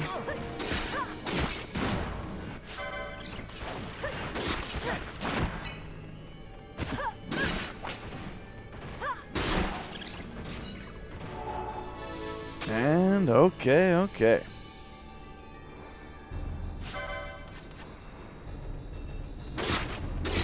So yeah, kind of going front to back here, I'm looking for where that other gate might be.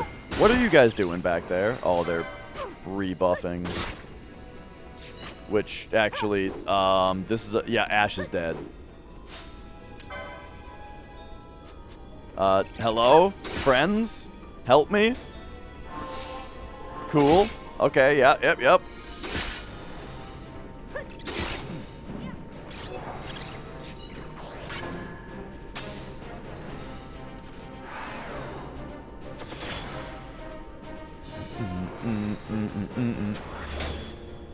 So yeah, I could do a little bit more looking in like the Zodiac area if it's there. But there's one spot on the map that's kind of standing out to me as looking like it might be the spot that opened. Or that has a gate that's unopened. Oh shit, there's another bat. And it's coming for us? Okay, hang on. So, fight this one. Fran, dispel this one.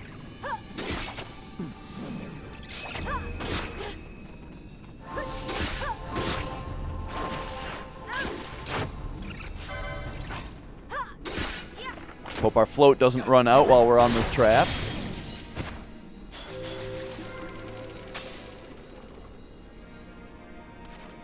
Alright, we're good. Let's go. Okay, and we're out of the nasty area.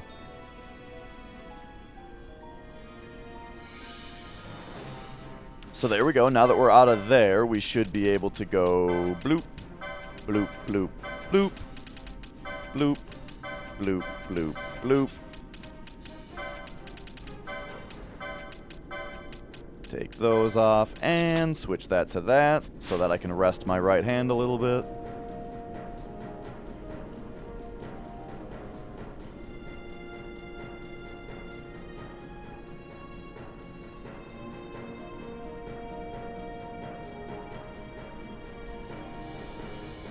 All right, so first we lock it in.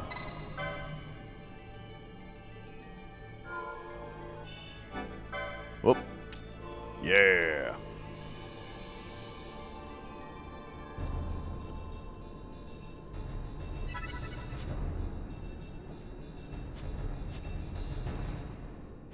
And then take another look at the map and look for that spot. It's down here. So we we go this way. And I think that the enemies around here are super basic. Oh, but there's a gate here. Okay. So we got to go around.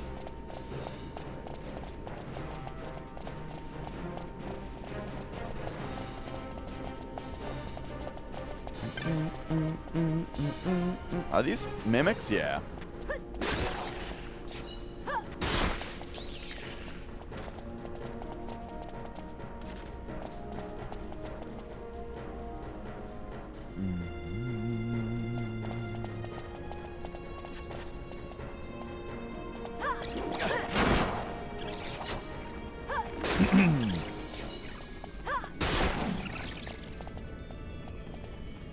Now, with the wording being deep within the mine, I do feel like in video game terms, that kind of means in a high-level area.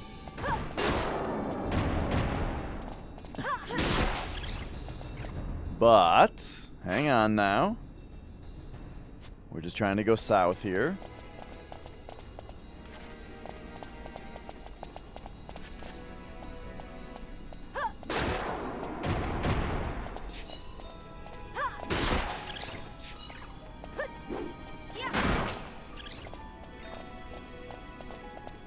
No. Okay, where is there a switch? Interesting. Okay, I don't fully remember this area. So we got to go this way and flip the switch.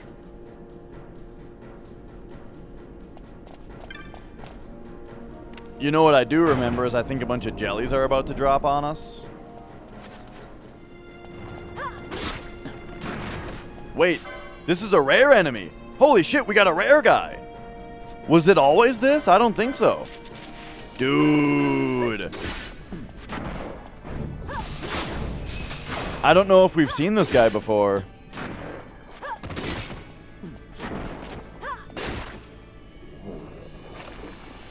That's a trophy! Yeah! Nice! Oh my god! There you go, friends. We have now seen, we have now gotten one rare monster for running around the mines today. Very, very nice.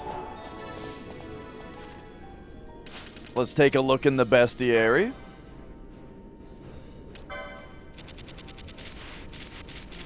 Oh, baby. There it is. 46 of 80. Beautiful.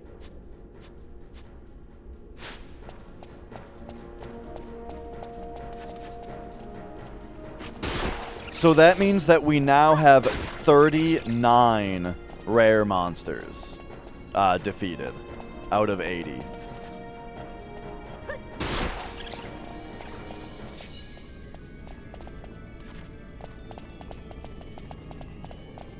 Alright, so now we go this way. And we should be able to get through the...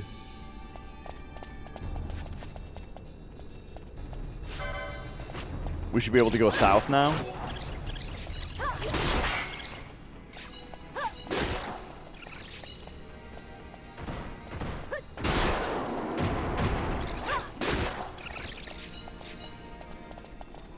There we go. We can get through. Uh-oh, that looks like rubble down there.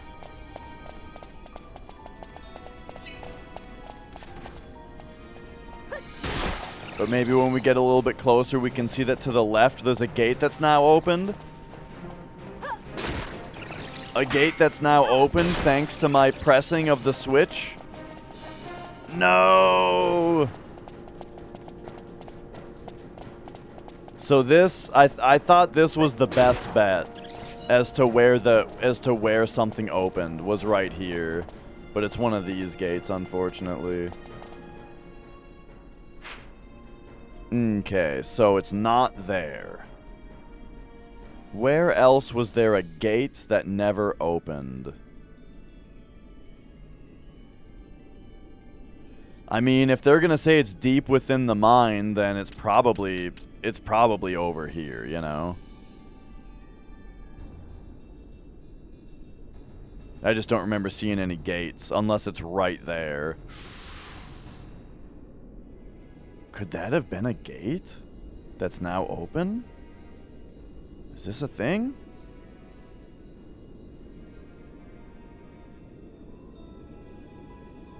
While we're over here, maybe we might as well just look in these other spots, though.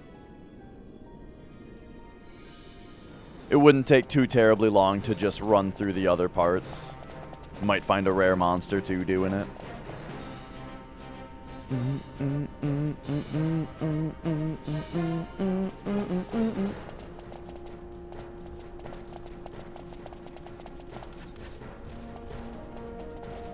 No?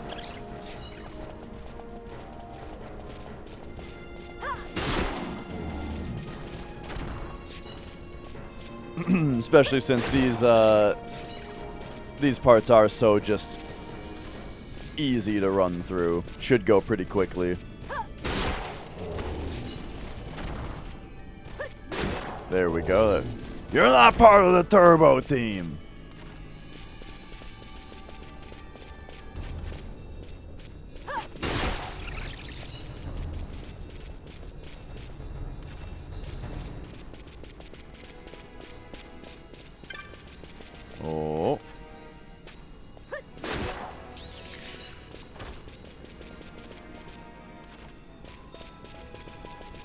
And then... Oh, yeah.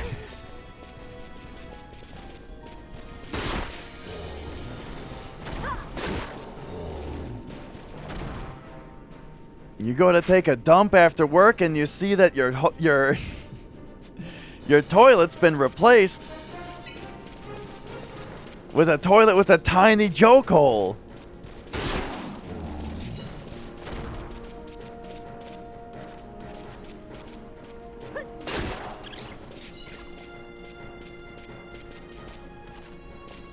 All right. So, I'm feeling very good that we found a rare monster. It's so funny the exponential curve of progress that happens in this game, you know what I mean? Like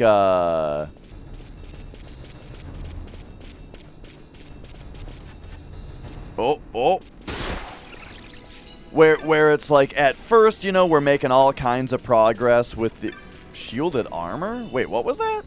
At first, we're making all kinds of progress with, like, the story. Then we're doing a bunch of hunts and side quests, you know? And then at some point, it's like, okay, we only got one hunt today, but it was good, you know? And now... we're just hunting rare monsters, and it's like, oh, man... We're getting like one rare monster per hour. Isn't that great? And now today it's like... I feel like I can... Whoa! I feel like I can turn the game off happy today, knowing that we found one rare monster.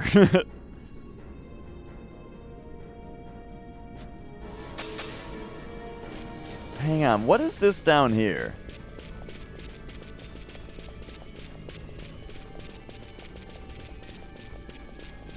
We did some other stuff, though, you know. I did a whole bunch of waterfall research that may or may not have been good or beneficial. I don't know, you know.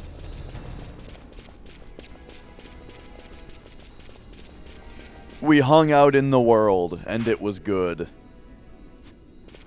But yeah, the one rare monster is very good. And then also, like I've been saying... we unlocked a gate somewhere? What does that mean? We gotta go find it.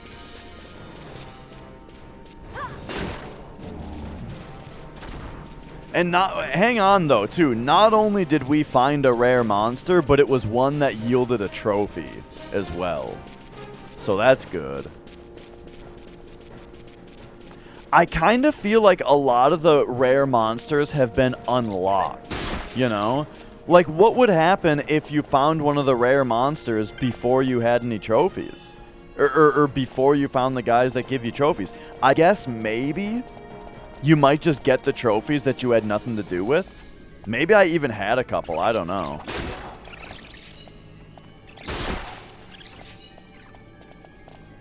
Did I unlock Bofa? Hey, you can unlock Bofa these nuts. In your mouth. Ooh! Reversal! Got him with the reversal.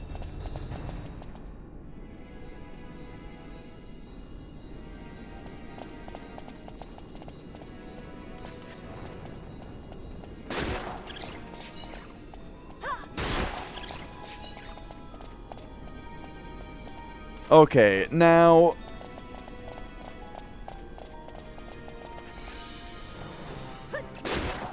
Oh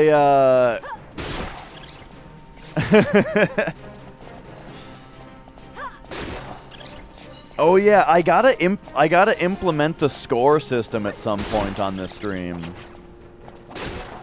It'll probably only take like 10 minutes.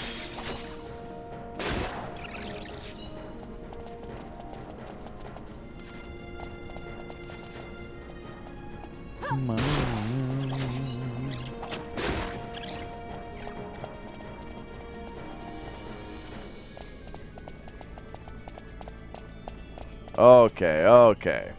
So once again,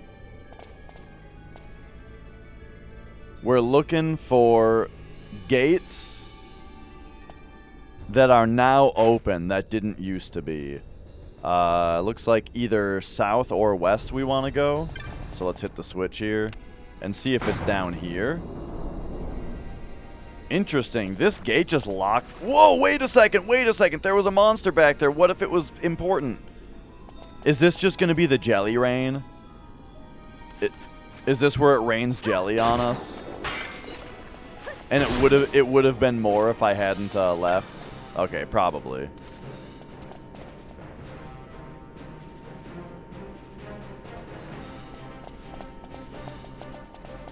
It's like the joke lever. It just rains jelly on you and locks you into this room where there's nothing here.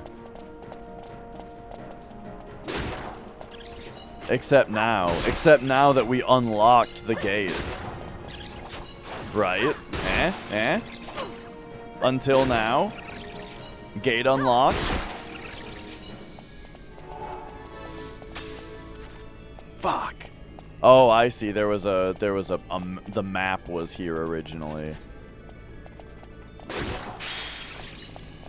Well, at least we can teleport back to the orange crystal, which will save a lot of time backtracking. When you look at the turtle posters, so there's a guy in Wutai that if you've looked at all 6 of them, he gives you 1 of each source and a megalixir. Which is, for Hundo, that's considered a side quest. Which I never knew that was a thing. I thought people were fucking with me. When I was first, like, learning Hundo and researching it and stuff, everyone was talking about turtles. You gotta remember turtles, do the turtles. And I'm like, you guys are fucking with me. This isn't a thing in the game. Turtle poster. That's ridiculous.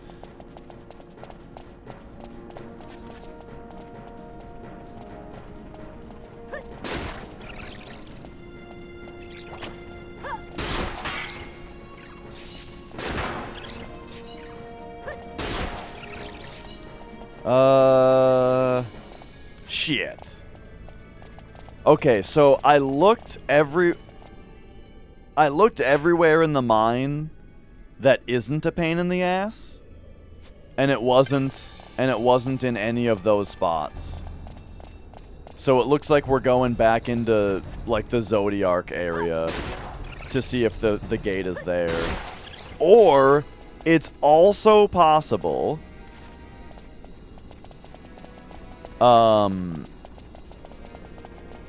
it's also possible that the text box that said a gate opened deep within the mine was actually just talking about the gate that was right in front of me. That is possible. But I choose to believe what I was programmed to believe. Something P-Town didn't know either. He can't remember what it was. Yeah, I mean, there's a lot to know. I learn something new about FF7 all the time. Most recently, it was that battle thing where the game keeps track of what your last encounter was on the world map, and then, like, if RNG would normally give you that encounter again, it, like, makes an effort not to. I never knew that. What the fuck was that? Oh, this?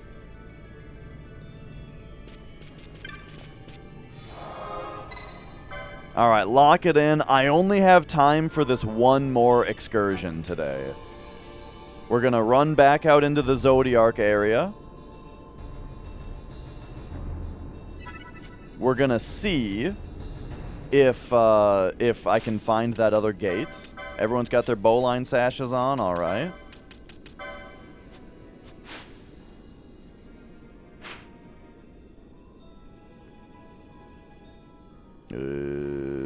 Yeah, I searched those places. Right? Yeah, that's the first place I looked. Okay, time to make this run again.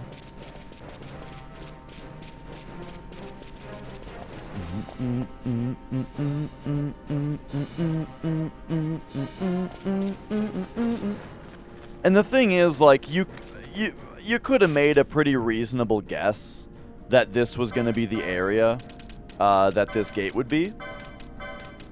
The thing was, it was just faster to check everything else first, you know?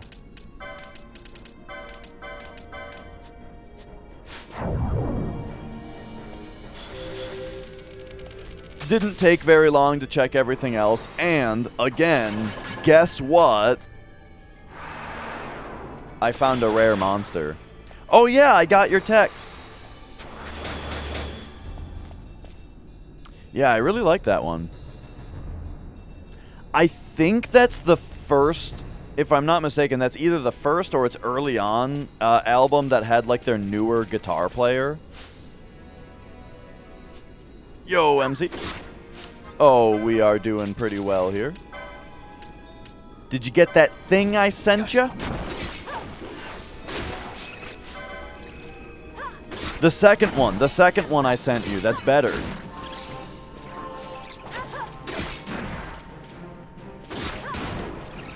Yeah, that's what I'm talking about. Yeah. I like that guy's guitar work. I think his guitar solos are a noticeable improvement.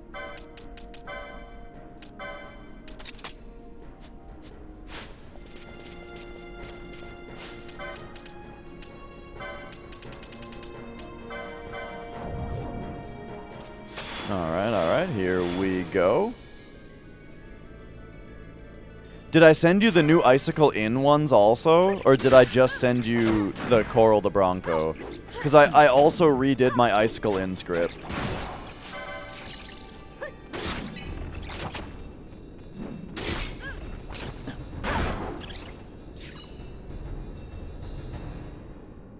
Okay, so where are we going now?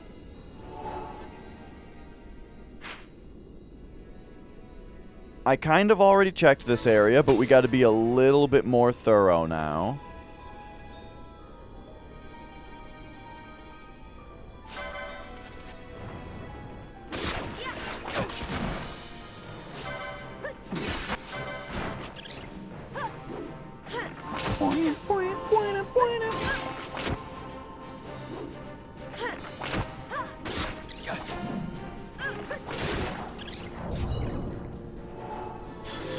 Yeah, it's funny, because, like, that was me for a long time, you know?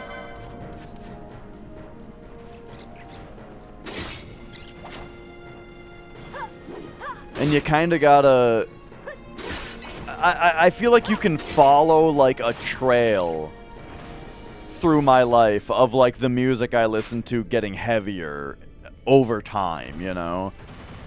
Where, like, you can't just jump right in to BDM, you know?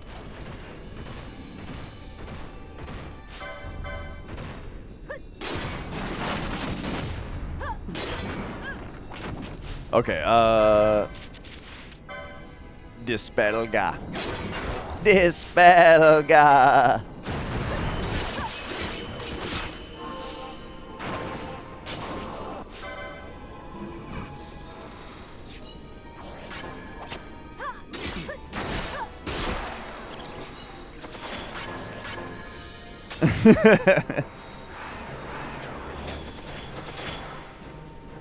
You know, it's funny with the song "I Will Return" on there, and I think Nocturnal has something like this too. But then also hearing it in like a couple Hypocrisy songs and stuff, I realized that I had never written a guitar riff that starting on the downbeats just goes diddle it, diddle it, diddle it, diddle it, diddle it, diddle it. You know, like that wasn't in my songs. Whoa, whoa, whoa.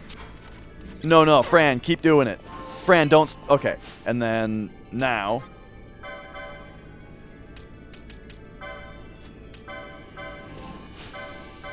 Dispelga.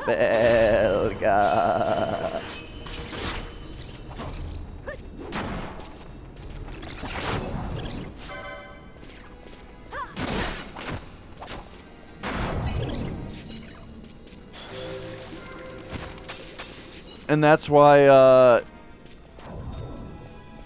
I mean, it's very, very Hypocrisy inspired when I wrote this part. That's, I showed you this, right? This one. I had just not written something like that before. Diddle it, diddle it, diddle it, diddle it, diddle it, you know?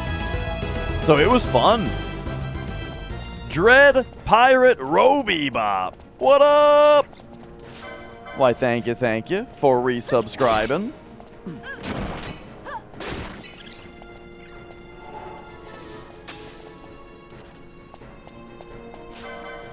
Oh boy, okay, so you... Give me one of these, please.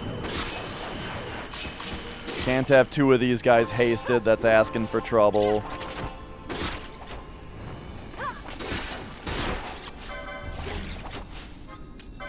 Here's another one hasted.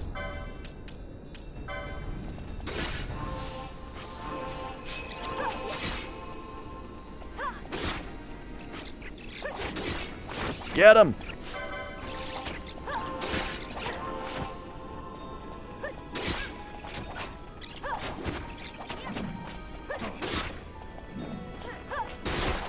Fuck off with the parries! Okay, that was a lot of bats all at once. But I mean, that's kind of the big thing. I just can't slack on the dispels, you know? Like, three bats is tricky. But if one of them is hasted, if one or more of them is hasted, that's when it becomes like an actual problem.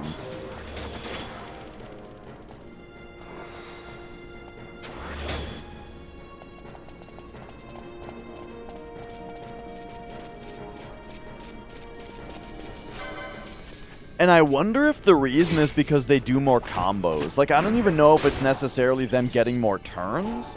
I think it's the fact that when they attack you with just their little bite move, they just like wham bam fucking 5 or 6 hit you. Is this a triple? Okay, this is a triple.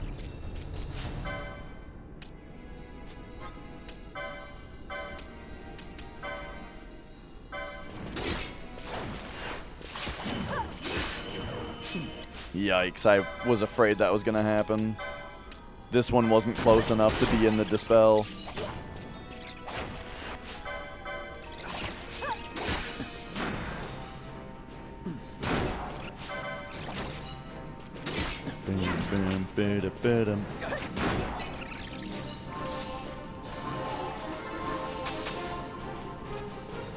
All right.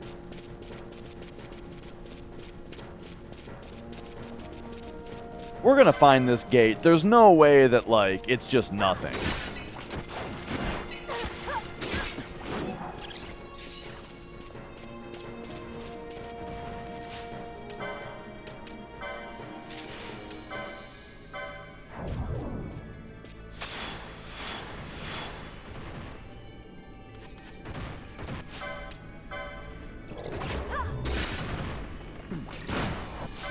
Okay, this enemy's a little annoying because it does have like an instant kill spell, but oh, okay. We got him.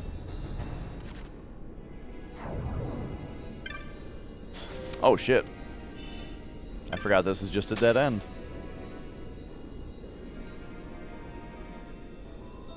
But that's fine. Now, you know, now we know that there's not a gate over there. I feel like whatever the current task is in a game, I do a lot of like narrating and speaking out loud about it, which oftentimes I feel like makes it sound like I'm like borderline obsessing over a current thing that's happening, you know what I mean? And by that I mean, like, in the last 20 minutes, how many times have I said the word gate? But, like, it happens. That's what's happening in the game right now, you know?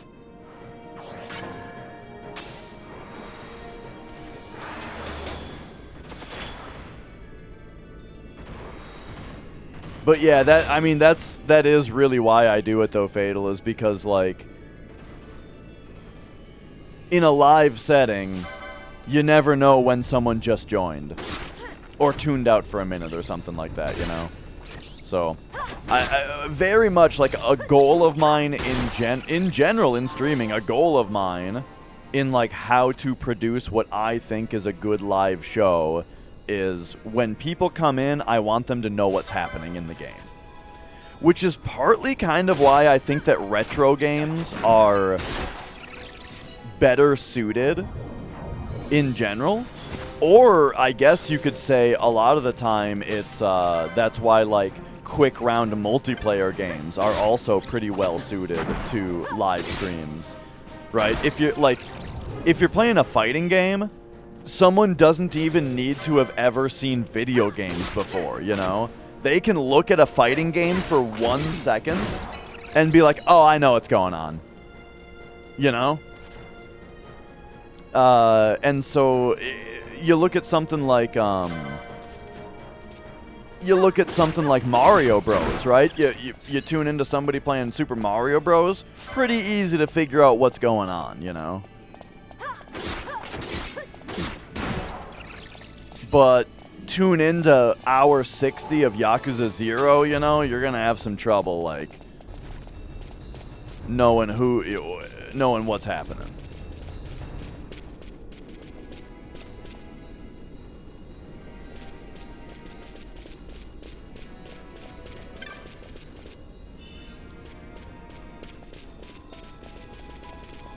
But yeah, I think that that's very, very important for, for people who are popping in for the first time in a while, you know? What's all this stuff? Missed our stream when I opened the door to the cave in the cave palace, and you can't find it in the video. Oh, I didn't, Zeal. I don't know which door you're referring to, but there was not really any progress made in the cave palace today.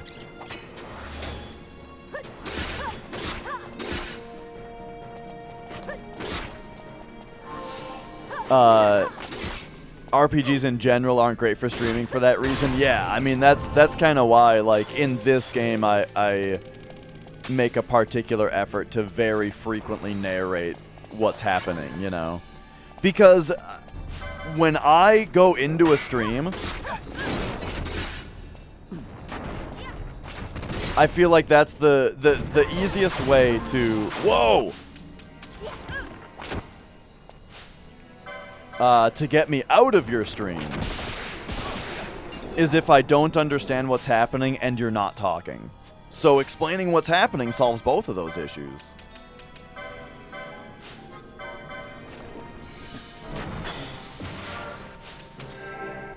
But I do also like popping into a stream and there's just a good conversation happening. Not the key one, the one that leads to the key zone. Okay, so the one that's actually called the Aesthetics Door. So I actually opened that, like, forever ago. That one has been open ever since the first time I was in the Cave Palace, I'm pretty sure. I think I figured out that puzzle, like, right away.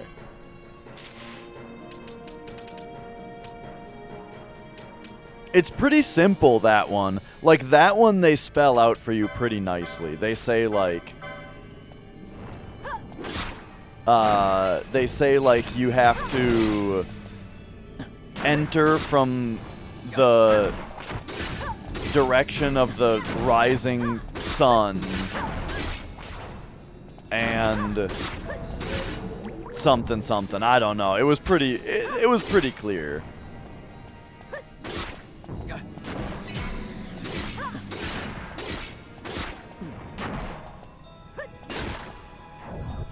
Alright, there we go. Let's go, Wait, what?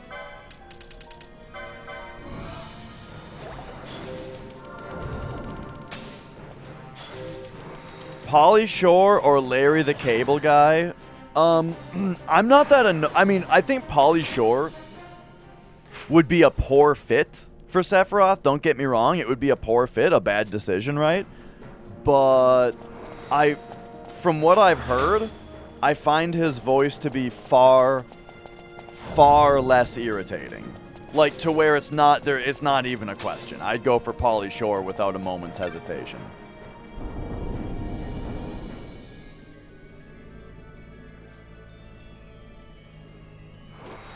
Yeah, Zeal, I very frequently have been referring to the door that leads to the Hall of the Ascetic as the Ascetic's Door, even though technically the aesthetics door is already open. So yeah, I have been unclear in my wording as far as that goes. All right, here we are. We're back in this little area now. With the Necrofiends and the Etems.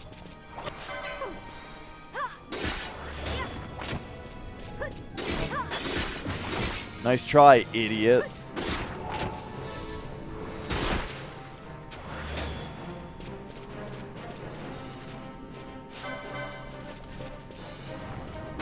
Oh, right. I see. Okay. All I can say is that today, no significant progress was made.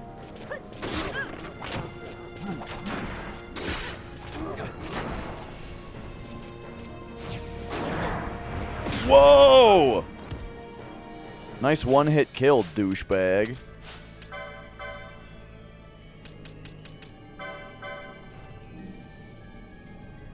Oh boy.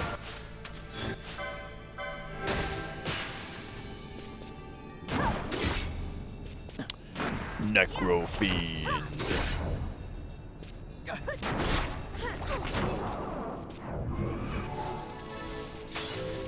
Alright, so with that death, I'm kind of losing track of what I've been doing here. I specifically want to look this way. Unfortunately, I don't immediately see a gate over here.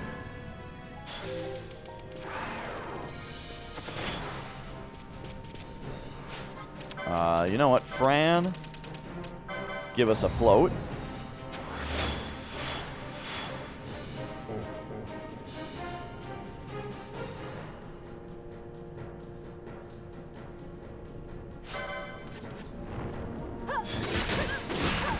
I got really excited for a second when I saw that this was like open, but it's always been. Okay, shit. I was hoping that this would be a gate right here, looking at the map.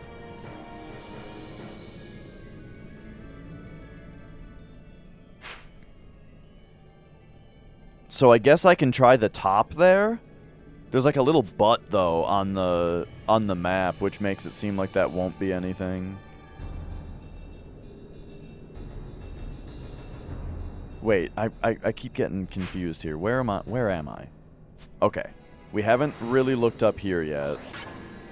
Today, I don't think. Well, not after hitting the button, I mean. Get him.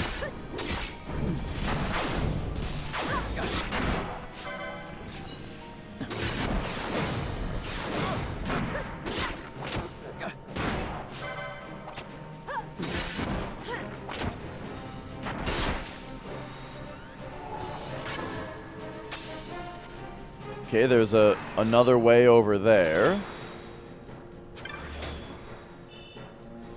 5,000 is quite a bit for a chest. Whoa.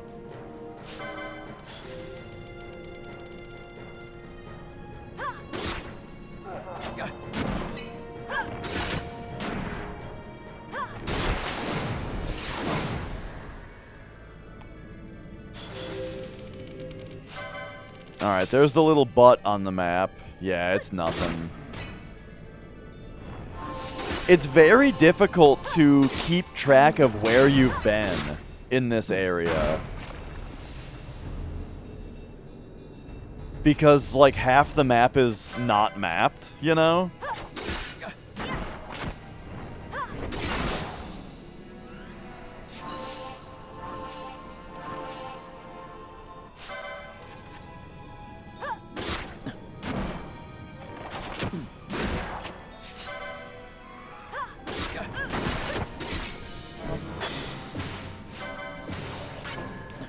Bum, bum, bum, bum, bum, bum, bum, bum.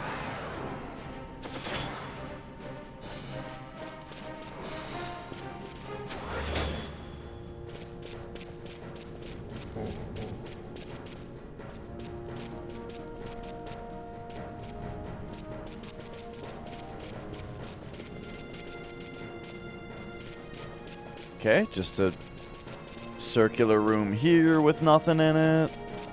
I think I've said this before, but this little area just kind of reminds me of Crisis Core in general. Just like a bunch of rooms connected in a kind of basic looking mine area, you know? I can just hear activating combat mode. Combat resolved. Yeah! I'm on fire now! Oh man. Remember how much we made fun of how annoying Zack is in Crisis Core? Watching the remake of it, I can't even believe how much more annoying they made him in the remaster. It's actual insanity. His voice is so much worse in the redone version.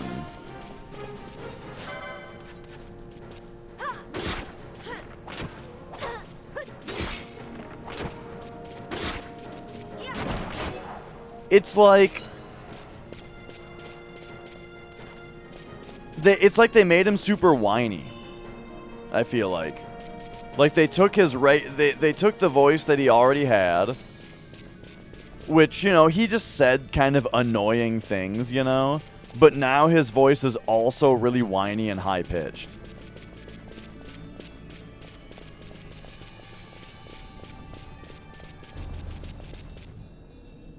I can't do the voice, but oh, it's bad.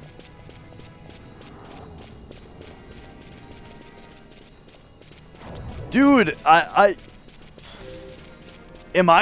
maybe I'm just wrong that there's another gate that opened.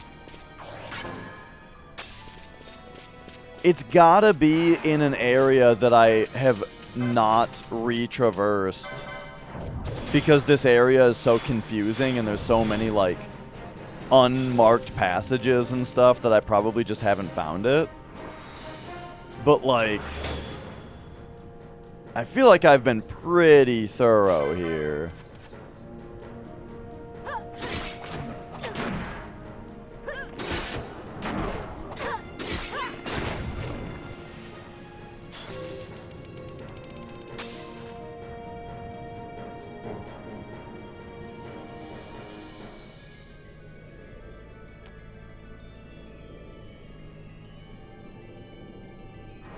I fear that I'm running around trying to find something that's just the product of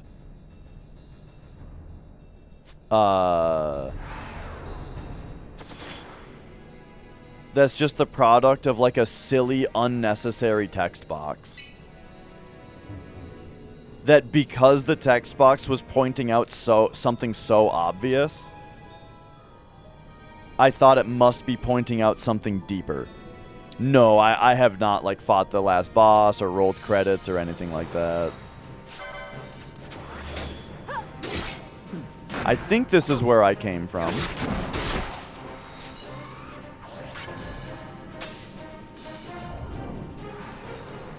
Yeah. It's kind of like in Chrono Trigger, how there's, like, the Black Omen floating around. There is, on the world map... whoops. There's a ship. The Bahamut is floating over, and I can fly to it whenever. I think that that's probably the last the last dungeon, right? That's just my guess.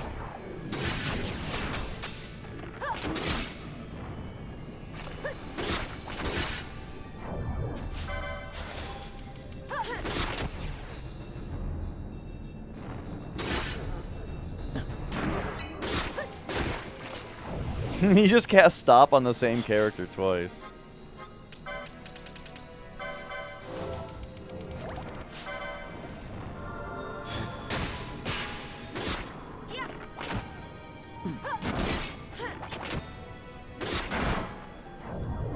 Okay, okay.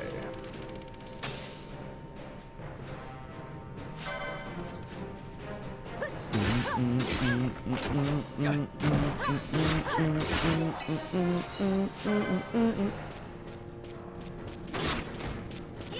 hi, Mia.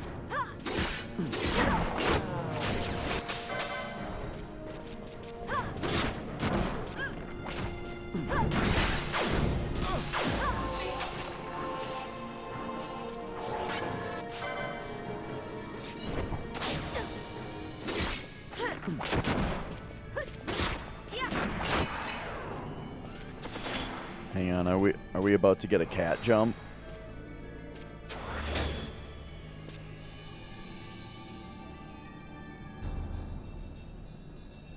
Ugh. I don't know. Oh, there we go. She's thinking about it. All right. All right, where are we going? That one, or are we going up top? We're thinking about up top. I got my mic stand in the way just a little bit. Oh, we're going up top. All right.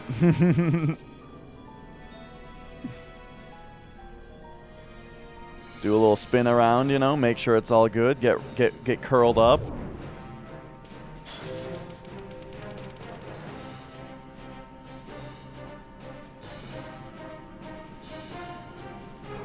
Adorable.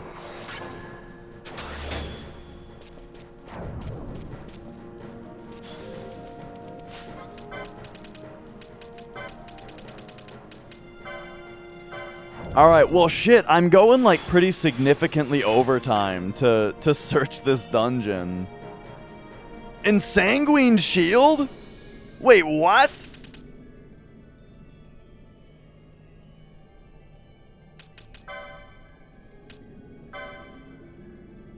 That's one of the items that has like its own special license thing. And also, we already have one. Unfortunately, we already have an ensanguined shield. But that's funny to get another one of like a special item like that. Wait, now we're back out here? Yeah, I mean, I searched everywhere I could in this little area. And I did not find...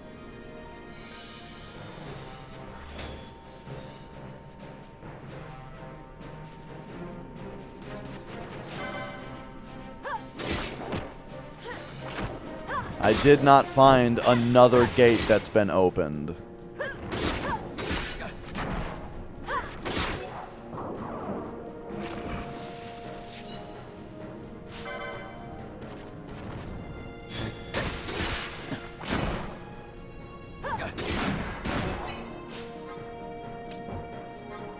But, like, I have to have just missed it, right?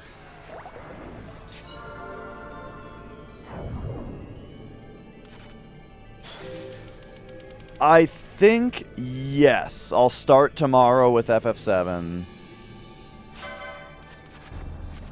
Do the usual, kind of thing there.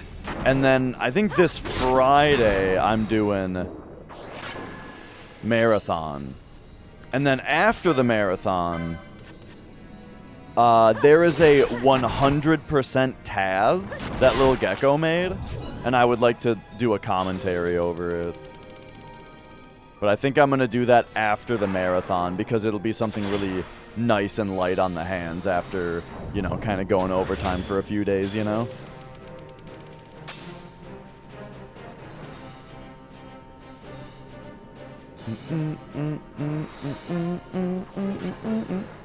At least those are just some rough plans I have for the next few days. I really want to get an FF7 run going just so I can use my new manips that I made. But I haven't been able to get out of Midgar. What's the marathon? The monthly dash-a-thon.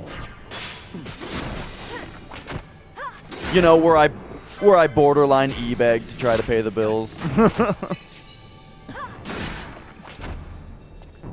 Wait, this is that guy again. It's that guy.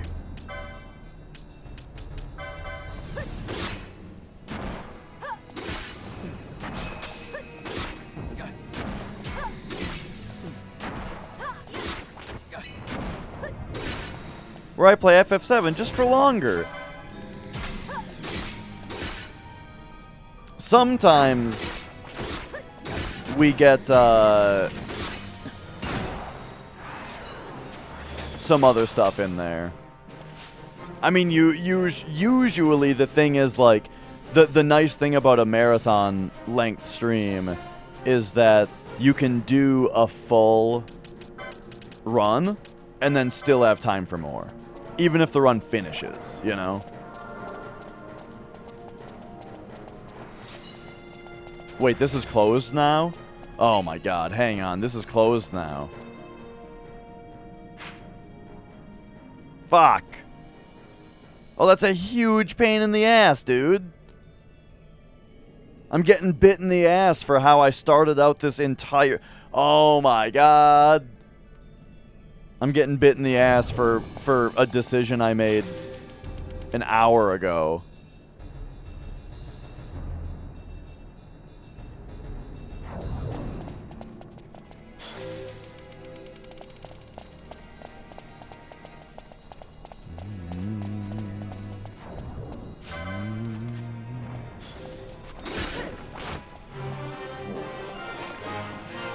Man, we've leveled up 3 times today.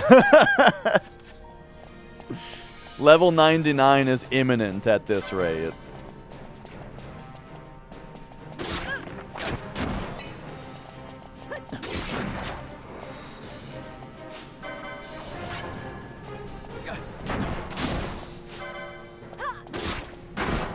Alright, so at this point... Oh, the amount that I play FF7 is a little silly. At this point, I'm just trying to get back to the save point. Hopefully we find something cool along the way.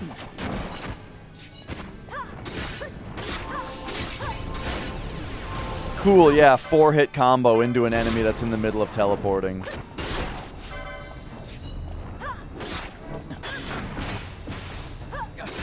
Oh yeah, but you got it? Is there any more Final Fantasy next on the docket? Or thinking about Dark Souls still?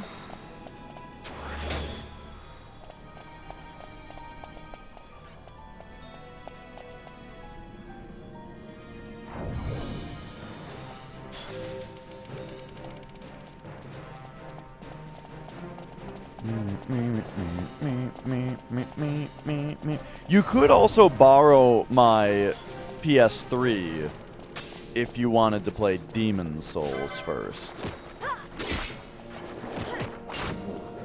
Except, I guess we did have that issue with component video out of your PS2.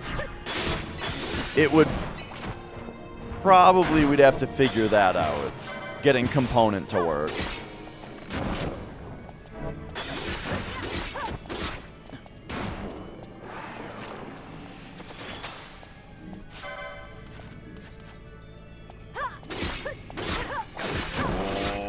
Please.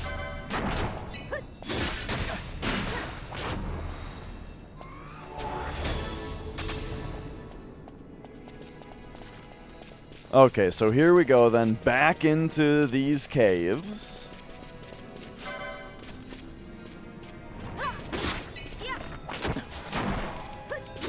Nice try, idiot.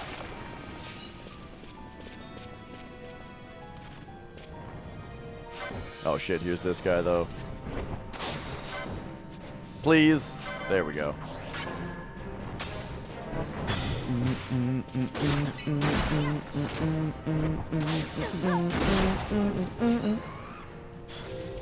You know, I wonder if using the... If you were to upgrade your retro tank to the 5X, if that would solve the issue as well.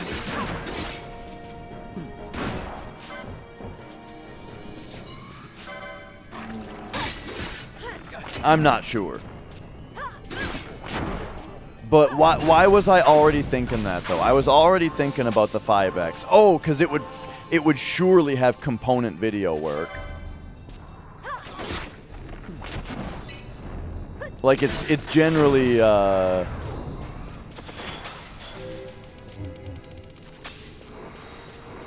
it's generally very, easy to operate, with that stuff. Since it's like you get a remote and it's an on-screen interface, you know, instead of, like, buttons with little LEDs and such.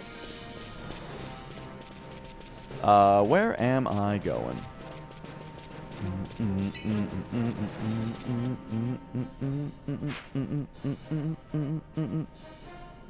think we go we go this way. Okay, this wasn't actually that long of a run back. But man, it's so strange. Oh, wait. It wasn't that long of a run back because we're only half done.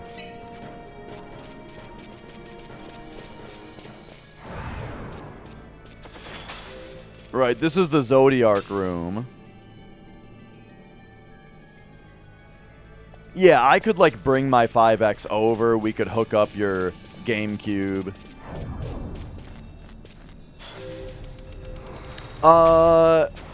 I don't think that there's a built-in Switch, like specifically Switch look. They'll have the Xbox colors, but it's at least the button is black. It's just the letter that's colored, you know. So like A will be green, B will be red. I think that's how it is, but I'm not positive.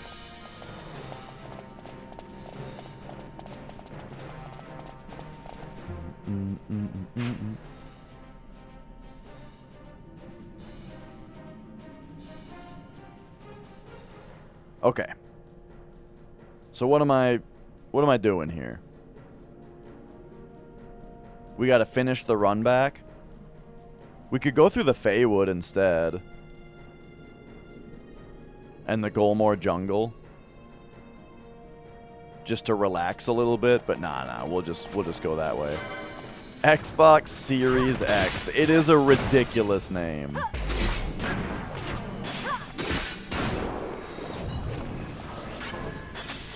But yeah, so my experience with Dark Souls Remastered is you can plug in a Switch controller, and then the controls by default are almost exactly how I like them. But so here's the deal. Here's what it would be like when you just plug in a Switch controller.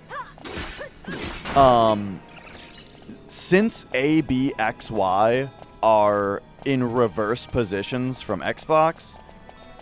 And like the way that they do it on PlayStation, the AB and the XY functions are switched. Now, I just so happen to like A and B to be switched, you know, so that A is confirm and B is back, and then A is to get on a ladder, B is to dodge roll and sprint and stuff like that. Like, I like it that way for A and B. But X and Y, I like to be in the regular, like, PlayStation position. So I just had to plug in a Switch controller and then switch the functions of X and Y in the configs, and then I was golden.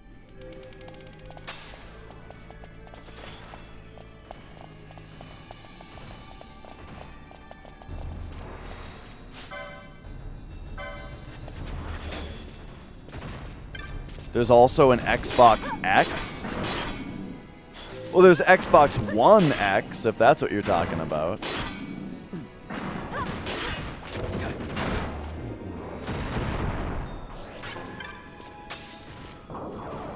Yeah, Xbox One X. Right, the name is so dumb and confusing that you don't even remember it right.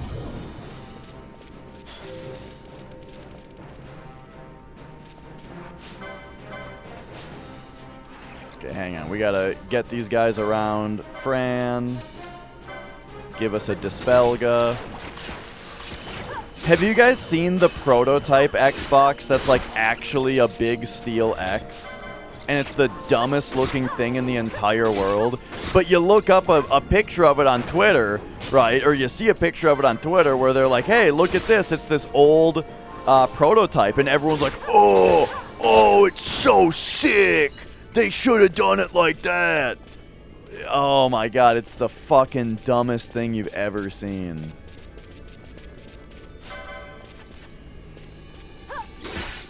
But anyway.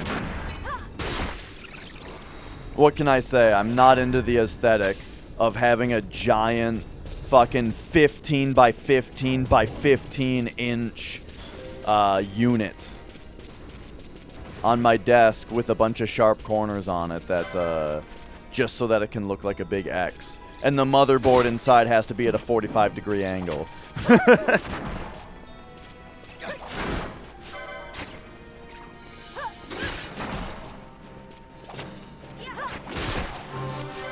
So you know that one of the legs of that X is mostly pointless.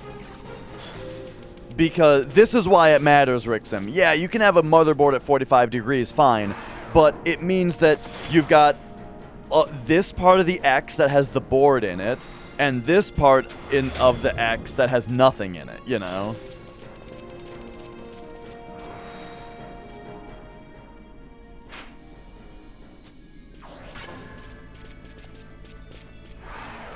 But yeah, I mean, I tend to, you know, I like a system that looks cool, you know. I think,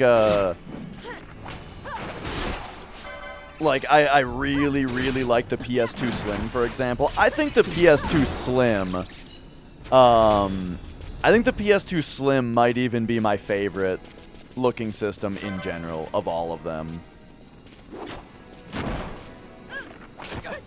It's tiny. It's got that cool glossy stripe on it, or just part of it is glossy black while the other part is matte black, which I think looks very nice. It's tiny. I don't know if I mentioned that. It's black.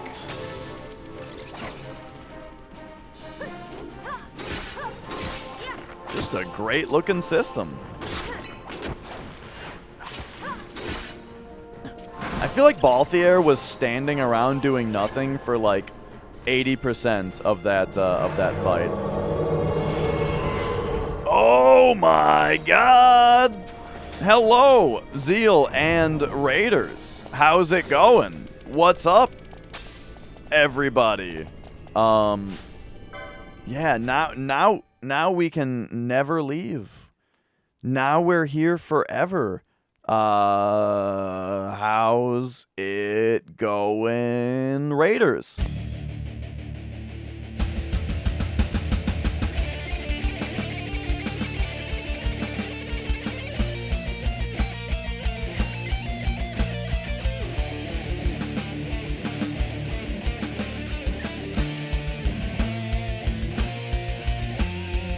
So I am pro GameCube handle, and here's why.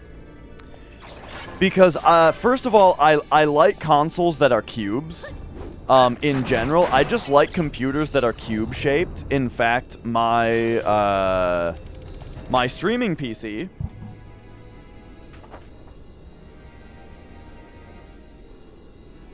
is a cube. It's in a cube-shaped case. You know, I like computers that are cubes, right? Now, the thing is about a cube, though, about a console, would you actually carry it using that instead of putting it in a bag? No, you could still, if you have a bag, then if you're transporting the GameCube far enough to where you could use a bag, then you should use a bag.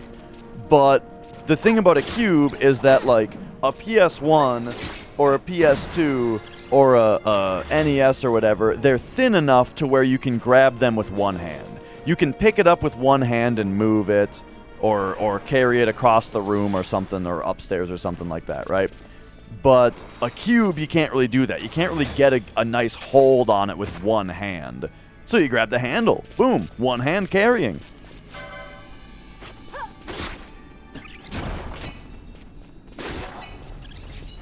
So I like the handle for that reason. It just allows you to grasp it with a single hand and have a nice sturdy grip on it.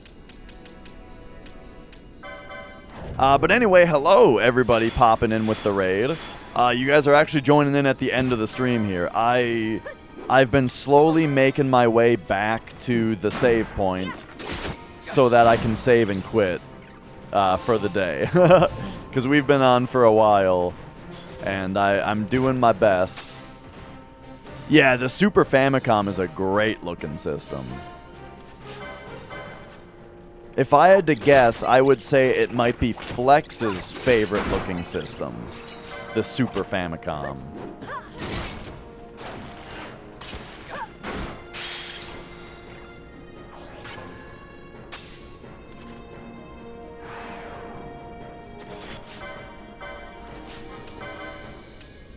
Okay, we gotta dispel the hasted one.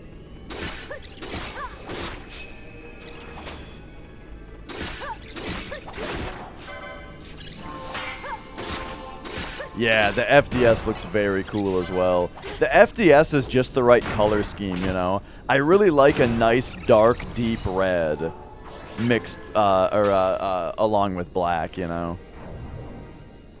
Or like a dark gray also. If you gray up the black a little bit, you know, to just like a dark gray, I think that looks really good with a dark red as well.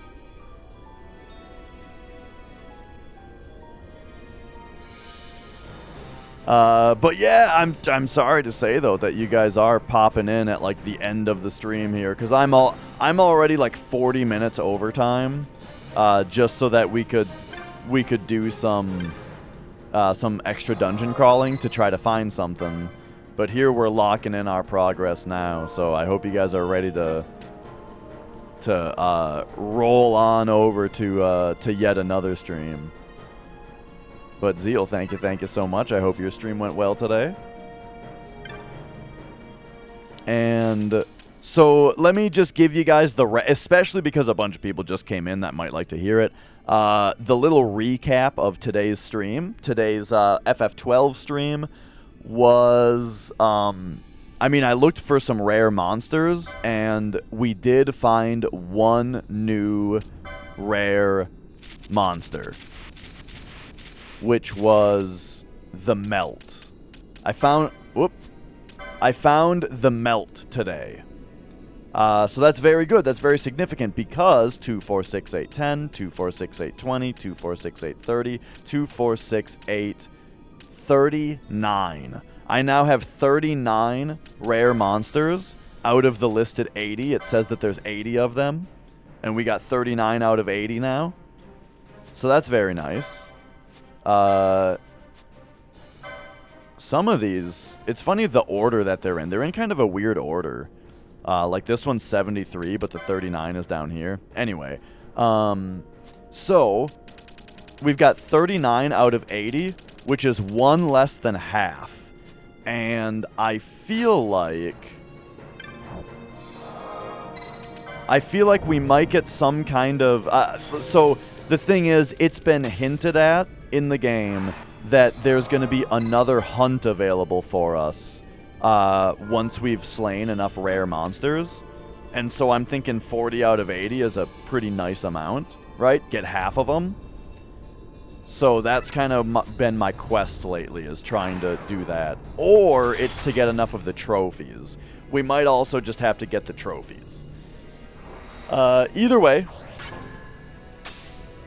the one that we slew today did indeed have a trophy associated with it. So actually, we could go turn that in.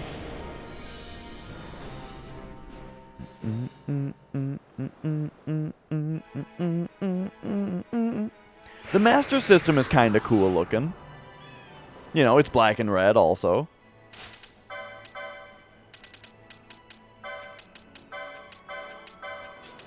Alright, let's turn this stuff off for now.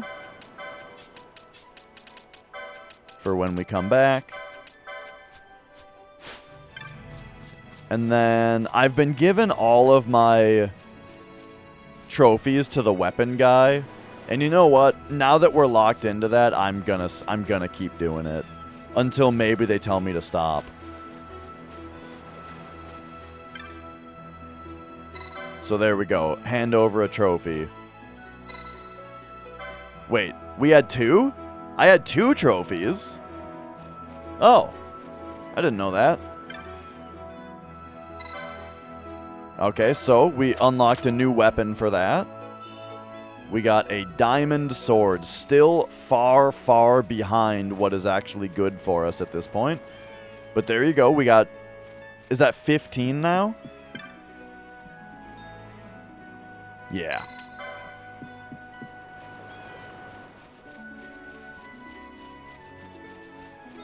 And so with those 15, there's just one more thing I need to check.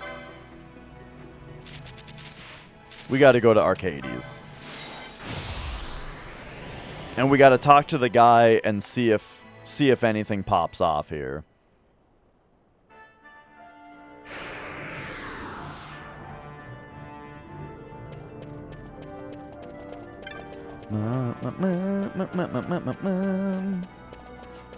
But yeah, with this game, it's very, very easy to go a little overtime.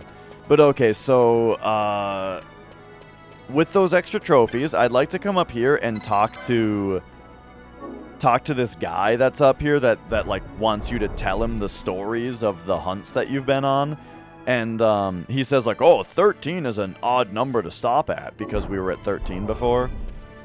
So let's see what he says about being at 15 now. I almost wonder even if maybe this guy is in communication with Mont Blanc, you know? And now this guy is going to let us get that final hunt. So it's this guy right here. Ah, 'tis you. Was hoping to hear from you soon. Oh, a full 15 foes felled? Now that is a feat truly deserving of reward. A Gemini gem, Sagittarius gem. Okay, just more gems. I await word of your further exploits. You've received your reward for 15 foes felled. We'll see you here again soon, I trust. So that's it? Okay, so he wants me to do more. Oh, I'm loving this game. So he still wants me to do more.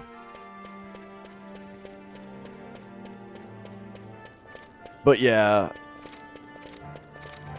So with that done, I think it's time to just take a peek at the guild. See if Mont Blanc says anything. And if he has a new hunt for me, we're going to pop off and we're going to know exactly what we're doing next time. Remember when it took me like 3 days to figure out the Behemoth King?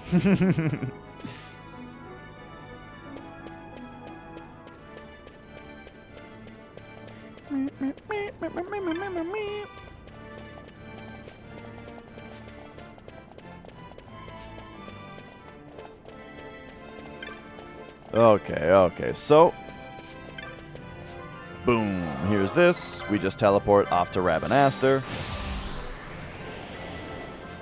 Yeah, you didn't enjoy your first playthrough so much? Oh man, I'm almost 200 hours in. I like it so much.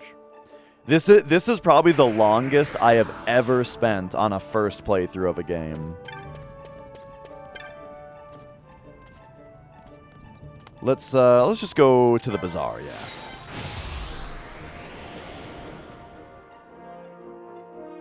Oh, there's another thing I need to do. Oh, there's so much. But yeah, since we're in the bazaar, let's come down to the shop.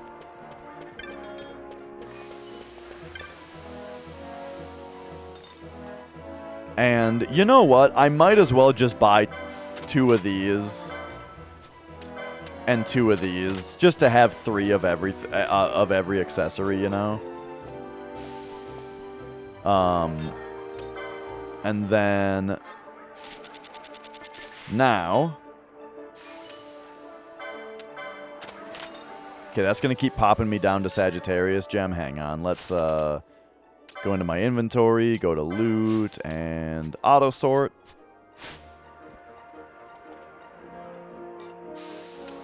Okay, let's start selling some shit.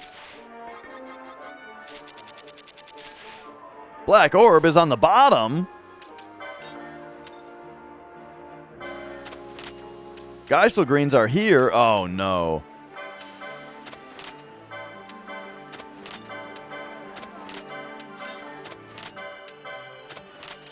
Okay, there's pebbles.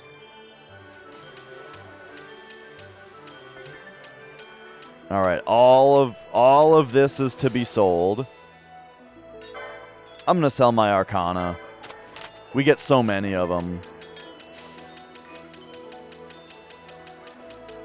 And these are all the Magicites and stones? Yeah. Okay. So, starting here.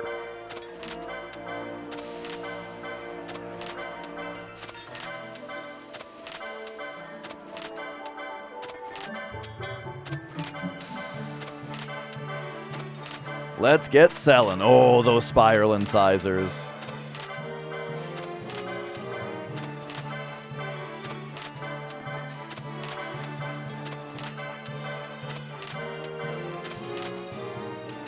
Okay, that was everything. There you go. Ooh, new goods available. Mudslinger. Mudshot. And the Aldebaran, I feel like that's what we already had with him, right? Yeah, we already had that. But out of curiosity, what kind of thing is Mudshot? 2 power and it blinds on hit. Blind on hit is pretty sweet. I do like the sound of that.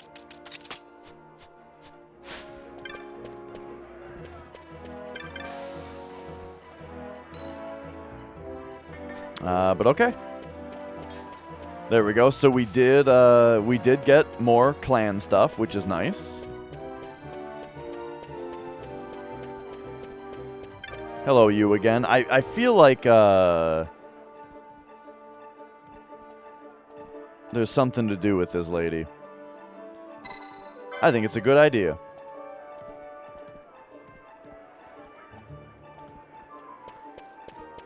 I should probably listen to what she has to say one of these days. I talk to her like most of the time that I pass by because she's in such a unique spot that she seems important, you know? I feel like she disappeared one of the times that I talked to her is part of the reason also.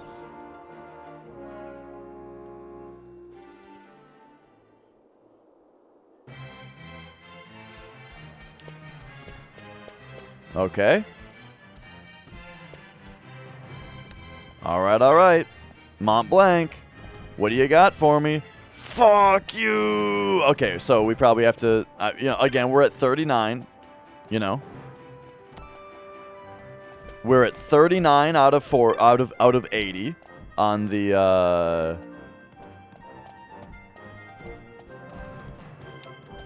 on the old rare hunts. Here's this guy that gives you the clue.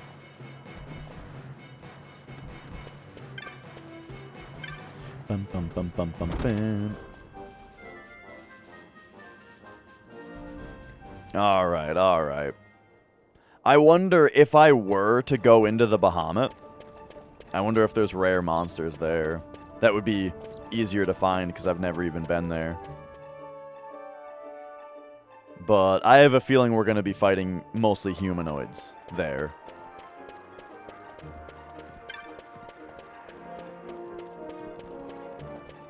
Alright. Pop me over to this guy. Take me to the south gate.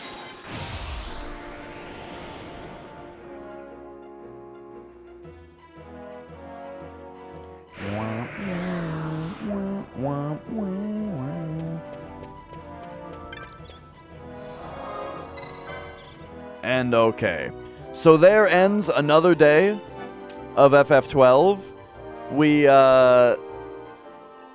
We did some good stuff, you know. Oh, we found one rare monster. and also just, theorized a little bit more about some of the stuff that I haven't figured out yet. But yeah, casual 9-hour stream, no big deal. What can I say? We got into the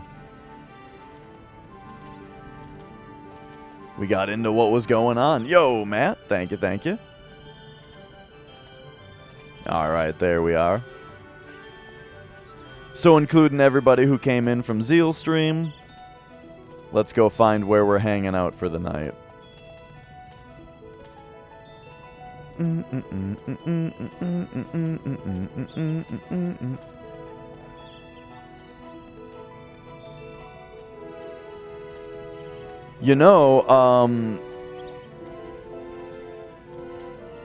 Oh, well, would you look at this?